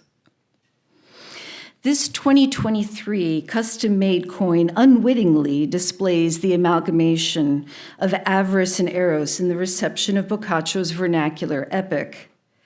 Made by the Polish company Mint 21, the coin's description claims it shows, quote, the way of life of the progressive bourgeoisie, unquote, recounted in the Decameron, whatever that means. You tell me. The surface color might lead one to believe that it is white gold. It is, in fact, a 5-ounce silver coin that is worth 5,000 francs. It's a Cameroonian coin. Coins in literature draw our attention to the contrast between appearance and substance, or imprint versus value, alloy, and weight, or, as Professor Todeschini mentioned, representational value. And I'm going to be, of course, quoting Paradiso 24 yet again. But vis-a-vis Karl Marx. So Karl Marx cites this point in the 3rd chapter of Das Kapital, the chapter titled Money or the Circulation of Commodities. He concludes a section that addresses the measurement of values with these thoughts. Though a commodity may, side by side with its actual form, iron, for instance, take in our imagination the form of gold, yet it cannot at one and the same time actually be both iron and gold. To fix its price, it suffices to equate it to gold in imagination. But to enable it to render to its owner the service of a universal equivalent, it must be actually replaced by gold. If the owner of the iron were to go to the owner of some other commodity offered for exchange and were to refer him to the price of the iron as proof that it was already money, he would get the same answer as St. Peter gave in heaven to Dante when the latter recited the creed.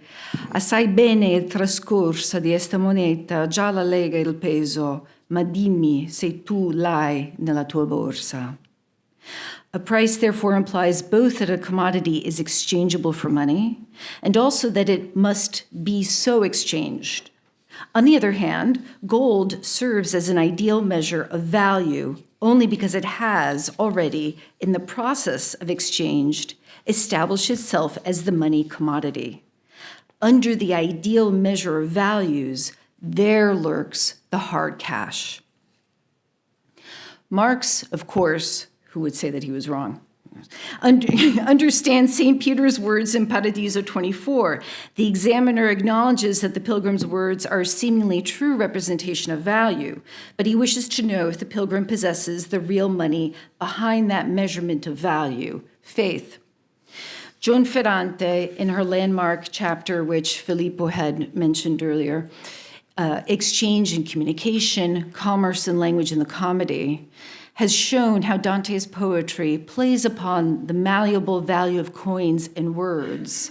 Each can be falsified or counterfeited, as we find, of course, in Inferno 30's adjacent pairing of these sins.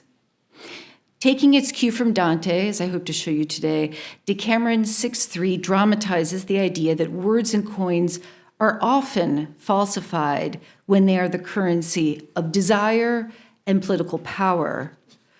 Greed and lust are two sides of the same coin.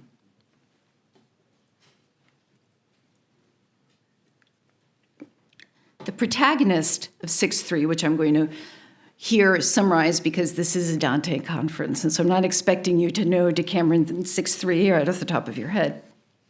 In any case, it's a wonderful tale, incredibly short.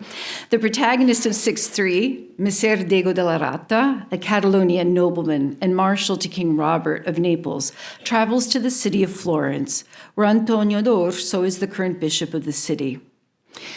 Dego desires an unnamed female relative of the bishop.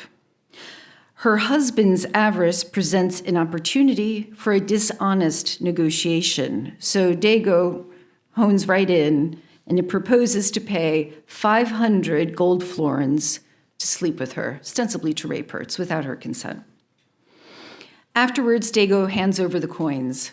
These are not florins, but 500 popolini, silver coins that Dego has gilded. The visual symmetries between the two coins make this a rather plausible deception. As you can see, both coins depict the fleur-de-lis, or the giglio bottonato, the word Florencia, and St. John the Baptist, either in a wavy haircloth or a mantle. Popolini and Fiorini, to boot, were also of the same diameter, thus making this deception more effective. And here we have, of course, our first evocation of Dante's poem. Dego recalls Maestro Adamo, who falsified the currency sealed with the Baptist.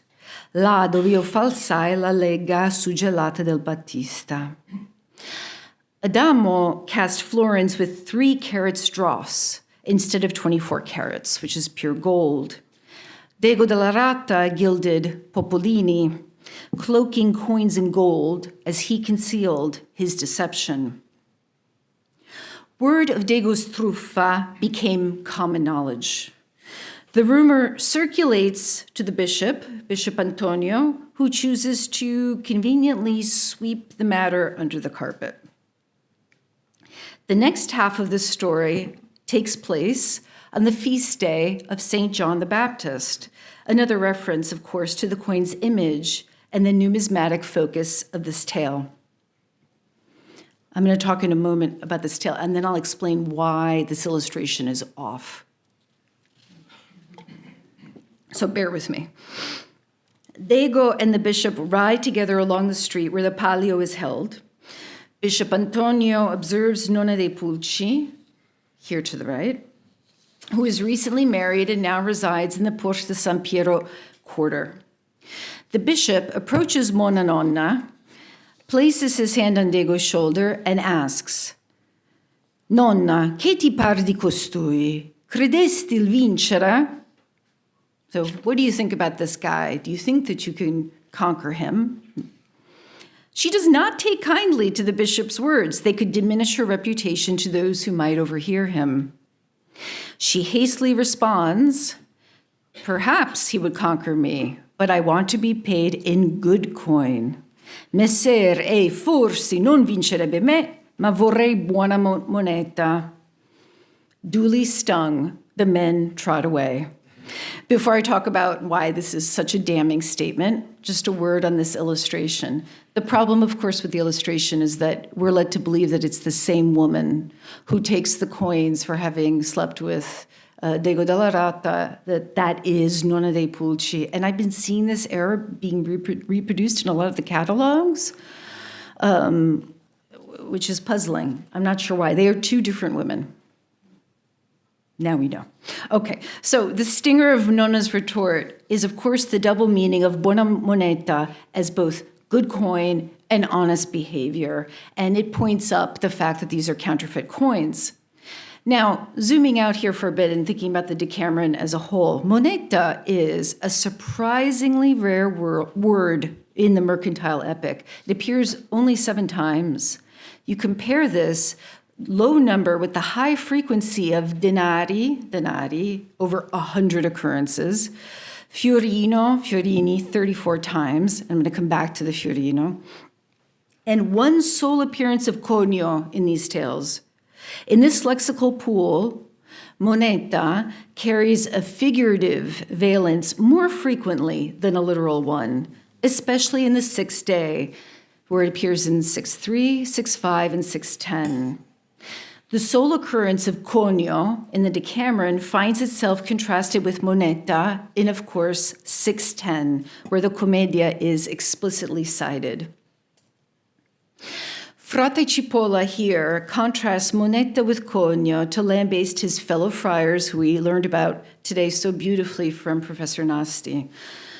Those of Anthony who spend money without truly spending money. And of course, if you heard her presentation today, you know now how to spend money without truly spending money. The brothers of St. Anthony do this by bestowing false pardons, indulgences, while letting their pigs fatten for free.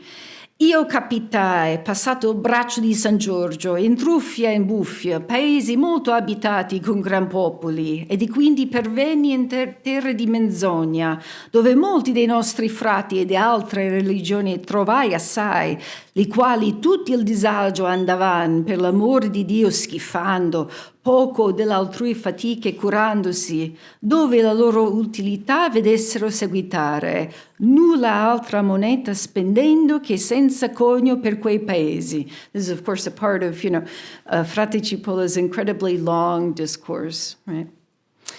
With this phrase, nulla moneta spendendo che senza conio, Frate Cipolla explicitly cites Paradiso 29, 126, pagando di moneta senza conio, and Beatrice's tirade against the fattened pigs, which I won't read again since we had this wonderful presentation this morning. But just to form these connections here, Beatrice's logic follows that a moneta can be without conio, without value, and without substance. Likewise, Dego della Rata's payment in 6.3 is a version of pagando di moneta senza conio. His gilded popolini bear a similar stamp, conio, to the true gold fiorini, right? But they have a different image of St. John the Baptist on its obverse, so their imprint, their conio, is ultimately invalid. Dego pays money without value to none other than a relative of Bishop Antonio, whose namesake here must be intentional as well. You gotta love how Boccaccio does this, right? Paradiso 24 establishes the idea that currency, moneta, has value that is legible in its stamp, as we read earlier and as we've been discussing today. Had the husband in Decameron 6.3 examined the conio of Dego's counterfeit currency, he might have harbored some healthy doubt. Since he did not, he could not say with Dante the Pilgrim, si lucida e si tonda, che nel suo conio nulla mi s'inforsa. The word conio is not as rare in the Commedia, occurring here 5 times in the course of the poem. But it's important to say that it first appears in the context of prostitution. Sex workers are femmine da conio, as the demon in the first pouch of Malabolge yells at Venedico Caccianemico and the other panderers. Così parlando il percorse un demonio della sua scuriada e disse, via ruffian, qui non son femmine da conio. Venedico Cacenemico, like his fellow Bolognesi, have avarice in their hearts. He sold his sister Ghisolabella to Obizio II of Este, Marquis of Ferrara, most likely to curry favor with this neighboring political figure. Venedico tells the pilgrim of this sordid affair, which has become a novella of its own, come che suoni la sconcia novella. So if Ghisolabella is the victim of Venedico's avarice and Obizio d'Este's lust, then in our novella, in Decameron 6:3, we have similarly two men whose avarice and lust have victimized a woman. However, Monna Nonna is not a victim of such indecorous proposals. Her buona risposta upends the bishop's question by pretending to entertain it. If she is meant to be seen as a prostitute, she wants buona moneta, for this is what femmine da conio are paid. Perhaps the bishop and Diego need to read their Dante more closely. Buona moneta targets more than Diego's truffa. Boccaccio chose Monna Nonna dei Pulci, a member of the Pulci family, which together with the Rimbertini family were one of the great papal banking companies, one that failed in 1309. This is decades before the bankruptcies of the Bardi and the Peruzzi companies. The Pulci Rimbertini were a medium-sized banking company, together with other such companies, the Scali, the Acciaiuoli, the Bonacorsi, Frescobaldi, Alfani, Spini, Cerchi, and Mozzi families. These companies largely partnered with the Curia. There is a dearth of scholarship on the Pulci Rimbertini company. If someone here in this audience has references and can share them with me, I would be very grateful.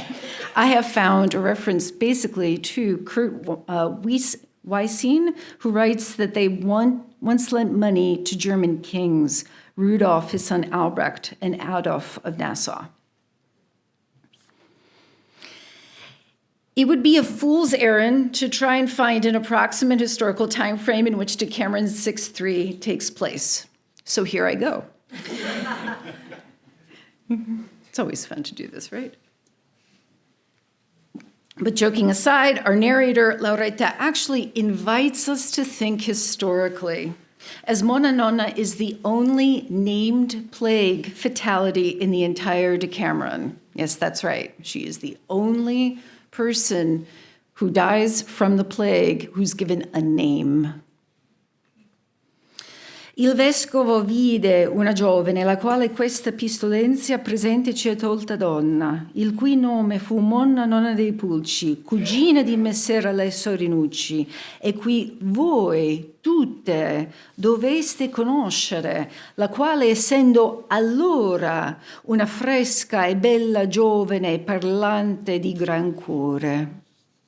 So, essendo allora, she would have been an adolescent at the time of the story, we can assume. Let's entertain it. That Monna Nonna was a historical figure is attested by the documents. This has been shown most recently by Elsa Filosa in her wonderful book, Boccaccio's Florence. Bishop Antonio d'Orso had held his office between 1301 and 1310. The failure of the Pulci Rimbertini banking company happens in 1309. The banking super companies, the Bardi and the Peruzzi, would also fail, right? But several decades later. So we're really looking here at about a decade. Of course, I'm not suggesting that Monna Nonna dei Pulci was involved in the family's mercantile enterprise, but her family name would have been remembered by the Brigata in the same way that Loretta asked them to remember as a fatality of the plague, but it would have also been associated for them with banking, failed banking. So her rejoinder, her pronta risposta, is tinged with the collapse of her family's, in my mind, and other Florentine banking companies, systems that found themselves without buone monete. So seen from this historical perspective, The cast of characters, I'm coming back to Dante, don't worry. The cast of characters in Decameron 6.3 represents major agents within the economic field of Florence and its dominant currency, the florin, from the late 13th to the early 14th century.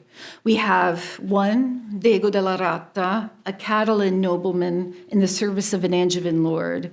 Two, a bishop located in Florence, who is noted, by the way, by Villani for his greed, represents the church. Three, a member of the Pulci family, who together with the Rimbertini families, was one of the most long-standing banking families in Florence who served the papacy. This triangular relationship which Nonna, the bishop, and Diego della Rata represent, a Florentine banking company, the papacy, and the Angevin crown, are the tripartite network that empowered the florin, as Stefano Locatelli, who's here, presente, argues in his recent book on the Florentine florin. The bishop attempts to procure a woman, Mona Nonna, a woman who represents Florentine banking, to satisfy the desires of an Angevin officer. Is he satisfying lust, or is he making a deal? Nonna's barbed retort implicates this network, perhaps even as an implicit critique of its history.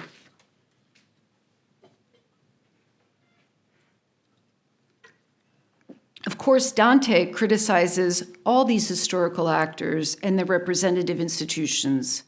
He punctuates the Commedia with tirades against the corruption of power and money in this network of financial exchange. Diego della Rata embodies the avara povertà di Catalonia, lambasted by Charles Martel in The Sphere of Venus.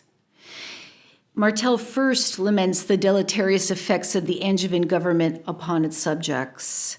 Se mala signoria che sempre corra li popoli i soggetti non avesse mosso Palermo a gridar mora mora, e se mio frate questo antivedesse, l'avara povertà di Catalogna già fuggeria, perché non li offendesse?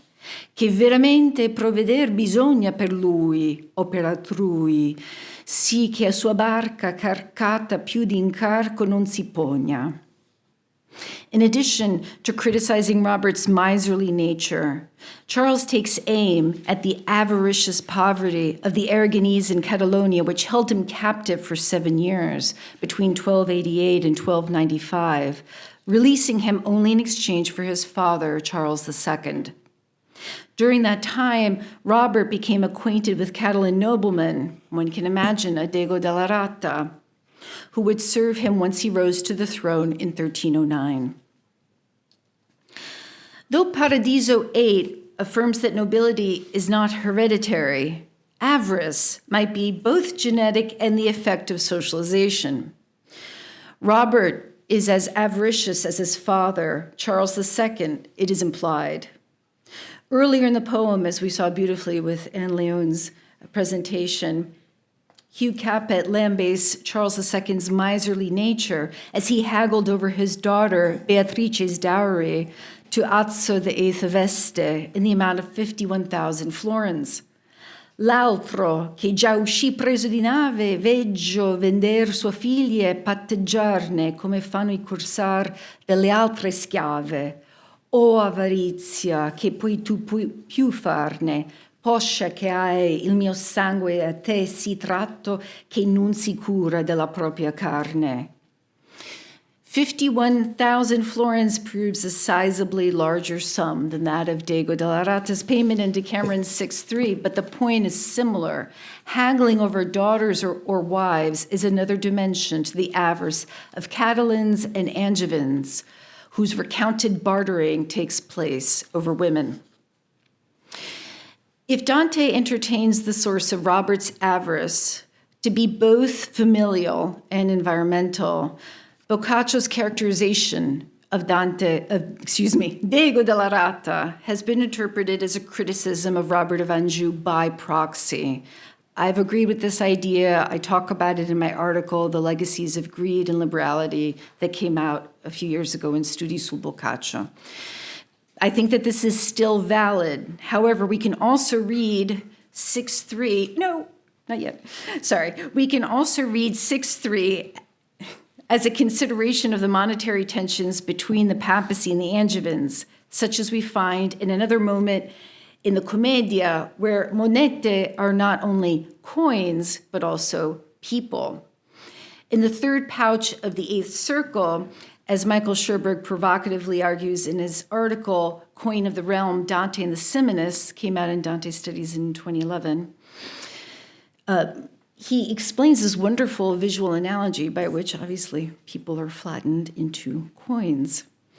Here, the pilgrim berates the Simonist popes for their avarice, which saddens the world, but specifically attacks Nicholas III for the badly taken coin that made him rage against Charles of Anjou. Però ti sta chi tu sei ben punito e guarda ben la mal tolta moneta che esser ti fece contro Carlo Ardito. So if you'll allow me the pun, Michael. Inferno 19 contains the first appearance of the illustrious precursor to Bitcoin, cryptocurrency. I thought that was funny. The mal tolta moneta of Inferno 9 and the Mona's rejoinder of Buona Moneta does not reveal an aversion to money on Dante's behalf. I don't think we need to think of Dante and Boccaccio in binary terms. I don't think we need to contrast it with Boccaccio's emphasis on mercantilism. Instead, as I've attempted here, there is a resonance on financial matters related to the papacy and the Angevins. The vehemence of Dante's poetic tirades against fiscal corruption, avarice, and greed do not need to be seen as dissimilar from Nona's barbed retort within the contours of its novella.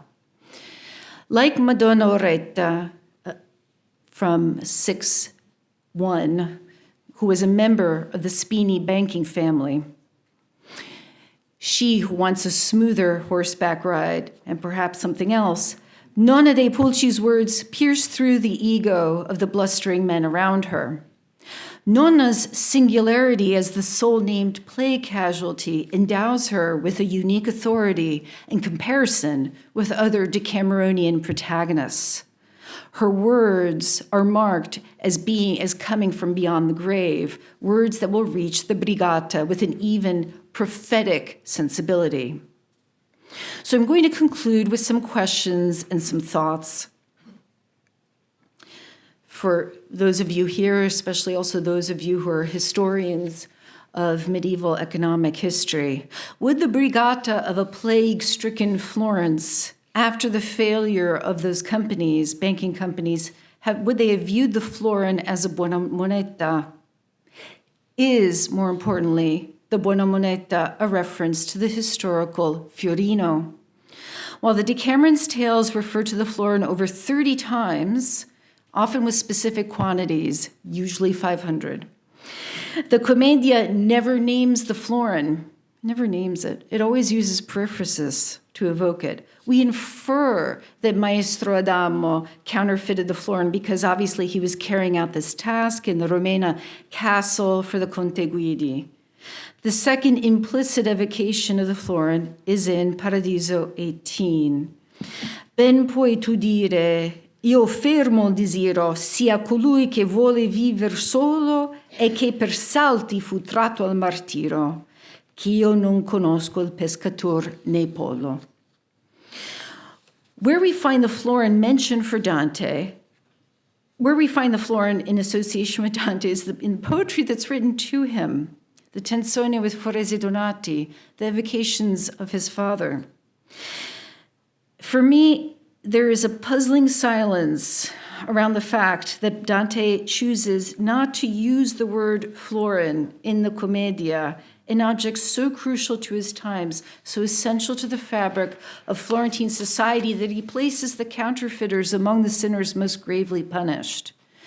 In this measure, Dante and Boccaccio, both sons of bankers or moneylenders, are vastly different.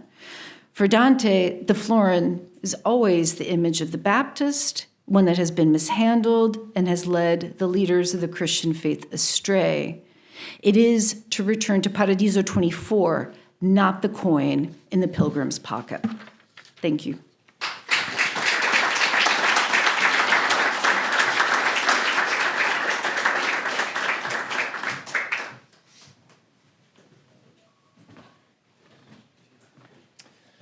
Thank you for that, Kristina. That was wonderful. Okay, we move on. Our last speaker in this panel today is Antonio Montefusco, who is a full professor of Latin medieval literature at the University of Lorraine in France. He's also worked in Rome, Dusseldorf, Vienna, and Venice. He has written books about Franciscan literature, particularly Jacopo da Todi, the Meditationes Vitae Christi, and a part of his research deals with Dante's epistolary writing. He is now completing a book about prophecy in Quattrocento Italy, and a separate monograph about the Wolf of Gubbio and the making of the myth of St. Francis, which I've heard a little bit about today and I was particularly excited about. Please welcome Antonio Montefusco.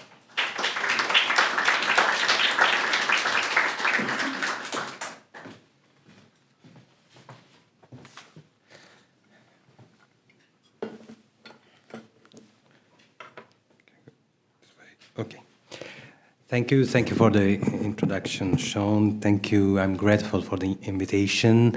And I apologize for my strong accent in English, but I must confess that I have strong accent even in Italian, so sorry, double sorry. And I will begin immediately. The expression la gente nuova e i subiti guadagni is among the most proverbial in the poem. Yet, the verse has not been subjected to systematic exegesis. More precisely, Kristina Olson, in the Dante Studies Forum of 2020, argued that scholarly attention had been attracted mainly to the syntagma gente nuova. Little has been done on the second part of the verse, the subiti guadagni, in terms of both literal and source research. Already in 2001, Susan Noakes, in a very insightful paper, pointed out that the situation of studies in the field of history of banking institutions and economic theories was changing, and that Dante studies had to try to catch up. In a very felicitous manner, Noakes spoke of tasks to be done, that is to say, compiti da fare. And among the tasks to be done, Noakes pointed to subiti guadagni as an object for further study. Today, the situation is very different. I will don't provide a list about literature, but some tasks have been done, others are to be completed. It seems to me that the most sensitive scholars have set themselves the problem of understanding Dante's historical position in relation to the economic discourse of his time. But as usual, the poet escapes. He takes sideways, unique, isolated paths. Although his writings seem tied to its historical context, although it is familiar with the lexicon of his time, his diagnoses seem original. Giuliano Milani used, precisely in reference to the idea of usury, the 20th century category of critical intellectual, intellettuale critico. Gianluca Potestà, speaking of Dante's position with respect to the church, uses that of Old Testament prophet, with reference of Jeremiah weeping over the description of the city of Jerusalem. The position of the critical intellectual and prophet is well suited to the text we are commenting on. Dante, in fact, answers Jacopo Rusticucci's question on the current condition of the city of Florence. The Sodomite is Florentine and belongs to the generation before Dante's. The whole atmosphere of the canto consists of a paradoxical celebration of this generation of citizens of Florence, Guido Guerra, Teghiaio Aldobrandi, and finally Guglielmo Burziere, who si cruccia, grieves and worries about the present condition of their city. There is a careful, at the same time, swirling gradatio of the discourse of Florence, which begins with Canto 6, where Ciacco speaks of the Tre Faville, continues with the condemnation of the struggle between the factions in the Canto of Farinata and Cavalcante, and with the encounter with the other famous sodomite, the master and notary of the Comune Brunetto Latini. An alimentary metaphor runs through this discourse, that of the dolce fico that cannot blossom and grow amidst the lazzi sorbi, in Brunetto's words. In Canto 16, the metaphor returns after Dante has praised his ancient fellow citizens. His goal, he confesses, is to reach the dolci pomi, The Dante verse, therefore, is placed at the apex of a precise political discourse concerning the situation in Florence.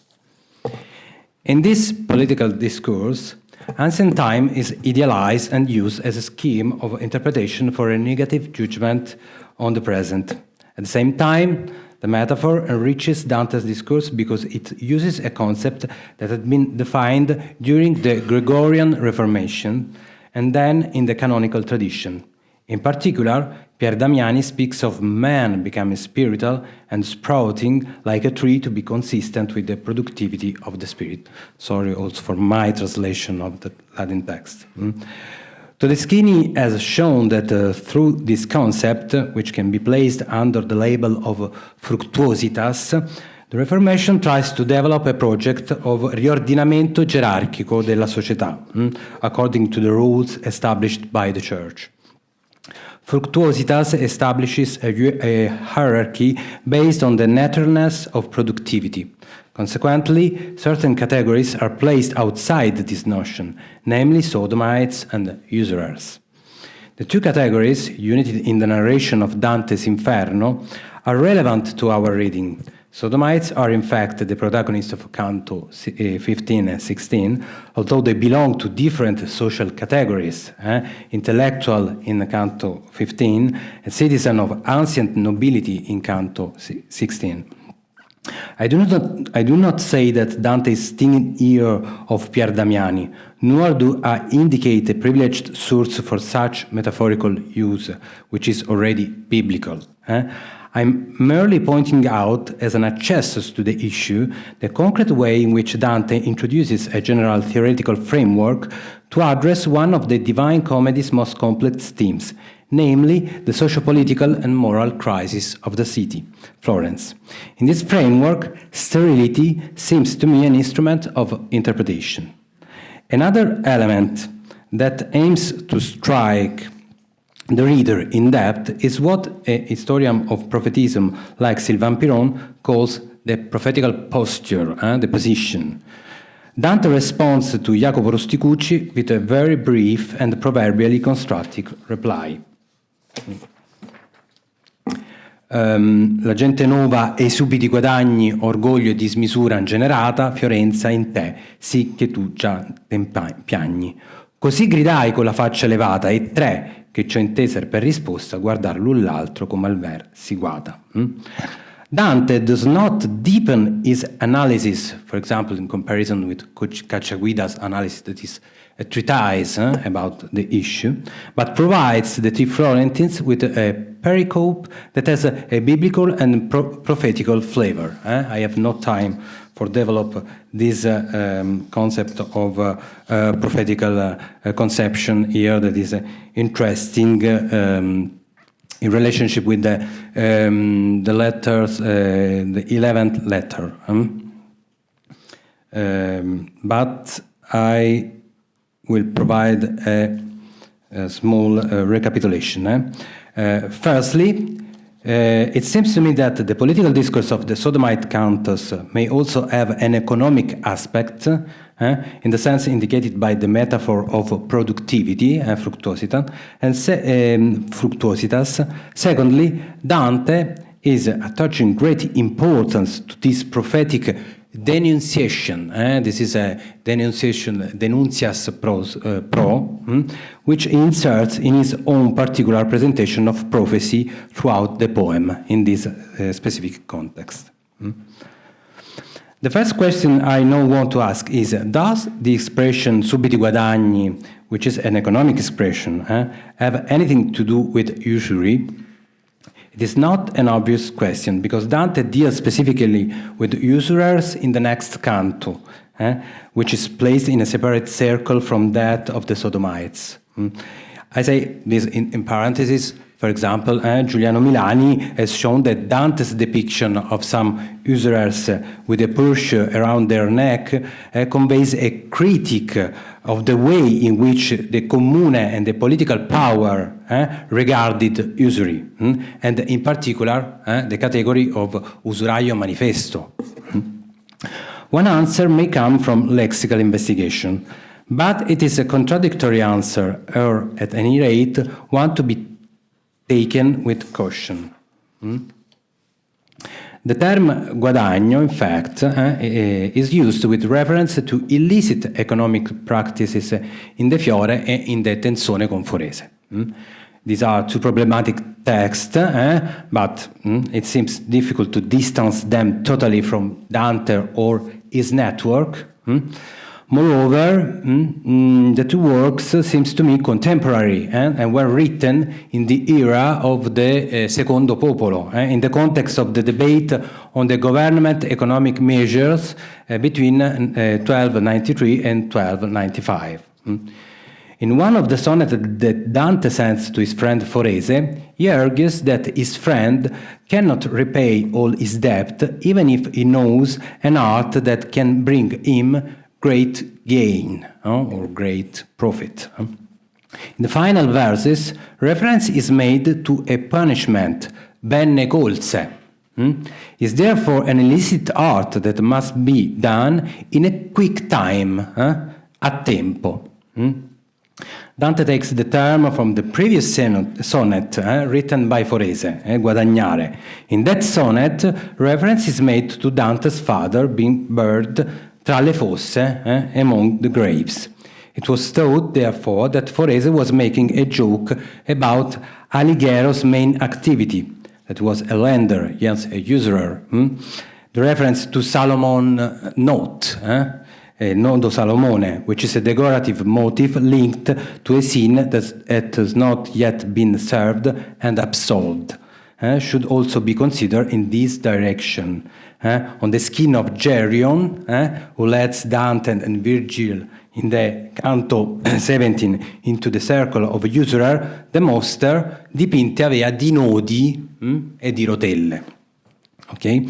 The term is used also in almost the same way in the Fiore. It's more complicated, but there are some papers I can refer, especially Margherita Traina and Filippo Petricca, about this. On this basis, the Fiore and the Purgatorio, one might think that the term gain, guadagno, used in the singular or in the verbal form, indicates what one obtains from an activity. It is therefore a salary, or more precisely, a profit. In this meaning, I also find it in the vocabulary of ancient Italian edited by De Crusca, tlio, profitto. In the Commedia, however, the term is used twice in the plural. The second time is in Canto 24 of Purgatory, in the gluttonous circle. Here Dante meets Forese Donati again, and their dialogue has seemed to many interpreters to be an ironic rewriting of the ancient Tenzone. This terzina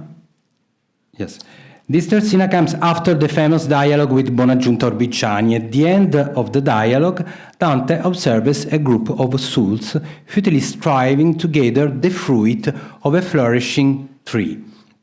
Then Dante hears two examples of punished gluttony. They are the centaurs, who had eaten too much at a wedding feast and were killed by Theseus, and then the Hebrews, who had been refused to Gideon to take part in the battle against Midian, because they had drunk too much at a spring, and thus proved weak.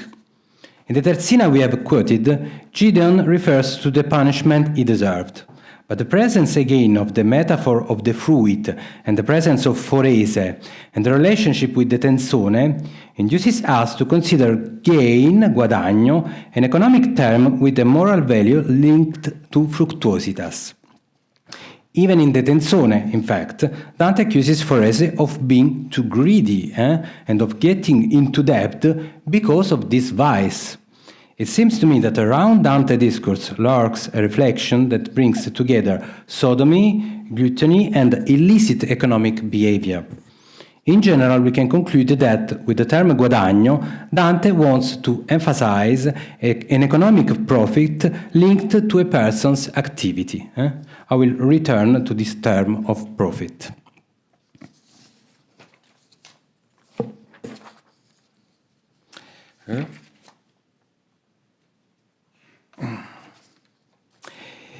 If the reasoning we have tried to advance with respect to guadagno is correct, I propose to consider the biblical source that is often evoked as the basis for Dante's verse.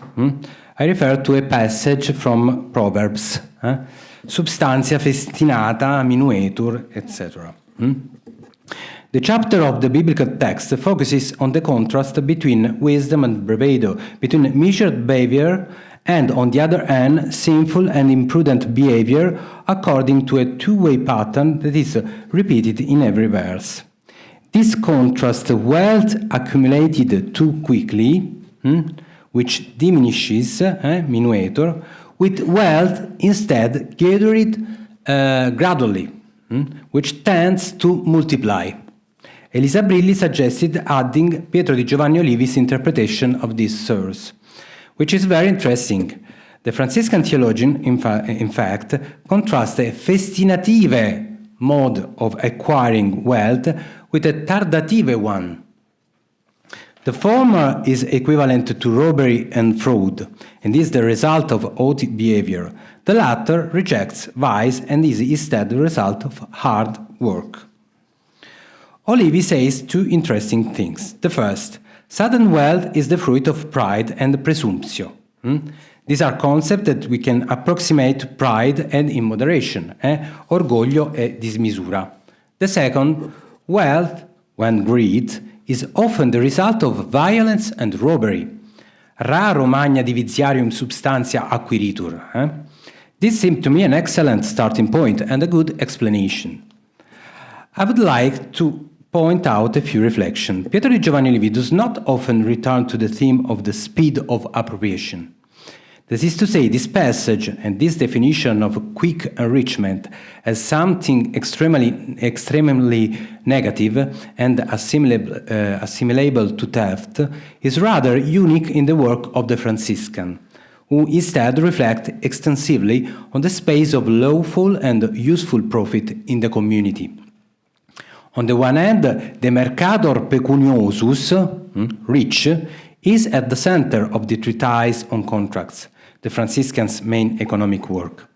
The merchant becomes rich when his productive investment is the fruit of specific expertise and of belonging to the city community, where he has a certain positive reputation. Olivi's merchant, therefore, can also get rich quickly, for example, on the basis of the fluctuation of the price of a commodity. This positive appraisal is evident in the commentary on the Acts of Apostle, where it is stated that the apostles are not very rich, but they spend quickly on a multitude of people. Expensas pro multitude tanta. Since the apostles are a model of evangelical perfection, this passage and this idea seems important to me. If we isolate then in this reasoning, we can think that this model is characterized in a simple way. It is negative to accumulate quickly, it is positive to accumulate slowly and spend quickly. In truth, I believe that isolating these quotes is not entirely possible. Olivi's reasoning, in fact, on the merchant cannot be equated with that on the model of Christian perfection, as we know. The merchant, in fact, can become rich because he includes work, risk, and industria in his investment. On this basis, as is well known, when he trades, money possesses a seminal profit ratio that we commonly call capitale. This is a famous and very important passage from the treatise on contract. Here, capital is considered, therefore, as the value that is added to money, rationem seminalem lucri. And it escapes from the category of usury, and therefore of condemnation. As Sylvain Piron well explains, the profit obtained by the one who contributes the capital n'est pas la rémunération d'une avance, qui pourrait être requalifiée comme prêt usuraire, mais bien l'anticipation du résultat d'une opération commerciale soumise au risque. Donc, the risk is central in this concept. And indeed, this lucrum, gain, can also go fast. It can run currit in mercando, says Olivi in the Tractatus. Curry can also mean to develop, it's not go faster. But it seems clear to me, however, that according to the Franciscan, the central problem of enrichment does not lie in speed, which is indeed positive when it ensures circulation, but in the relationship between lucrum and industria, commitment and work of the merchant. Lucrum. I have so far put off focusing on a fact that seems relevant to me. If one must look for a Latin correspondent of the word guadagno, or guadagni, in the meaning that seems to me developed in Dante's sentence, this is lucrum, rather than substantia, maybe.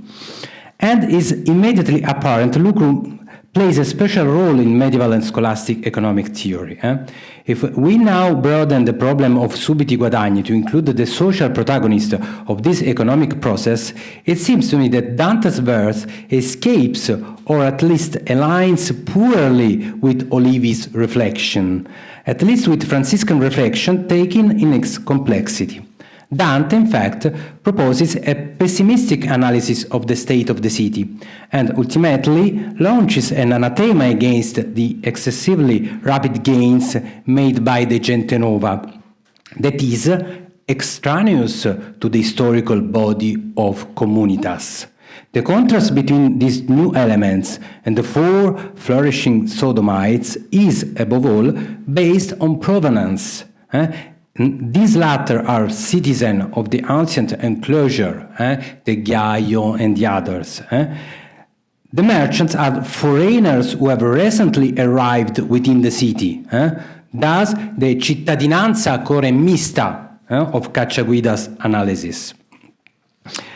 In the Inferno, Dante identifies one of the origin of Florence's condition of crisis in the presence of economic operators who devote themselves to lucrum with all their efforts.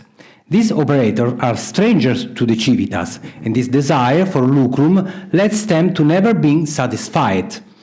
In this sense, I also interpret the proximity to the guilt of gluttony, which is represented as a tree to which they do not arrive. This continuous desire for economic increase is condemned in the Convivio in an explicit manner, quello veramente della ricchezza e propriamente crescere, che è sempre pur uno, sicché nulla successione qui vi si vede. Lucrum is therefore condemned because it is too fast and is characterized by excess, that is, by an increase that never stops. Dante's analysis is therefore of an economic, social, and political nature at the same time, which is why it seems to me to be closer to the discourse of Thomas Aquinas than to the discourse of Pietro di Giovanni Olivi. If the gente nova are, as I propose, the merchants, they can be approached from a passage in the second book of De Regimine Principum that deals specifically with the role of commerce in the life of the city. In this very important passage, and one that Dante likely has in mind or knows, Thomas clarifies some key points. Firstly, merchants are extranei, coming from outside the city. Secondly, it follows that the ideal city is one with few merchants. I think we can see how this analysis by Thomas is aligned with Dante's. Even if one must maintain a caution, it seems to me that Thomas' reflection clarifies the condemnation of Dante, who will develop his analysis in the Cacciaguida canto in a somewhat different manner, however.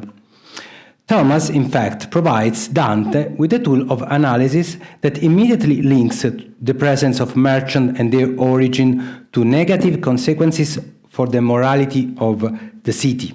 At the same time, Dante's picture seems typically Thomist.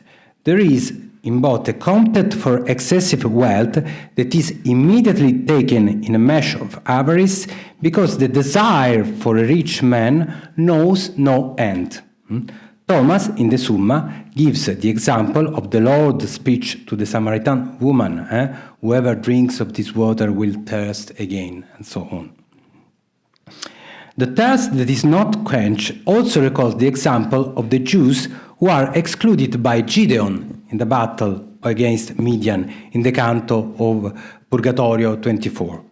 Indeed, the association between lucrum and exclusion from civic membership is a very strong one, an element of demonization than the diptych Gente Nova and Subiti Guadagni suggest, even without fully developing it. In particular, Dante associates economy and citizenship, bringing out the potentially ambiguous and dangerous status of those dedicated to profit. It seems to me that this association applies whether one considers the latter as a lucrum to which one devotes oneself intensely, as Thomas suggests, or as substantia, wealth, which is accumulated to sown. In both cases, perhaps both valid, Dante denounces an uncertain, recent, and less valid belonging of the citizen of Firenze Antica. Merchants, that is, are second-class citizens, because quick profit is typical of people he seems unwilling to consider as full citizens. In carrying out this demonization, Dante relies on a long exegetical and canonical tradition that concern, first of all, the Jews, and then, between the 12th and 14th centuries, the Lombards. It is these two groups that are excluded or included in the civic body that is continually subject to negotiation with the power. In particular, as Valentina Toneato has shown, these groups are considered to be predisposed to exclusion on the basis of a gloss of St. Paul's second letter to Timothy that had been attributed to Ambrose and had been widely circulated. In this list, Paul proposes a catalogue of deviants. The gloss identifies these deviants with the Jews and all those from outside, qui foris sunt. This outsider threatened the bond of trust that should have held the political community together. The demonization process obviously also involved usurers. The Second Council of Leone, 1274, deals with usurer and establishes the limits and characteristics for which a lender can be considered a manifest usurer by the public power. In the decree Usurarum Voraginem, one of these characteristics is precisely the status of being an oriundo or foreigner. No institution may allow such person to engage in lending. To conclude, I want to clarify and reiterate that I have presented notes with the aim of suggest some explanation to explain the suggestion that Dante's Terzina might have had on its audience at the age. I programmatically avoid talking about sources, and I begin to have doubt about Dante's coherent construction of an economic discourse. Coherent, there is an economic discourse, but coherence. I do not seem to me the systematic capacity of Pietro di Giovanni Olivi and specifically of the Franciscan tradition. There is in Dante no positive evaluation of industry and labor, no innovation in the concept of risk and lucrum. I'm not saying that Dante is a traditionalist. This is not the same as... Although in the end his position seemed more traditional to me. It seemed to me, however, that his anathema aims to make his audience see in the merchants tout court an almost apocalyptic danger, associating them with the infamous the Jews and in part usurers. In Paradiso, his investigation will be more layered, will change a little bit, but demonization remains. I continue to have many doubts about Dante's access to this complex and rapidly changing universe of discourse. I was reminded of a beautiful study by Walter Siti on the sources of Pierpaolo Pasolini. Walter Siti also studied Pasolini's library in depth. That is, he looked directly at the books Pasolini owned in his Roman home. Walter Siti noticed how many books were only underlined on a few pages. The reading marks often concern the beginning and the conclusion in the books. Does this mean that Pasolini constructed his complex thought without going deeply enough into the authors he was interested in? No, this means that Pasolini, like Dante, was able to enter in a cultural universe through a few references and construct a unique, singular, difficult position. We are wrong to want to systemize and contextualize this position in a linear manner.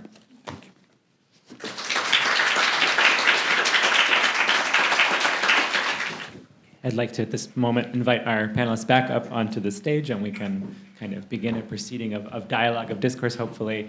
I see a lot of overlaps, and I hope that we can kind of indulge a divergence into, I think, something that's touching all of these papers, and we'll kind of proceed from there. But of course, in keeping with time and wanting to hear from the audience, I will try to be brief in my own comments. I really want to thank each of you. Each of your talks were so thought-provoking, just so amazing, so different, and yet one theme that really struck me as kind of a continuance between all three of you, or maybe kind of two themes, is really gender and a kind of sense of desire.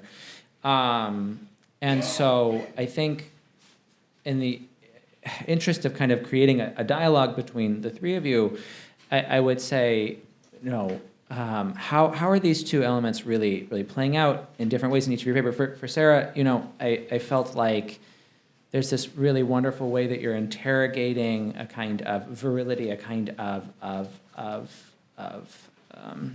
reproducibility of something that kind of counters and yet adheres to a narrative of male subjectivity. And yet the thing that's absent here precisely is the sort of topic of our day, which is money. There's really no money that's exchanged. And so what is substituting for that in those engagements? Is that kind of a spiritual money? Is there kind of the body becomes money? Does the male body become worth something in this process, especially when we think about the Sacrum Commercium and the quest to sort of conquer or be conquered by Lady Poverty? There's a kind of reciprocity there. Is there some kind of again, where do we find money in this poverty? I guess is my question. Well, I think it's the oxymoron, right? It's the contradiction. Yeah. It's the very opposing. Showing the riches in the absence. So you are turning around the secular values where a father figure's authority might be built around his ability to manage money for his family in order to amass money and to leave it behind for future generations. For Francis, of course, it's a symbolic patrimony. It is a turning around of all of those signs of secular virility. And here we have to set aside, obviously, there's an incredible overlap, especially with the paternal language, with scriptural sources, biblical sources. A lot of this is just the common patrimony of Judeo-Christian tradition, of course. But specifically within this, we do have Dante seems to be absorbing and reflecting back ways of speaking about one's gendered self in the absence of some of the more conspicuous signs. So it's the absence of money that makes them rich. It's the absence of sexual contact that makes them such fertile and powerful lovers. Right. That's so great. Thank you so much, Kristina. I've been, as we've been talking about, I've been reading the Decameron a lot, and really, I love this idea of Buona Moneta and this kind of sense. Again, the question kind of hinges on gender and these kinds of transactional natures. Is Mona Nonna, is she kind of a heroine for us, especially because we have to think about gender in the context of Boccaccio and then relate it back to Dante, hopefully, in our addressee, like who's being addressed here. And I couldn't help but remember 3-5 and Il Zimma, and it's a similar situation where we have an avaricious person who's willing to barter his wife, except not for a monetary exchange, and instead, this idea gets reversed. And so how do we feel like in that she's been equated with an amount of money, supposedly, right? 500 of these florins, and how can we extrapolate that? Where is the line drawn in this ambiguity between her female empowerment, especially empowered because of your wonderful argument about prophecy, as she kind of comes back into prophecy. Like, how can we rationale this, I guess, in terms of gender? That's a good question. I think that she refuses that equation, that monetary equation.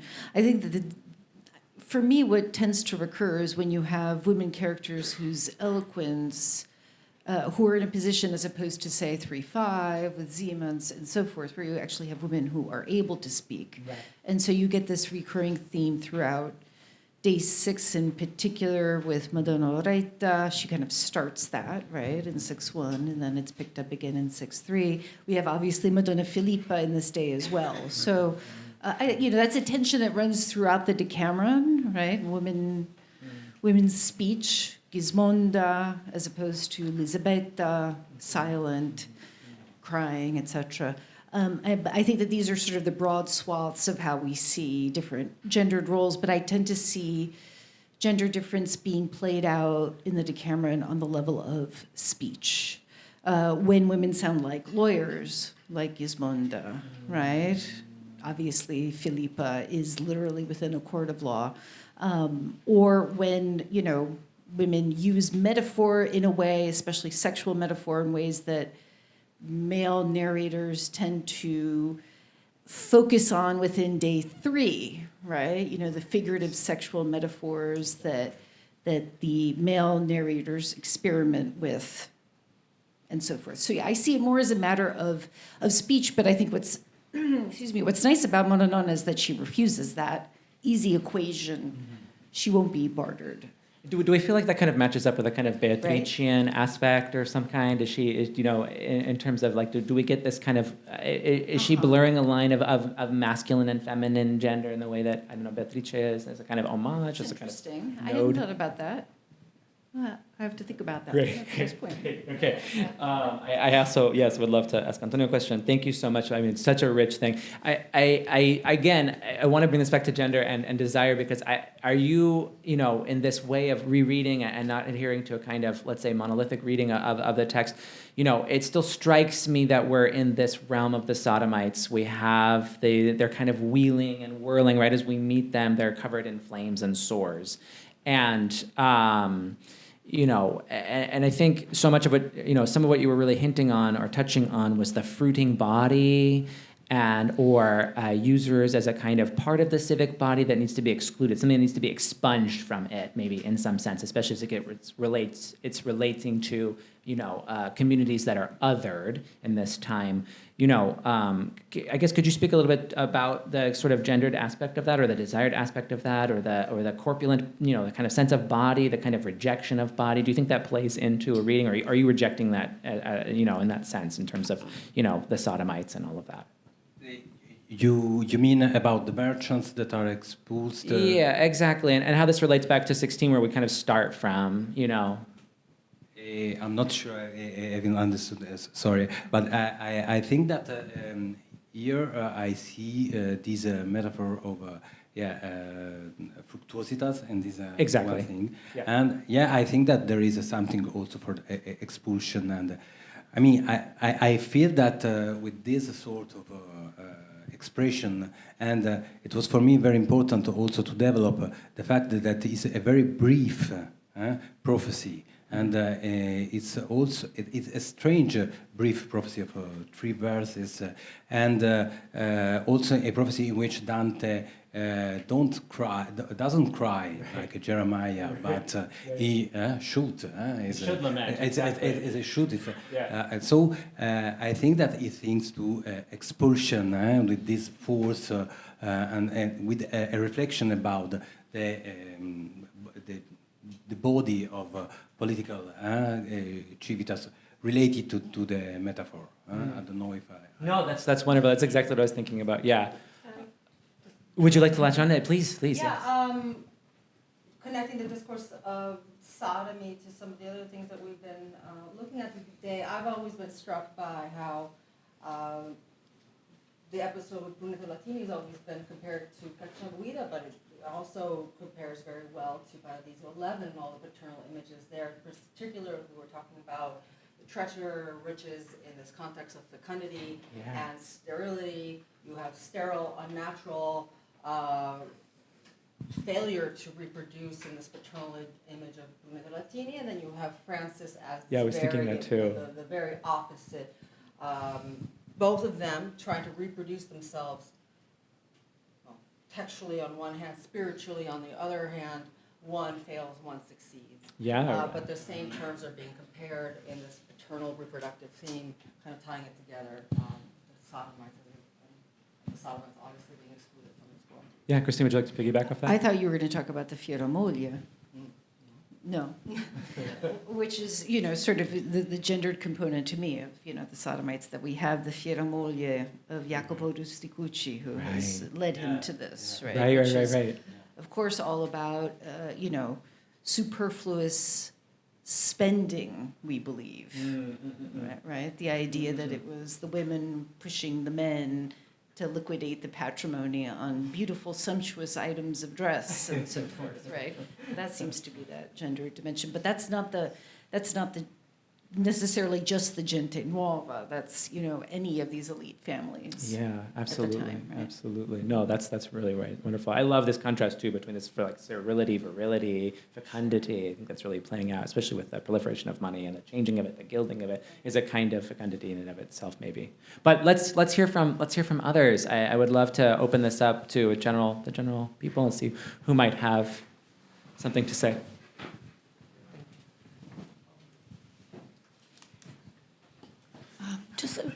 Thank you so much for wonderful papers, loads of connections, as Kristina said, loads of ideas, but it's getting like intense. So sometimes I feel like I'm losing. But I was listening to Kristina talk about the Buona Moneta and Conio,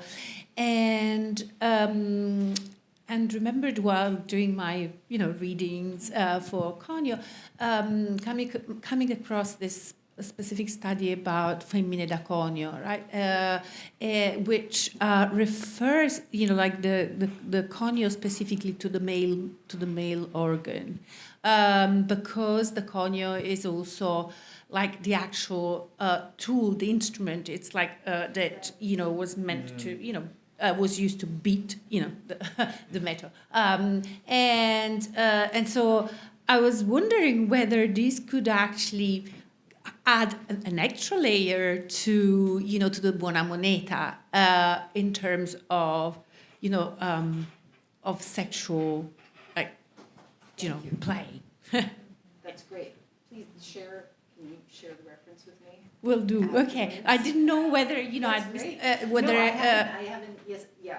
No. I did not dig in that direction necessarily. Oh, okay. I was trying to get my mathematics correct. Yeah. So. I was surprised because I read a lot about this conio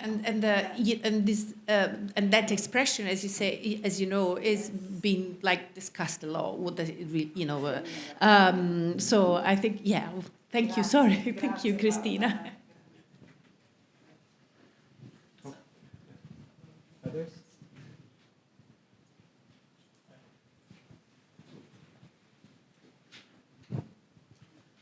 Yeah, well, thank you for me too. This second session is bringing sort of everything together, so it's been great. I was curious to hear from Antonio. I really liked your perspective of an incoherent Dante when it concerns economics and financial matters. And I mean, we've seen this in Dante in other realms, right? But I think in particular about this, first of all, do you think that this may have something to do with his own family history when it concerns money? And, the fact that he finds himself in a difficult situation financially, and he looks back, and so, right, maybe. But also, I don't know if maybe, I don't know what you think about, Dante seems to be innovative in many different ways. I mean, we think about language, we think about politics, we think about, and yet sometimes he sort of likes to look back as well, right? I mean, if we think about, what he thinks of the aristocracy and what he thinks of, I think one of his great heroes is Manfred, right? And Manfred represents this sort of feudal, right, the feudal past.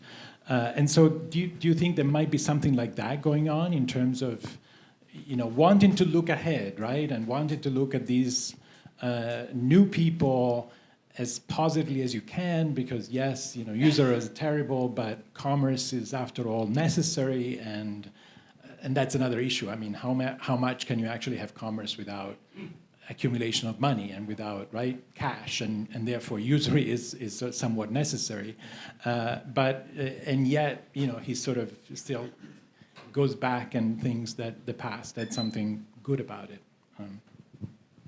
Thank you for the question, Alessandro. First question: family history of Dante. I have a positivistic tendency, but I will not. Without joking, I think that there is something in the framework of his reflection. It's related to his own family history, but also with the fact, and we have worked a lot about Dante's biography, and I think that it's important to not forget that Dante is the first person in his family who doesn't work, okay? Doesn't work. It's something that then, what does it mean? We cannot mirror directly, but there is, when I read the economic passage, stricto sensu, I feel something very bohemian in Dante approach. I don't joke about this, but it was. By the way, it's something that we discuss orally and so on. But I think that is related to this aspect. I don't think to the fact that his father was a lender and a usurer and his brother helped him. I think really the first intellectual of the family.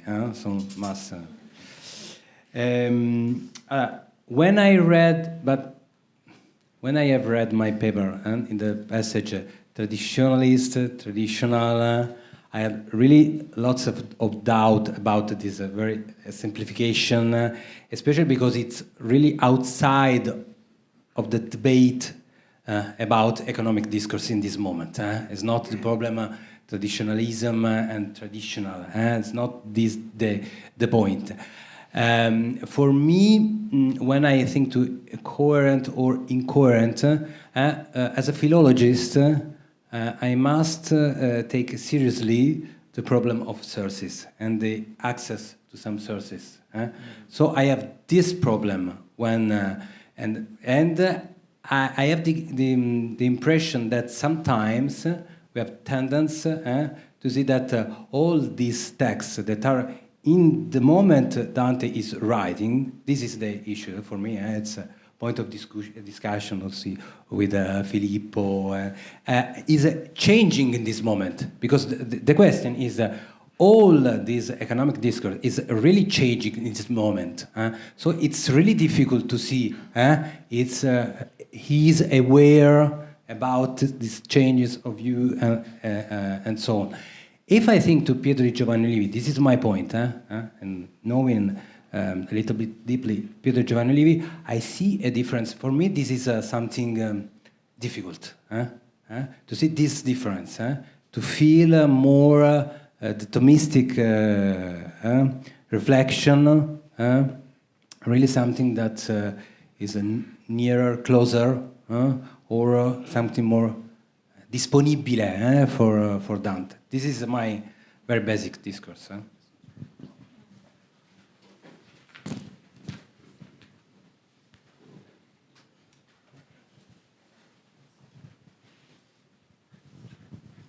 I have a general question for the three presenters. We are turning around a sort of elephant in the parlor, that is the overlapping between theological lexica and economic lexica in Dante and also in the Christian Western tradition. So my question, my general question, a stupid question perhaps, is how can we explain this, the persistence of this interplay between theology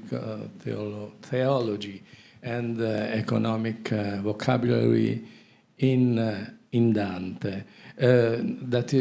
What I mean is how Dante's text is rooted in this kind of tradition. It's a perception that is in the air, that depends on his cultural formation, on his relation with the Franciscan circles, and so on. So I think that it's the good moment for pose this general question, because historiography in the past refused the relation between theological lexica and theological conceptualization and economic discourse. Now it seems very diffused, the formation of this link. So we have to pose this question: how, through which kind of media, or which kind of connections, textual connection. And then I have a specific observation to the presentation by Montefusco. The passage that you quoted from the treatise on contracts by Olivi, as you know, I reflect on this passage since 1980, when I published the first edition of this treatise. I think that differently from what Piron thinks, I think that the key word in this passage about the productivity of capital is firmiter, firmly. Money rightly producing a profit is money that is firmly aimed at an investment. But this totally agree. I wanted only to put the. No, but the problem is that the adverb firmiter is not neutral from a political point of view. So firmiter means that the community recognizes the aiming at an investment of the real merchant, and so as you said, so the link between investment, citizenship, and so on. The problem is not the risk in an abstract sense, is the recognizing of this specific merchant as normally investing in his money in order to improve the common good, blah, blah, blah. Can I answer only a few words about this latter point? Because, I mean, I don't say I totally agree, it's obvious. I mean, it was useful. There is a rhetorical of paper, okay? And I'm not able to say which interpretation is right about this specific point. When I read the two interpretations, for me, it was interesting to see the difference with Dante. This is for me the point. So I used the I mean, I have no time to develop all the reflection about this point. But I mean, I totally agree that even if we take the point about firmiter, I continue to see the enormous difference. So for me, it's I would be curious to know what do you think about this difference that I see between these two discourse about economy, because it's also in this answer, I think, the answer to your very important general question about the interplay about economics and theological discourse and so on. Sorry.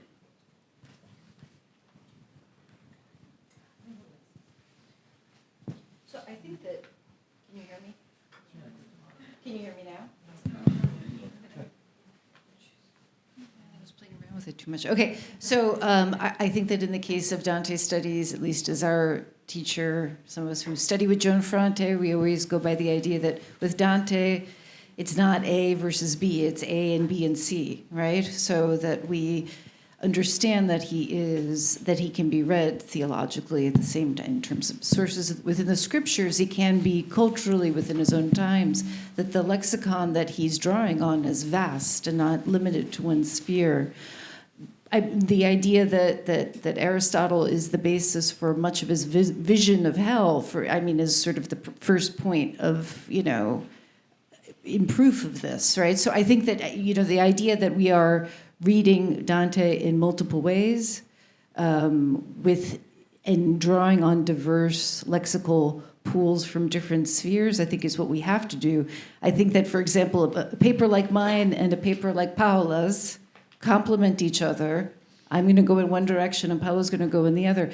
But there are so many points there of contact and conversation.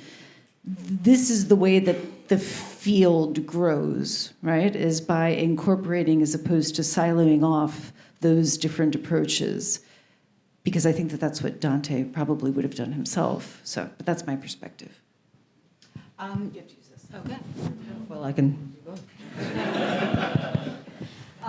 I'll just add that I also thought about this in relation to these early Franciscan sources, to these narratives, and that's the important thing. We have a narrative of Francis's life, which is different from just passing references to him as a father or passing references to him in relation to economics. So here we have the sustained narrative that you can probably trace back to these early Franciscan sources, and there's been an enormous amount of work done trying to locate which of these sources Dante may or may not have used, but I'm very encouraged by your approach.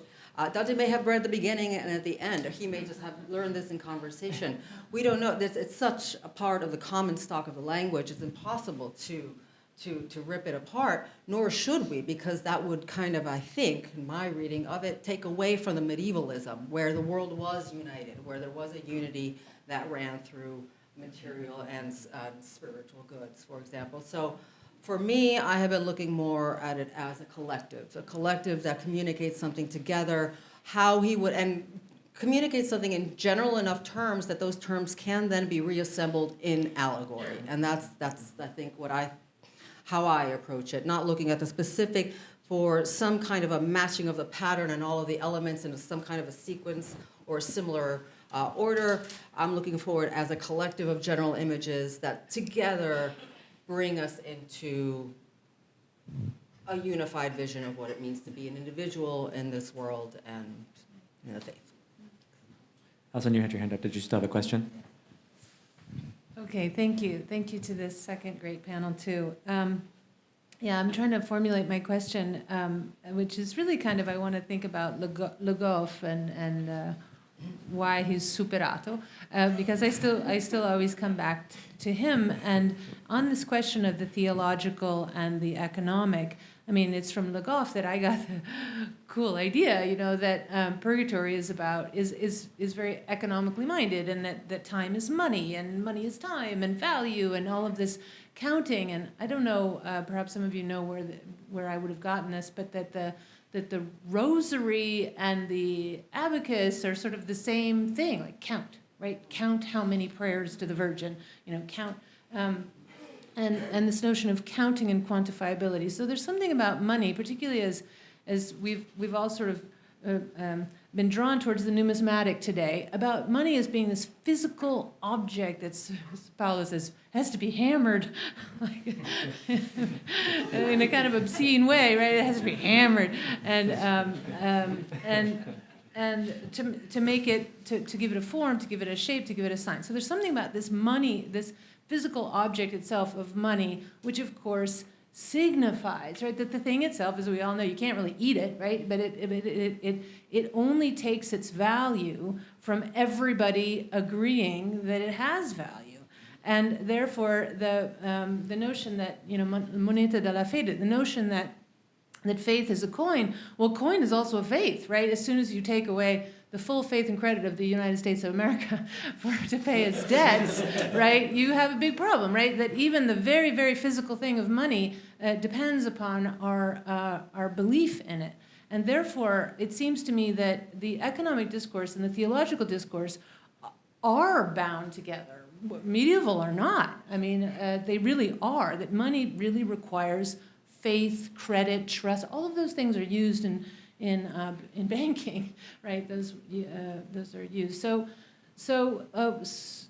if we're talking about two realms, right, the theological or the economic, the thing about and this goes to Filippo's presentation this morning, that how many years do you owe if you did this many sins? It is kind of like, say, this many Hail Marys, right? It's kind of this effort to quantify something which is spiritual. So what comes to mind to me is this notion of incommensurability. At a certain point, you just can't get there by counting, right? The there that we're trying to get to is not really going to be this many steps or this, how do you climb your way to heaven? That there's some gap there, and that's where the economy of grace comes in, I think. But anyway, if I guess the question would be, okay, is Le Goff still here or not? Maybe that's the question.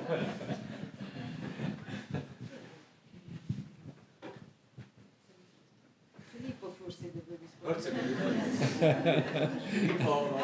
Todeschini. Filippo e professor Todeschini. They cannot speak. Yeah, I mean, thank you. No, I mean, the way I see it, right? So even if we are, I was telling this after the Q&A, right? It's also a way of recognizing Le Goff's importance when we say, right, we need to nuance, we need to push back on something, right? So the way I see it is that these works have been incredibly important, even Sanguinetti's Dante, even Le Goff, right? Those have been incredibly important to have an economic perspective combined with a theological, with an accounting in the afterlife, etc. Then by looking at that in multiple perspectives, right, for instance, the idea that purgatory is the dawn of banking, and so that there's a kind of proto-modernity there, right? Or the idea that the church and the merchant, the time of the church and the time of the merchants were kind of necessarily antagonists, right? Of course, we might disagree or agree with that, right? But what I would say is that there are also other possibilities to see that as combined. And saying that even when we disagree, right, I see it as an acknowledgement of that, actually. So I think that Le Goff is still with us if we're still talking about his work, and I think it's been groundbreaking, right? And that's why we're talking about these guys, right? But at the same time, I feel like we can add a little bit to the conversation and try to contextualize when these works came out, right, in which specific context, the notion of commercial revolution, when it came out, and what are the implications, the idea that Dante was against bankers and banking in a proto-capitalist Florence, right? All this wording, all this lexicon, this economic lexicon has implications for periodizing, for the idea of the Middle Ages that we want to convey, for the idea of modernity that we are trying to create with these narratives, right? So this is not a great answer, maybe, but I would say it's nuanced, right? It's complicated. And even saying that some models need to be rediscussed, it's an acknowledgement of their importance, I would say. Yeah. Wonderful. I think we have time for one more question. Is there something else? Because otherwise I feel I monopolized it.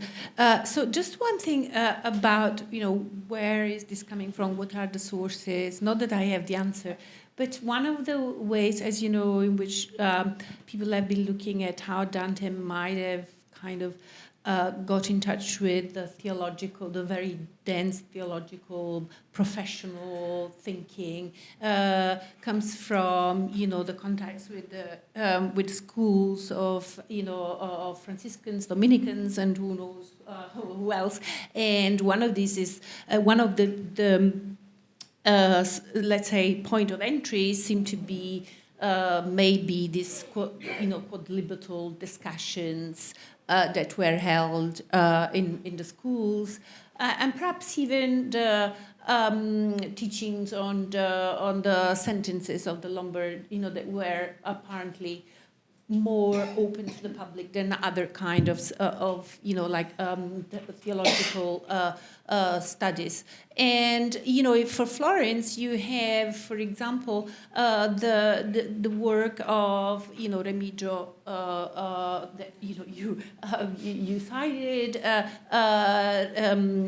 Remigio, but also Peter of Trabibus in Santa Croce, and what you have from their quadlibetal, discussions is,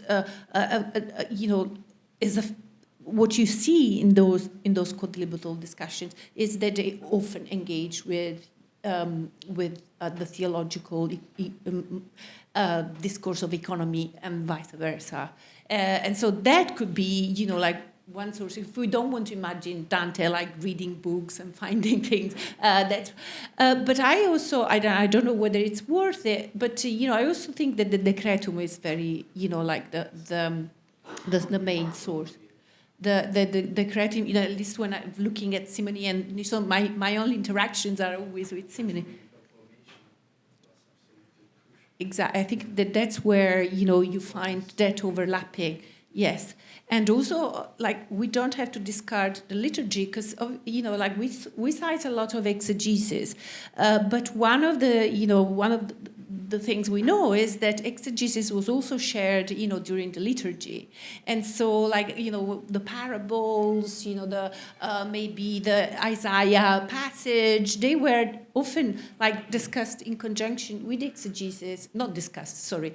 Read out in conjunction with the exegesis during the liturgy. So I think that's probably the other avenue if we don't want to go for the for the schools. That was one thing. And do I have time for a question on St. Francis? Sure. Yes. Quick one. Yes. Just because so kindly I was mentioned in the paper. How do you square? And I agree with you that there is all this representation of Francis, as the pater familias, and how do you square that though with the most striking sexual image in the canto, which is the Porta del Piacere, the door of pleasure, which obviously is Francis' own, right? So Francis is represented as having a door that he opens to poverty, and Dante says, not many people open that door of pleasure to poverty. I've always read it the other way, and seen commentaries read it the other way. Okay. That it's povertà, porta del piacere, right? That he is physically entering. That this is a reference to. This is Auerbach's reading, of course. That this is the reference to physical consummation, which seems to be warranted within the greater narrative of his life. He is having babies.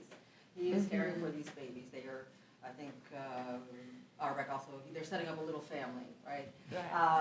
And it's quaint, but the thing that sets that in motion, well, first there is the official marriage. It is a licit marriage, so you have licit children, you have legitimate heirs who can inherit, but the act that generates it all is this act of sexual consummation, which is mirrored, of course, earlier. It's anticipated by that act of sexual consummation on the cross, where we have Christ already wedding poverty on the cross, and that kind of very visceral image of childbirth.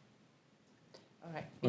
Thank you. Well, maybe this is an invocation to continue this conversation out, and we'll have a brief coffee, and then we'll reconvene here at 4:30. Okay. Thanks very much, everyone. To introduce our next speaker, our keynote speaker, Alan Stahl, we have a guest who who is Paolo Squattriti, who is a medieval historian from the University of Michigan, and I'm going to pass the microphone directly to him.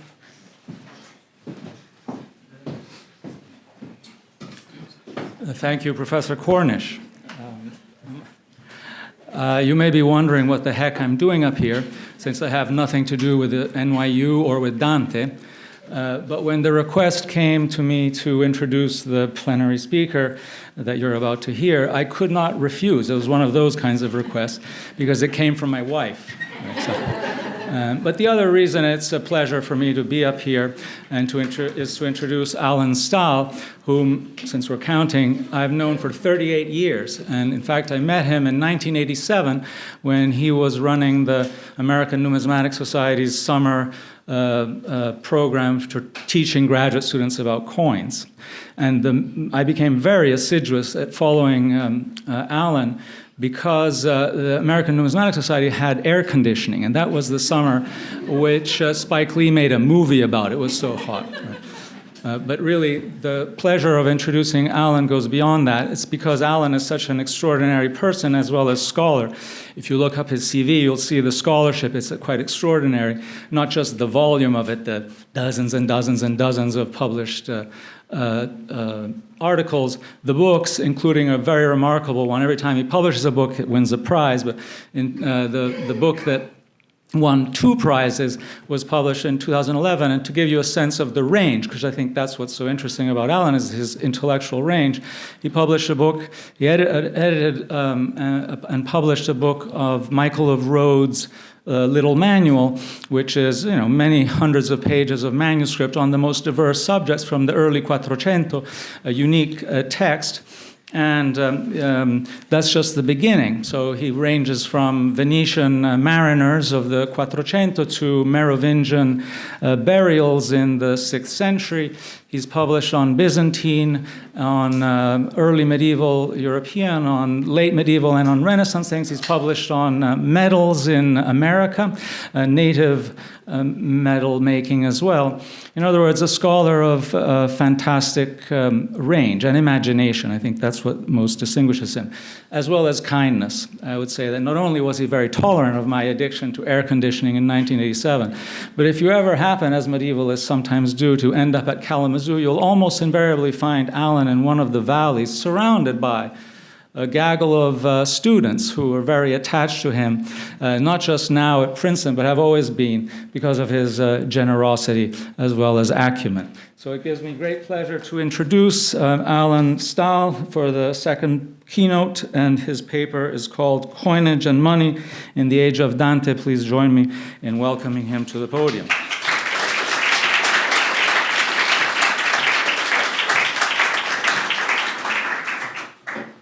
Okay, thank you, Paolo, and thank you, Alison and Alessandro, for inviting me here. It's a great relief to get out of the minutiae of numismatics from time to time and reacquaint myself with something else in the intellectual world, and especially Dante, whom I haven't really spent any time with since graduate school.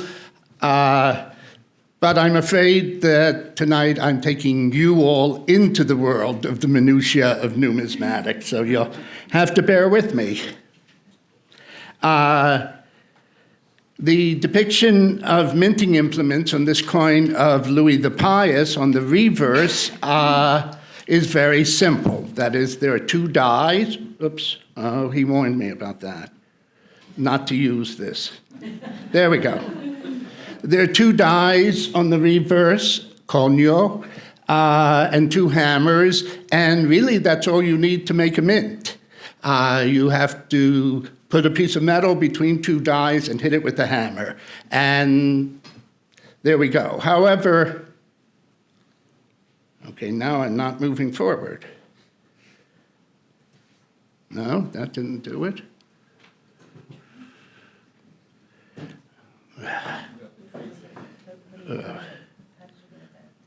I don't remember. There we go. Well, that's what okay. No. I can probably do it. No, that's not going to work. I can do it this way. Okay, we'll do it this way until he saves me. However, most medieval mints were a little bit more complicated than that one depicted on the Carolingian coin. And this is an illustration from a mirror for princes, a type of late medieval genre. And in this case, it's for the Habsburg Prince Maximilian, who's got his typical long hair there in the background. And he is entering the mint and speaking with the mint master. Now, this being Northern Europe in the late Middle Ages, the mint master seems to be depicted as being Jewish, and that's appropriate. It wouldn't be appropriate in 13th century Florence, but in the later Middle Ages, a lot of the economics of the court and minting were handled by Jews. And here they're discussing an account book, because the account book is really the key to the mint. The mint master has to show that all the silver and gold that came into the mint went out as coins with a certain allowance for the expenses of manufacture, which we call the brassage, and the profit to the prince, which we call seigniorage. In the background, upper left background, we see an open furnace. You need oxygen to do metallurgy.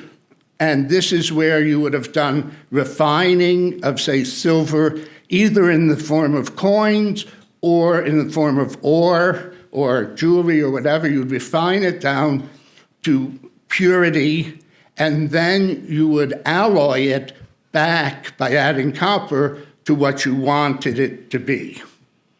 In the center, you have a man hammering down an ingot of silver to make a very thin sheet, because in the medieval coins, and I wish I could have brought you some, are very thin, unlike ancient coins. And then over on the left, there's a person using shears to make the coins round, just cutting into the sheet of silver. And then over on the lower right, we have what is really the process of minting. We see a minter holding an upper die, holding a hammer. Now, the hammer would have been a lot bigger, but we can't block Maximilian in the picture. Lifts the upper die. There's a lower die embedded in a tree trunk, we call it the anvil die. And then this little boy, and usually it was a little boy, would take a blank of silver called a flan, put it on top of the lower die. The mint master would take the upper die down and bang it and transfer an image engraved on the faces of the two dies onto the blank, thus making a coin. In medieval Florence, there was no state mint master. That was taken. The place was taken by the combination of the Arte del Cambio and the Calimala, which together would hire a mint master, usually a new one every year. It's important to keep the turnover going, and inspect the account books and inspect the coins as they came out. Here we have images of some medieval dies. We see two of them have a spike at the end, because they would be fixed into that log. And the others, you see especially on the right, are just a thin cylinder of iron, but the one on the right has been hit so many times that it's mushroomed out. And if you care, you could get about 30,000 coins per die. Now, that's all pretty straightforward. What is not straightforward is the other end of this, that is its circulation, its use. For gold coinage, things are pretty easy. That is, there's something called a touchstone, which is actually a stone from Lydia that you would rub the edge of a coin against, a gold coin, and then the needles you see here are alloys from pure gold, which is the needle marked 24 to 1 karat gold, 1/24, which is the needle marked 1, and then you can figure out the alloy fairly easily. That's because gold changes its color systematically as it gets alloyed with silver. So you're going from pure gold to pure silver, and using these needles, you can tell it usually within 2%. That's gold. Silver is different. Silver does not change color as you alloy it with copper. In order to tell the content, the silver fineness of a coin or a piece of silver, you have to melt it down in a special process called cupellation, which actually is fairly risky. You run the risk, if you're not controlling the oxygen and the heat, of the silver going up in smoke. And that did happen at medieval mints with some frequency. And so what you would do would be you'd take like 24 coins and you put them in the cupola with lead, and you melt them together, and the lead would draw the copper out and leave you with a bead of pure silver. And then when it cooled, you could weigh that silver, and doing the ratio of the weight of the original coins to the silver, you'd know how much silver was in them. But of course, you've lost the coins. So this is not something that a small merchant would do. This was usually done by a neighboring state doing an assay. So for example, when Florence issues a new coinage, Siena will have a public assay of the new coinage and make a decree describing the details of the coinage and saying what they found the fineness to be.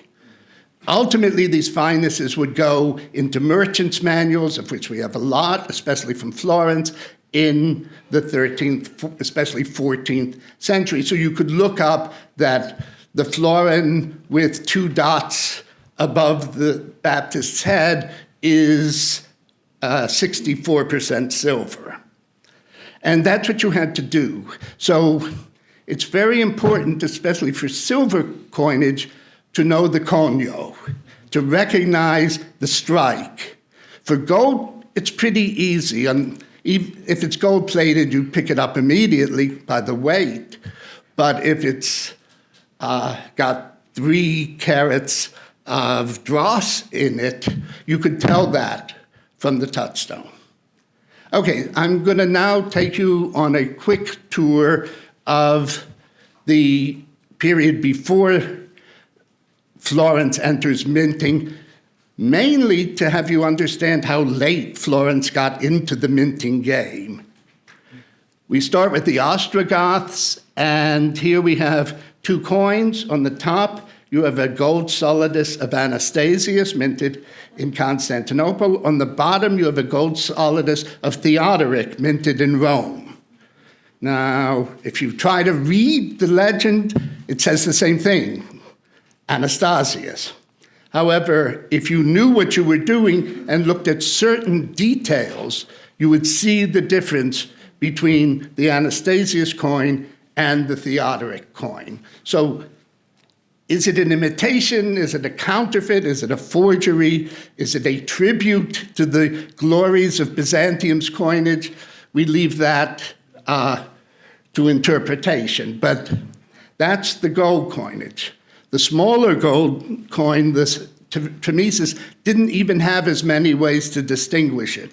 In fact, if you ask a numismatist, how can you tell a Trimesis from the Ostrogoths against a Trimesis from the Byzantines, they'll say, oh, the Ostrogoths had much better striking and die engraving than the Byzantines in this period. So the better coins would be Ostrogothic. Then we come to silver. Now, the Byzantines didn't use silver for most of the 1,000 years of Byzantine coinage, but the Ostrogoths did. And you see that the obverse of these 2 coins does depict a Roman emperor, but the reverse here has the monogram of Theodoric. So it's slightly more acknowledgement. When you get into the bronze coins, there's a lot more. That is, they have the name of the Ostrogothic king on the obverse, usually, and in the case of the one on top, they actually show a long-haired king, as you would read about in Gregory of Tours, wearing a crown rather than a diadem. So there's sort of already a distinction of levels where gold is sort of thought to be imperial, silver is in between, and bronze coinage can be local or royal. Moving on, we have the Lombards, whose coins keep up the idea of imitating the Byzantine coins, the gold, but as you can tell pretty easily, they don't have the skill of die engraving, or they don't want to. They want their coins to be distinctive. Getting later into the Lombard period, we have these coins that are very distinctive in style, but they're also distinctive in having the die much smaller than the blank, creating this broad ring, which to my mind is an invitation for everyone to clip gold off the edge, but that's what they did. And this would keep on until the end of the Lombard period, as you're sort of losing the images and getting just geometric drawings, but you're getting now the name of the Lombard king. And then as the Carolingians take over, they just fit into this system. This one has the name of Charlemagne and the mint name of Luca. To the south, in the part of the Lombard kingdom that wasn't really Carolingian, Grimoald, Duke of Benevento, made a pact with Charlemagne that he would put Charlemagne's name on his coins. And this is the result. You see the obverse says Grimoald and presumably represents Grimoald, but the reverse says Dominus Carolus Rex Victor. Okay, now this is all prehistory. Let's move on to the period of early Middle Ages, the age of the denaro. In the whole period from 800 to 1200, the only coins minted in Italy, except for maybe the South, but we don't really consider that. The only coins minted in Italy north of Rome were silver coins called a denaro. There were no gold coins, there were no bronze coins. Occasionally you might have a half denaro, but even that's pretty rare. However, Charlemagne, in the Capitulary of 793, introduced a counting system, not big coins, but you would use the term solidus for a dozen denarii. And of course, solidus was that gold coin we started with. It's no longer a gold coin, it's 12 silver coins. And then you'd use the term libra or lira for a score of dozens of denarii or 240 denarii. But these are just counting terms, they're not real coins. The Carolingian coinage sort of derived from the Merovingian, which was pretty basic and rough. And under Charlemagne, however, it becomes organized and legible, at least legible to me. You can read Carolus Rex FR on the obverse and PAPIA for Pavia on the reverse. As we move along a little bit, we see certain cities having mints. And in Italy, these were basically Lombard capitals, which is why I spent a little time on the Lombard coins. Florence was not a Lombard capital. Pisa was not a Lombard capital. Lucca was the Lombard capital, Pavia, etc. So here we have, going into the later Carolingians, a denaro of Pavia, of Berengar I. Here we have one of Lothar II. Here we're getting into the year 1000. You are probably noticing it becomes harder to read the coin, harder to, let me see if I can use my cursor, harder to read PAPIA, in the reverse. These are tiny coins, by the way. And finally, when you get into the Hohenstaufen era, the Salian era, the coins look a little better. You can almost read Mediolano on the reverse and almost read Henricus. They don't distinguish Henry III, Henry IV, or Henry V. So that gives us a little bit of a problem. And you see, we're back to this sort of curved thing where the die is much smaller than the flan. Verona, coinage gets pretty basic. Lucca, again, by the time you get into the mid-11th century, you can sort of read Lucca.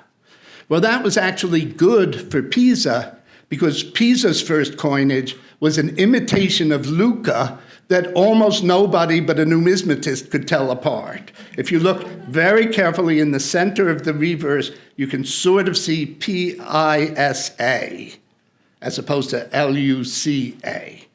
But Pisa, as I said, was not a Lombard capital. It didn't really have the right to mint.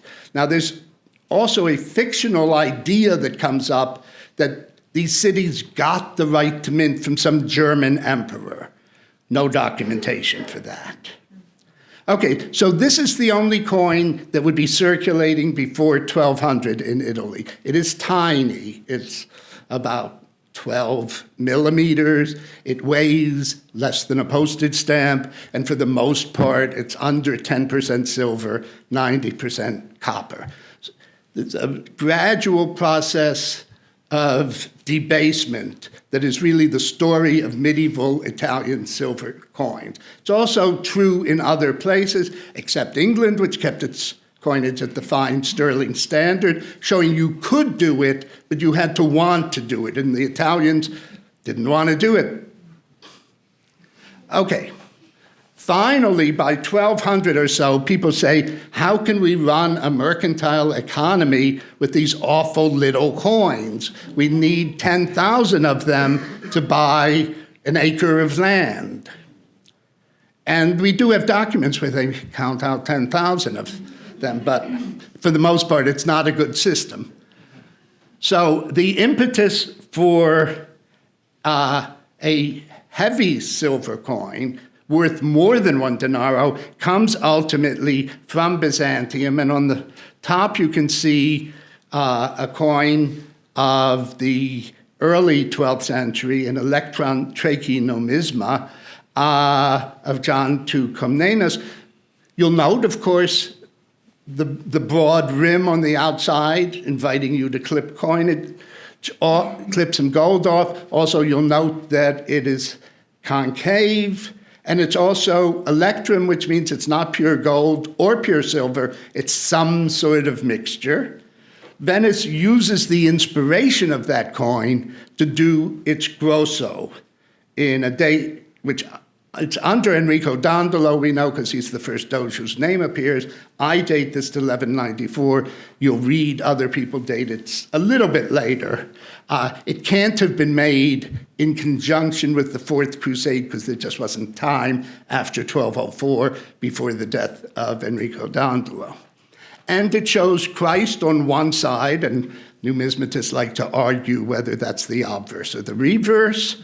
It was the obverse on the Byzantine coin, so we're going to say it's the obverse on the Venetian coin. And the reverse has the Doge here with his name, Enricus Dandolus, and St. Mark here with his name and the word dukes down the side. Now, this was issued to be worth 24 denarii. And it's a coin about the size of the original Carolingian coin, about the size of an American quarter. So you can imagine how debased the denarius had to become if this pretty modest silver coin of pure silver, or as close as Venetians get to pure silver, is worth 24 of the little ones. This coin became very popular, and it was widely copied. One of the places that copied it was Serbia, where in the mines of Bosnia, Srebrenica, which is still active today as a silver mine, which is where a lot of Venetian silver came from in this period. Serbia is also known as Russia, and so it's this coin which is referred to by Dante. Lucca.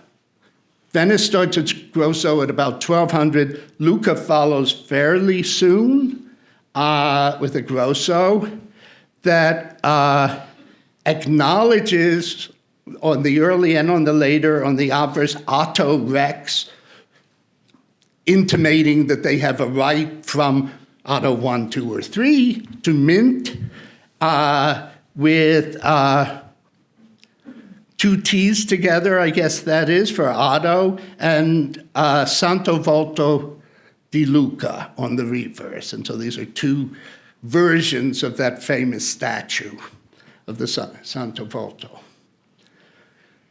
As we said, Pisa follows Lucca with the denaro. Pisa also follows Lucca with the silver grosso, and in the early one, it just uses Pisa. In the later one, it uses the Virgin and Child. The earlier use of the Virgin and Child by Pisa may suggest why Florence didn't use it, even though technically the Virgin is Florence's patron saint, although some of you can correct me in that. They didn't want to be imitating Pisa. Genoa recognizes some sort of King Conrad on its coins, and it shows on the obverse a gate. And in Latin of this period, a gate is a Janua, so this is a pun on the name Genoa. In Rome, they introduce a grosso, which says Senatus PQR on the obverse, and a lion. I'm not sure where the lion comes from. And then on the reverse, it says Roma Caput Mundi, and some sort of queen on the reverse. Again, the mythological meaning of this is obscure to us, but presumably they knew what it referred to. And this is put out by the Senate of Rome, not by the papacy. And the Senate of Rome is a sort of evanescent body in the 13th century. And for a while, there was only one senator, who was Charles of Anjou. And so this is the coin of Charles Anjou as senator of Rome. He also minted coins in Naples and further south. Just as a sort of sidelight, if you interpret the phrase in Dante as a reference to the fact that the rebels in the Sicilian Vespers were funded by the Byzantines, this is the coin they would have been paid in, which was the current Byzantine coin, which was, in the eyes of the West, very poorly produced, perhaps. Okay, now we finally get to Florence. And the main thing that Dante says about the coins of Florence is, how many times have you changed them? And we're going to see that. Now here I'm going to need my notes because I worked out the, yeah, there we go.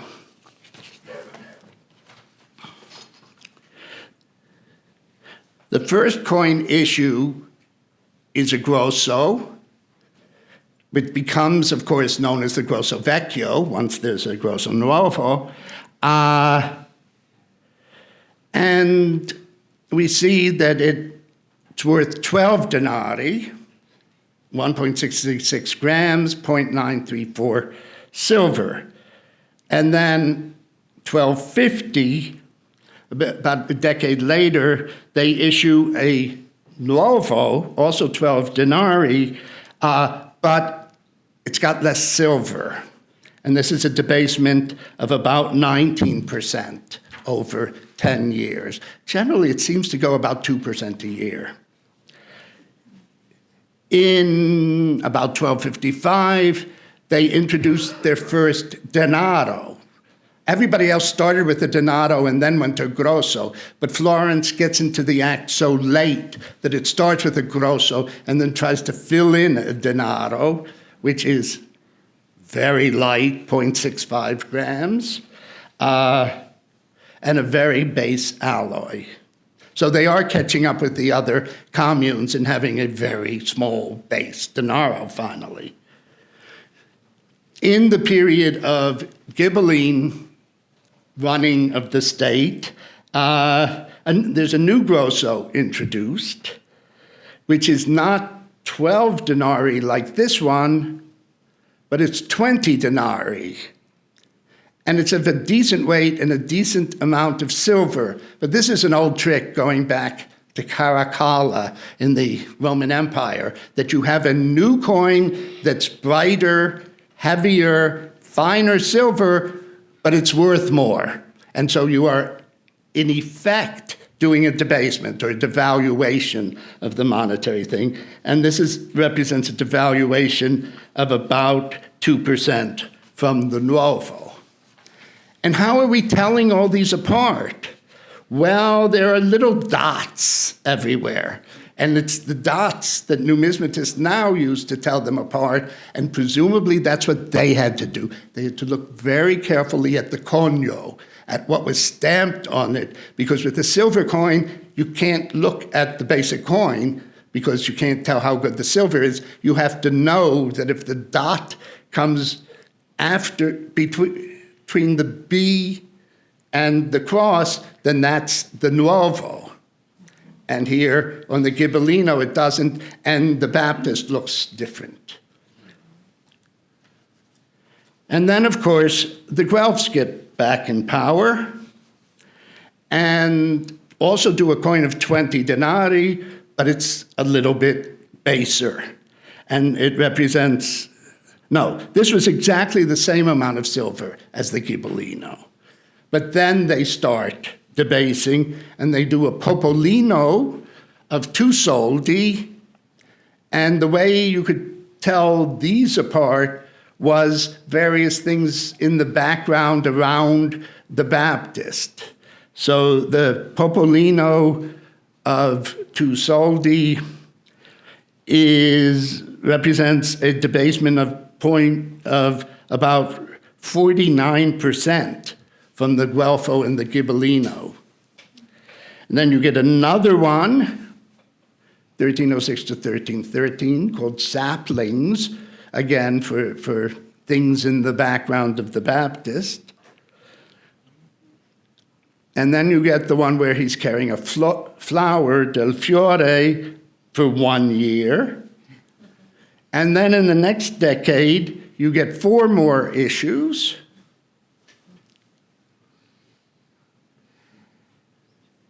So you can imagine why someone like Dante, who knows the current feeling about things, is not very happy with what's going on with the silver coin. If you want to use a little bit of approximation, these are some figures taken from de la Roncière's Prices and Wages in medieval Florence. Most of his data are from after the plague, when wages shot up, but you can isolate a little bit. And so you see that generally a soldino and a half, 12 to 16 pennies a week would be a worker's wages. The wages apparently were calculated by the day, but paid at the end of the week. Okay, now we get back to gold, as Lopez said. And gold comes into Italy from the south. And it starts with this rather bizarre coin, a tari, which is a 1/4 dinar on the Fatimid standard. And on the obverse, it says, I am told in pretty good Arabic, it gives the Hijra date of 578, and it says, William is anointed in the eyes of Allah. On the reverse, it says in Greek, Jesus Christ conquers, Jesus Christus Nika. Actually, that's taken from a Byzantine coin, but from a Byzantine copper coin. I don't, again, know how they got there. But of course, you know that Sicily in this era is the melting pot intellectually and artistically for the Byzantine, the Jewish, the Latin, and the Arabic world. So this coin makes some sense in its context. The heir to the Sicilian throne was Frederick II. Frederick II doesn't like messy things or strange things. So he produces a gold coin, which is, we can easily say, modeled after a Roman coin, although people have spent a lot of time trying to figure out which Roman coin this would have been modeled at. And it seems to be an amalgam, which again is interesting that they had more than one Roman coin in the mint to choose from. And this is quite successful. As you know, Frederick dies in 1250 with no uncontested heir. And that just seems to open the world of gold coinage up. Until then, this had been sort of recognized as an imperial right to make gold coins. But then in 1252, 2 years after Frederick's death, Genoa comes up with a gold coin, which we call the Genovino, modeled after its silver coin. Florence comes up with a gold coin called the Florin, modeled after its silver coin. And if you look at the weight and fineness, 3.53 grams, 24 carats pure, 3.53 grams, 24 carats pure.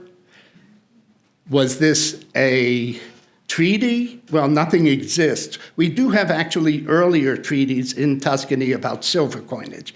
So you can hypothesize that there was some sort of agreement, or you can say one came first and the other followed. And of course, then you're getting into the question of who's saying that. If it's Lopez, it's going to be Genoa that came first, because that's where he was from. But other people might tend to see Florence. Lucca comes into the game 4 years later, same weight, same fineness. Finally, in 1285, Venice comes into the game.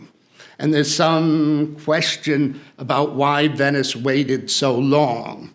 And probably the thing was they were able to keep their silver grosso unchanged for the better part of a century. And when you've got something like that, you don't want to risk a change. When everybody else is debasing their silver and you've got the only good silver coin, you don't want to introduce a gold coin. But they eventually did in 1285. And the legislation says specifically, let it be modeled on the florin of Florence in both weight and fineness. So there's no question what's going on here. Now, a little bit about the circulation of coins. Gold coins, they're soft, gold is soft, so it will lose some weight in circulation. Clipping even the tiniest bit off will produce a big value. So the practice was introduced of the fiorino di suggello. That is, take a special bag, have the cambio officials weigh the coins, put it in the bag, seal it with a wax seal bearing their name, and then you can trade 20 florins without having to weigh each. Somehow Fiorino di Suggello came to refer to an accounting term for florins that were 2% under. That is, there seems to have been a little bit of give and take in this. And so sometimes you'll read in documents, Fiorino di Suggello counted as less than a Fiorino d'oro. Okay, so now you've got your gold coin, and you can easily tell if somebody like Mastro Adamo is putting in 3 carats of dross, 3 carats of copper or something, because the color, you just match it up with your touchstone needles. Okay, accounting in Florence. This gets complicated because you've got a gold coinage system and you've got a silver coinage system, and you've even got a denaro coinage system. So we've got yellow money, white money, and black money, as they were called. And these are changing in value. And so ultimately you build up 3 different accounting systems. And they knew which accounting system they were using, but it often takes a little bit of work for us. 300 florins is easy. It's 300 florins, and they would write it. But when you start getting into the lira, you can have the lira that's based on the denaro, the lira that's based on the grosso, and the lira a fiorino, which is based on the florin and stays constant when the silver coinage is debased. Just as we finish up, a little excursion to the north. The florin was kept of a constant weight through the Middle Ages, as was the ducat.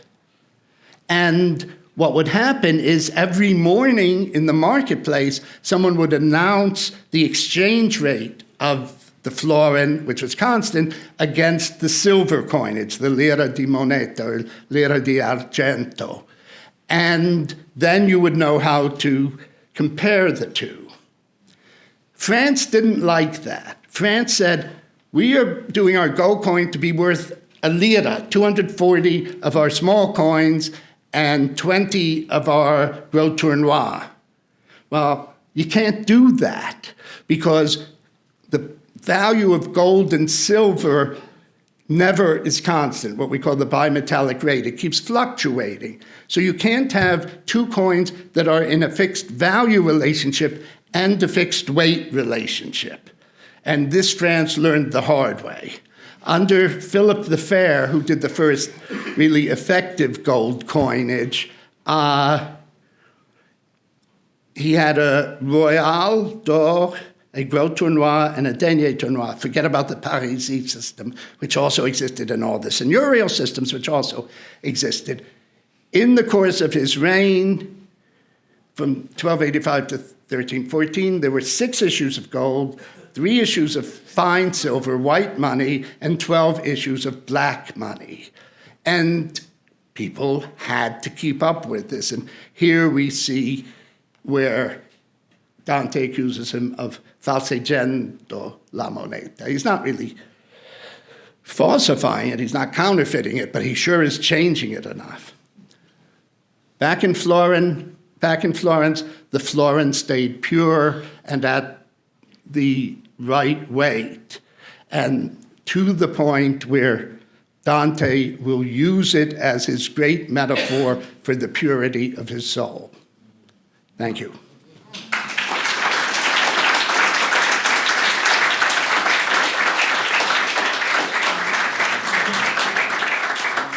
Professor Stahl will answer any questions that you may have.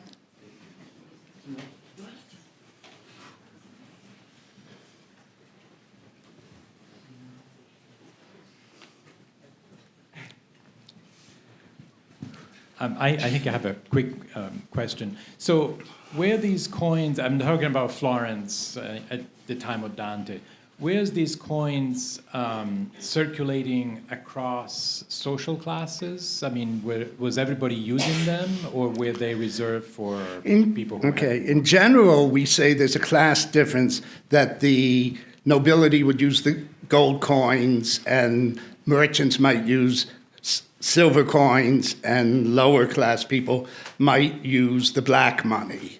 But I'm not sure that we really can document that. And the florin in this period spreads internationally. We find them in the Eastern Mediterranean, we find them in Germany, etc. But yeah, the wages of the workers were calculated in black money, but that doesn't mean they weren't paid at the end of the week or the month in white money or even in florins. It's very frustrating. Account books almost never tell you what coin is used. They give you the amount, and then they say it was settled with the payment of this amount. And you're lucky if you can figure out the accounting system, whether they're using the lira a fiorino or the lira di piccioli or whatever. But you never know what actual coins things are being paid in.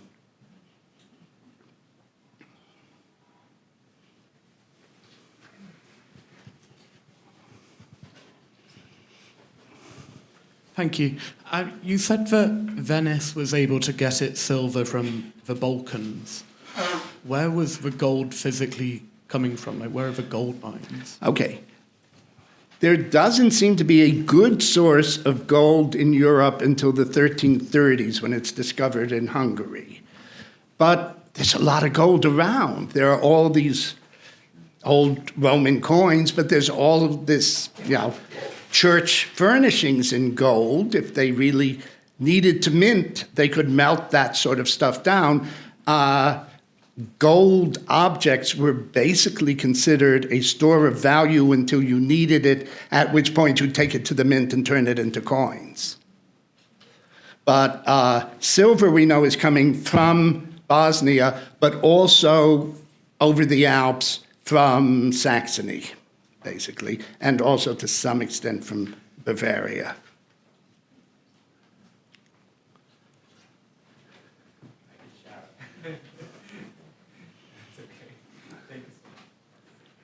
First off, thank you.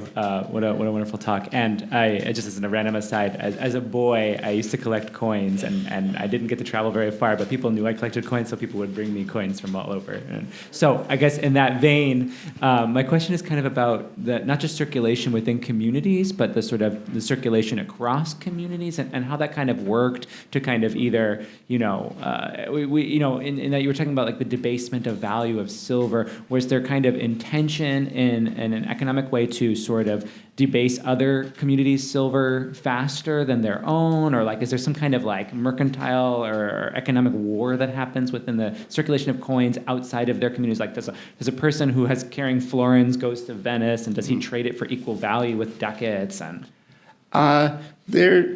for the most part, there's no such thing in medieval Italy as legal tender. That is, you could bring coins from Genoa to Venice, and there'd be a money changer who changes them for you if you need them in Venetian coins, or you could just keep going with them sailing out of Venice for the most part. So coinage was mainly minted in the Middle Ages and in many periods to make a profit for the minter. That was the main reason for making coins. And the profit from making a gold coin is so much easier because the amount of labor to produce 250 denarii of value in one gold coin is so much less than producing 240 little alloy coins. So the mints would always want to do the thing that they made the most profit from. I was wondering if you've ever run across sources that comment. Oh, thank you. That comment on Marco Polo's comments on the use of paper money beyond Italy, like any system not based on coinage and metals. No. I mean, his comments are accurate.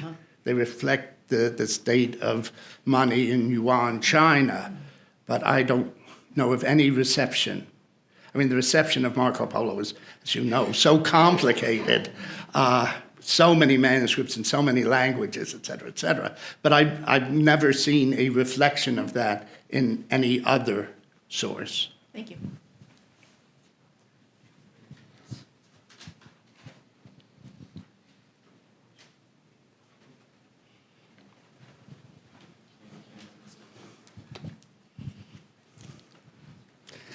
Thank you. So I have maybe a bit of a historical question.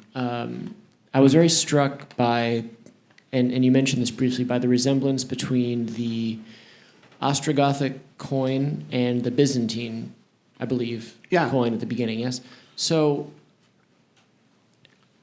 does that suggest, I mean, and you were also saying that it's you know, perhaps not, we can't say with certainty what this suggests, but it almost seems to me, just looking at that, like it suggests some kind of trade network that's going on between these two. Is there, you know, within the similarity of the coins, is that suggesting perhaps some desire on the part of the Ostrogothic, you know, kingdom to maintain some kind of network with the Byzantines at that point?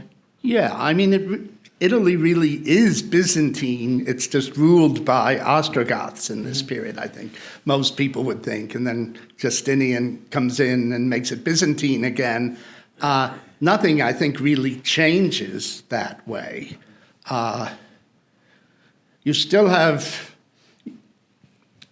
Wickham projects two north-south trading routes, that is Constantinople with Egypt and Rome with North Africa. That will break down, but not really until the 8th century, when the Muslims pretty much take over and change the pattern of minting and circulation. But in the Ostrogothic period, I think you wouldn't see on the ground, looking at anything, looking at pottery, looking at building styles or anything, any difference of what's happening in Italy that would let you know it's under a new governing power.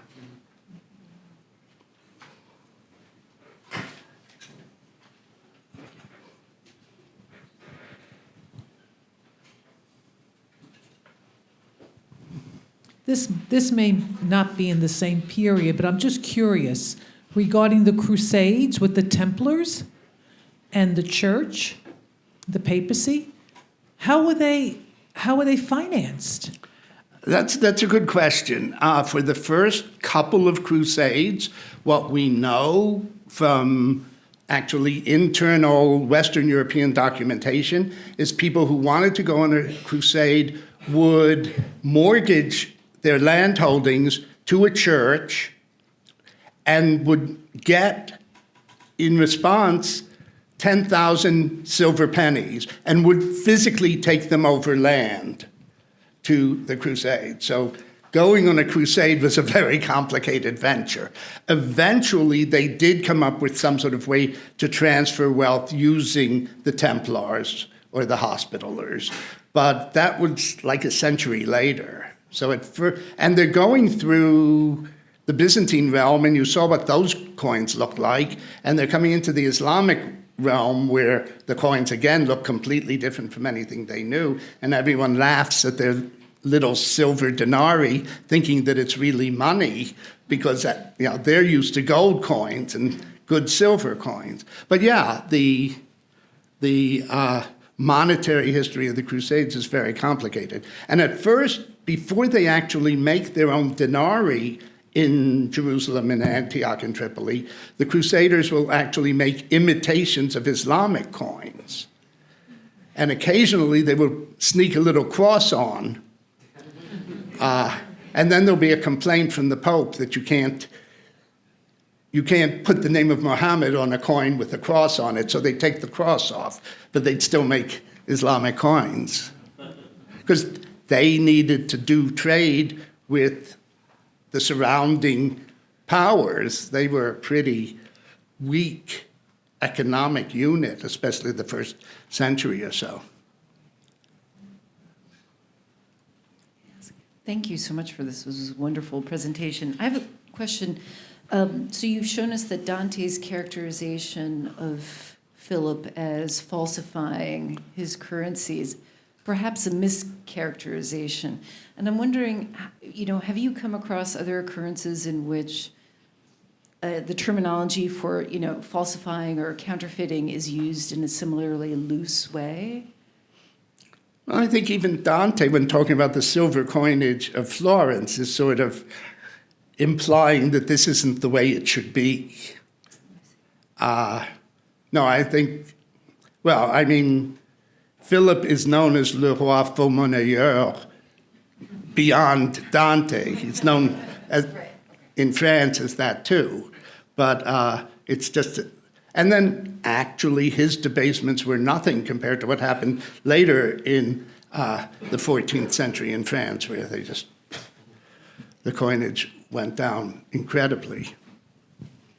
Thank you, Alan. So our understanding about Dante's biography is that his father was a money changer.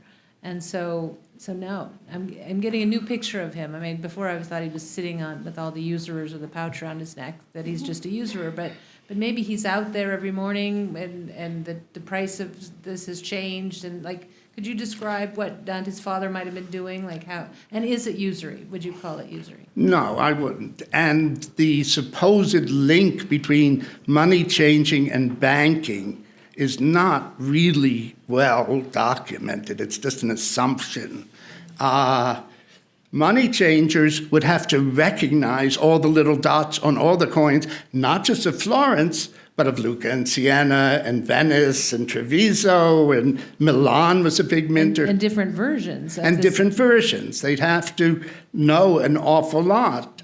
And because if they didn't, they could lose money in an exchange.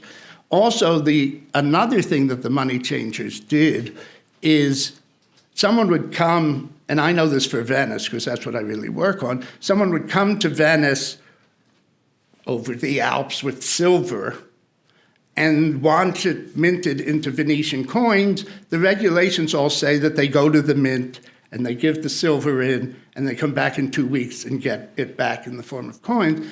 But it looks like generally what they did was they went to a money changer and said, here, give me, this is my money. I want it changed into silver. And if the money changer had the capital, he could pay it immediately for a fee. The guy wouldn't have to wait the 2 weeks. Now that, in a sense, is usury. But again, it's an act of convenience, just like you're willing, when you exchange dollars into euros, to pay an exchange fee. So,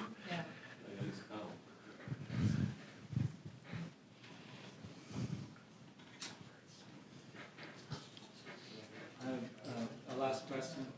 Is it possible? So you were saying that the reason to make a mint is to make a profit.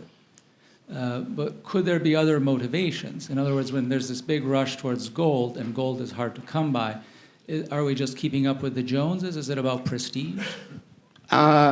Not entirely. Again, I work on Venice. There's a period where Venice does the minting of gold into ducats for free, without any charge, which means that they're giving a subvention to the minting, because they've still got to pay all the workmen and melt the gold down, et cetera, et cetera. But the Senate decrees this because it says we want our merchants to have Venetian coins when they go east. And people recognize the different coinages, so that by the 14th century and into the 15th, only Venetian ducats were recognized in Syria or in Alexandria. You couldn't pay with the florin, you had to have a ducat. So this is a big advantage because Venice controls the shipping out of Venice. So yeah, there are other strategies behind the minting other than just making money off of the mint. So unless there are other urgent questions, we should thank Professor Sara.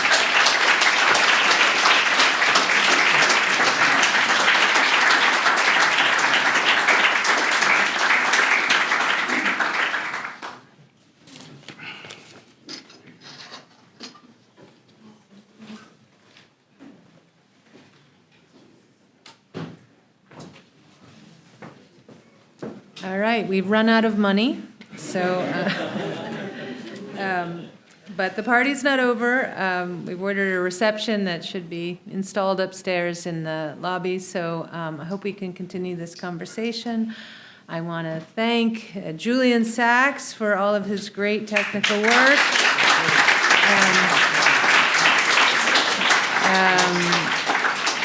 The Italian department staff, Julie Canciani, Stella Magni, and Usame Gunas, and all of these wonderful work studies from the Casa Italiana, and all of our speakers today, and all of you for coming, and especially my vice president and partner in crime, Alessandro Vettori. So thank you for coming, and join the Dante Society of America, and enjoy. Thank you.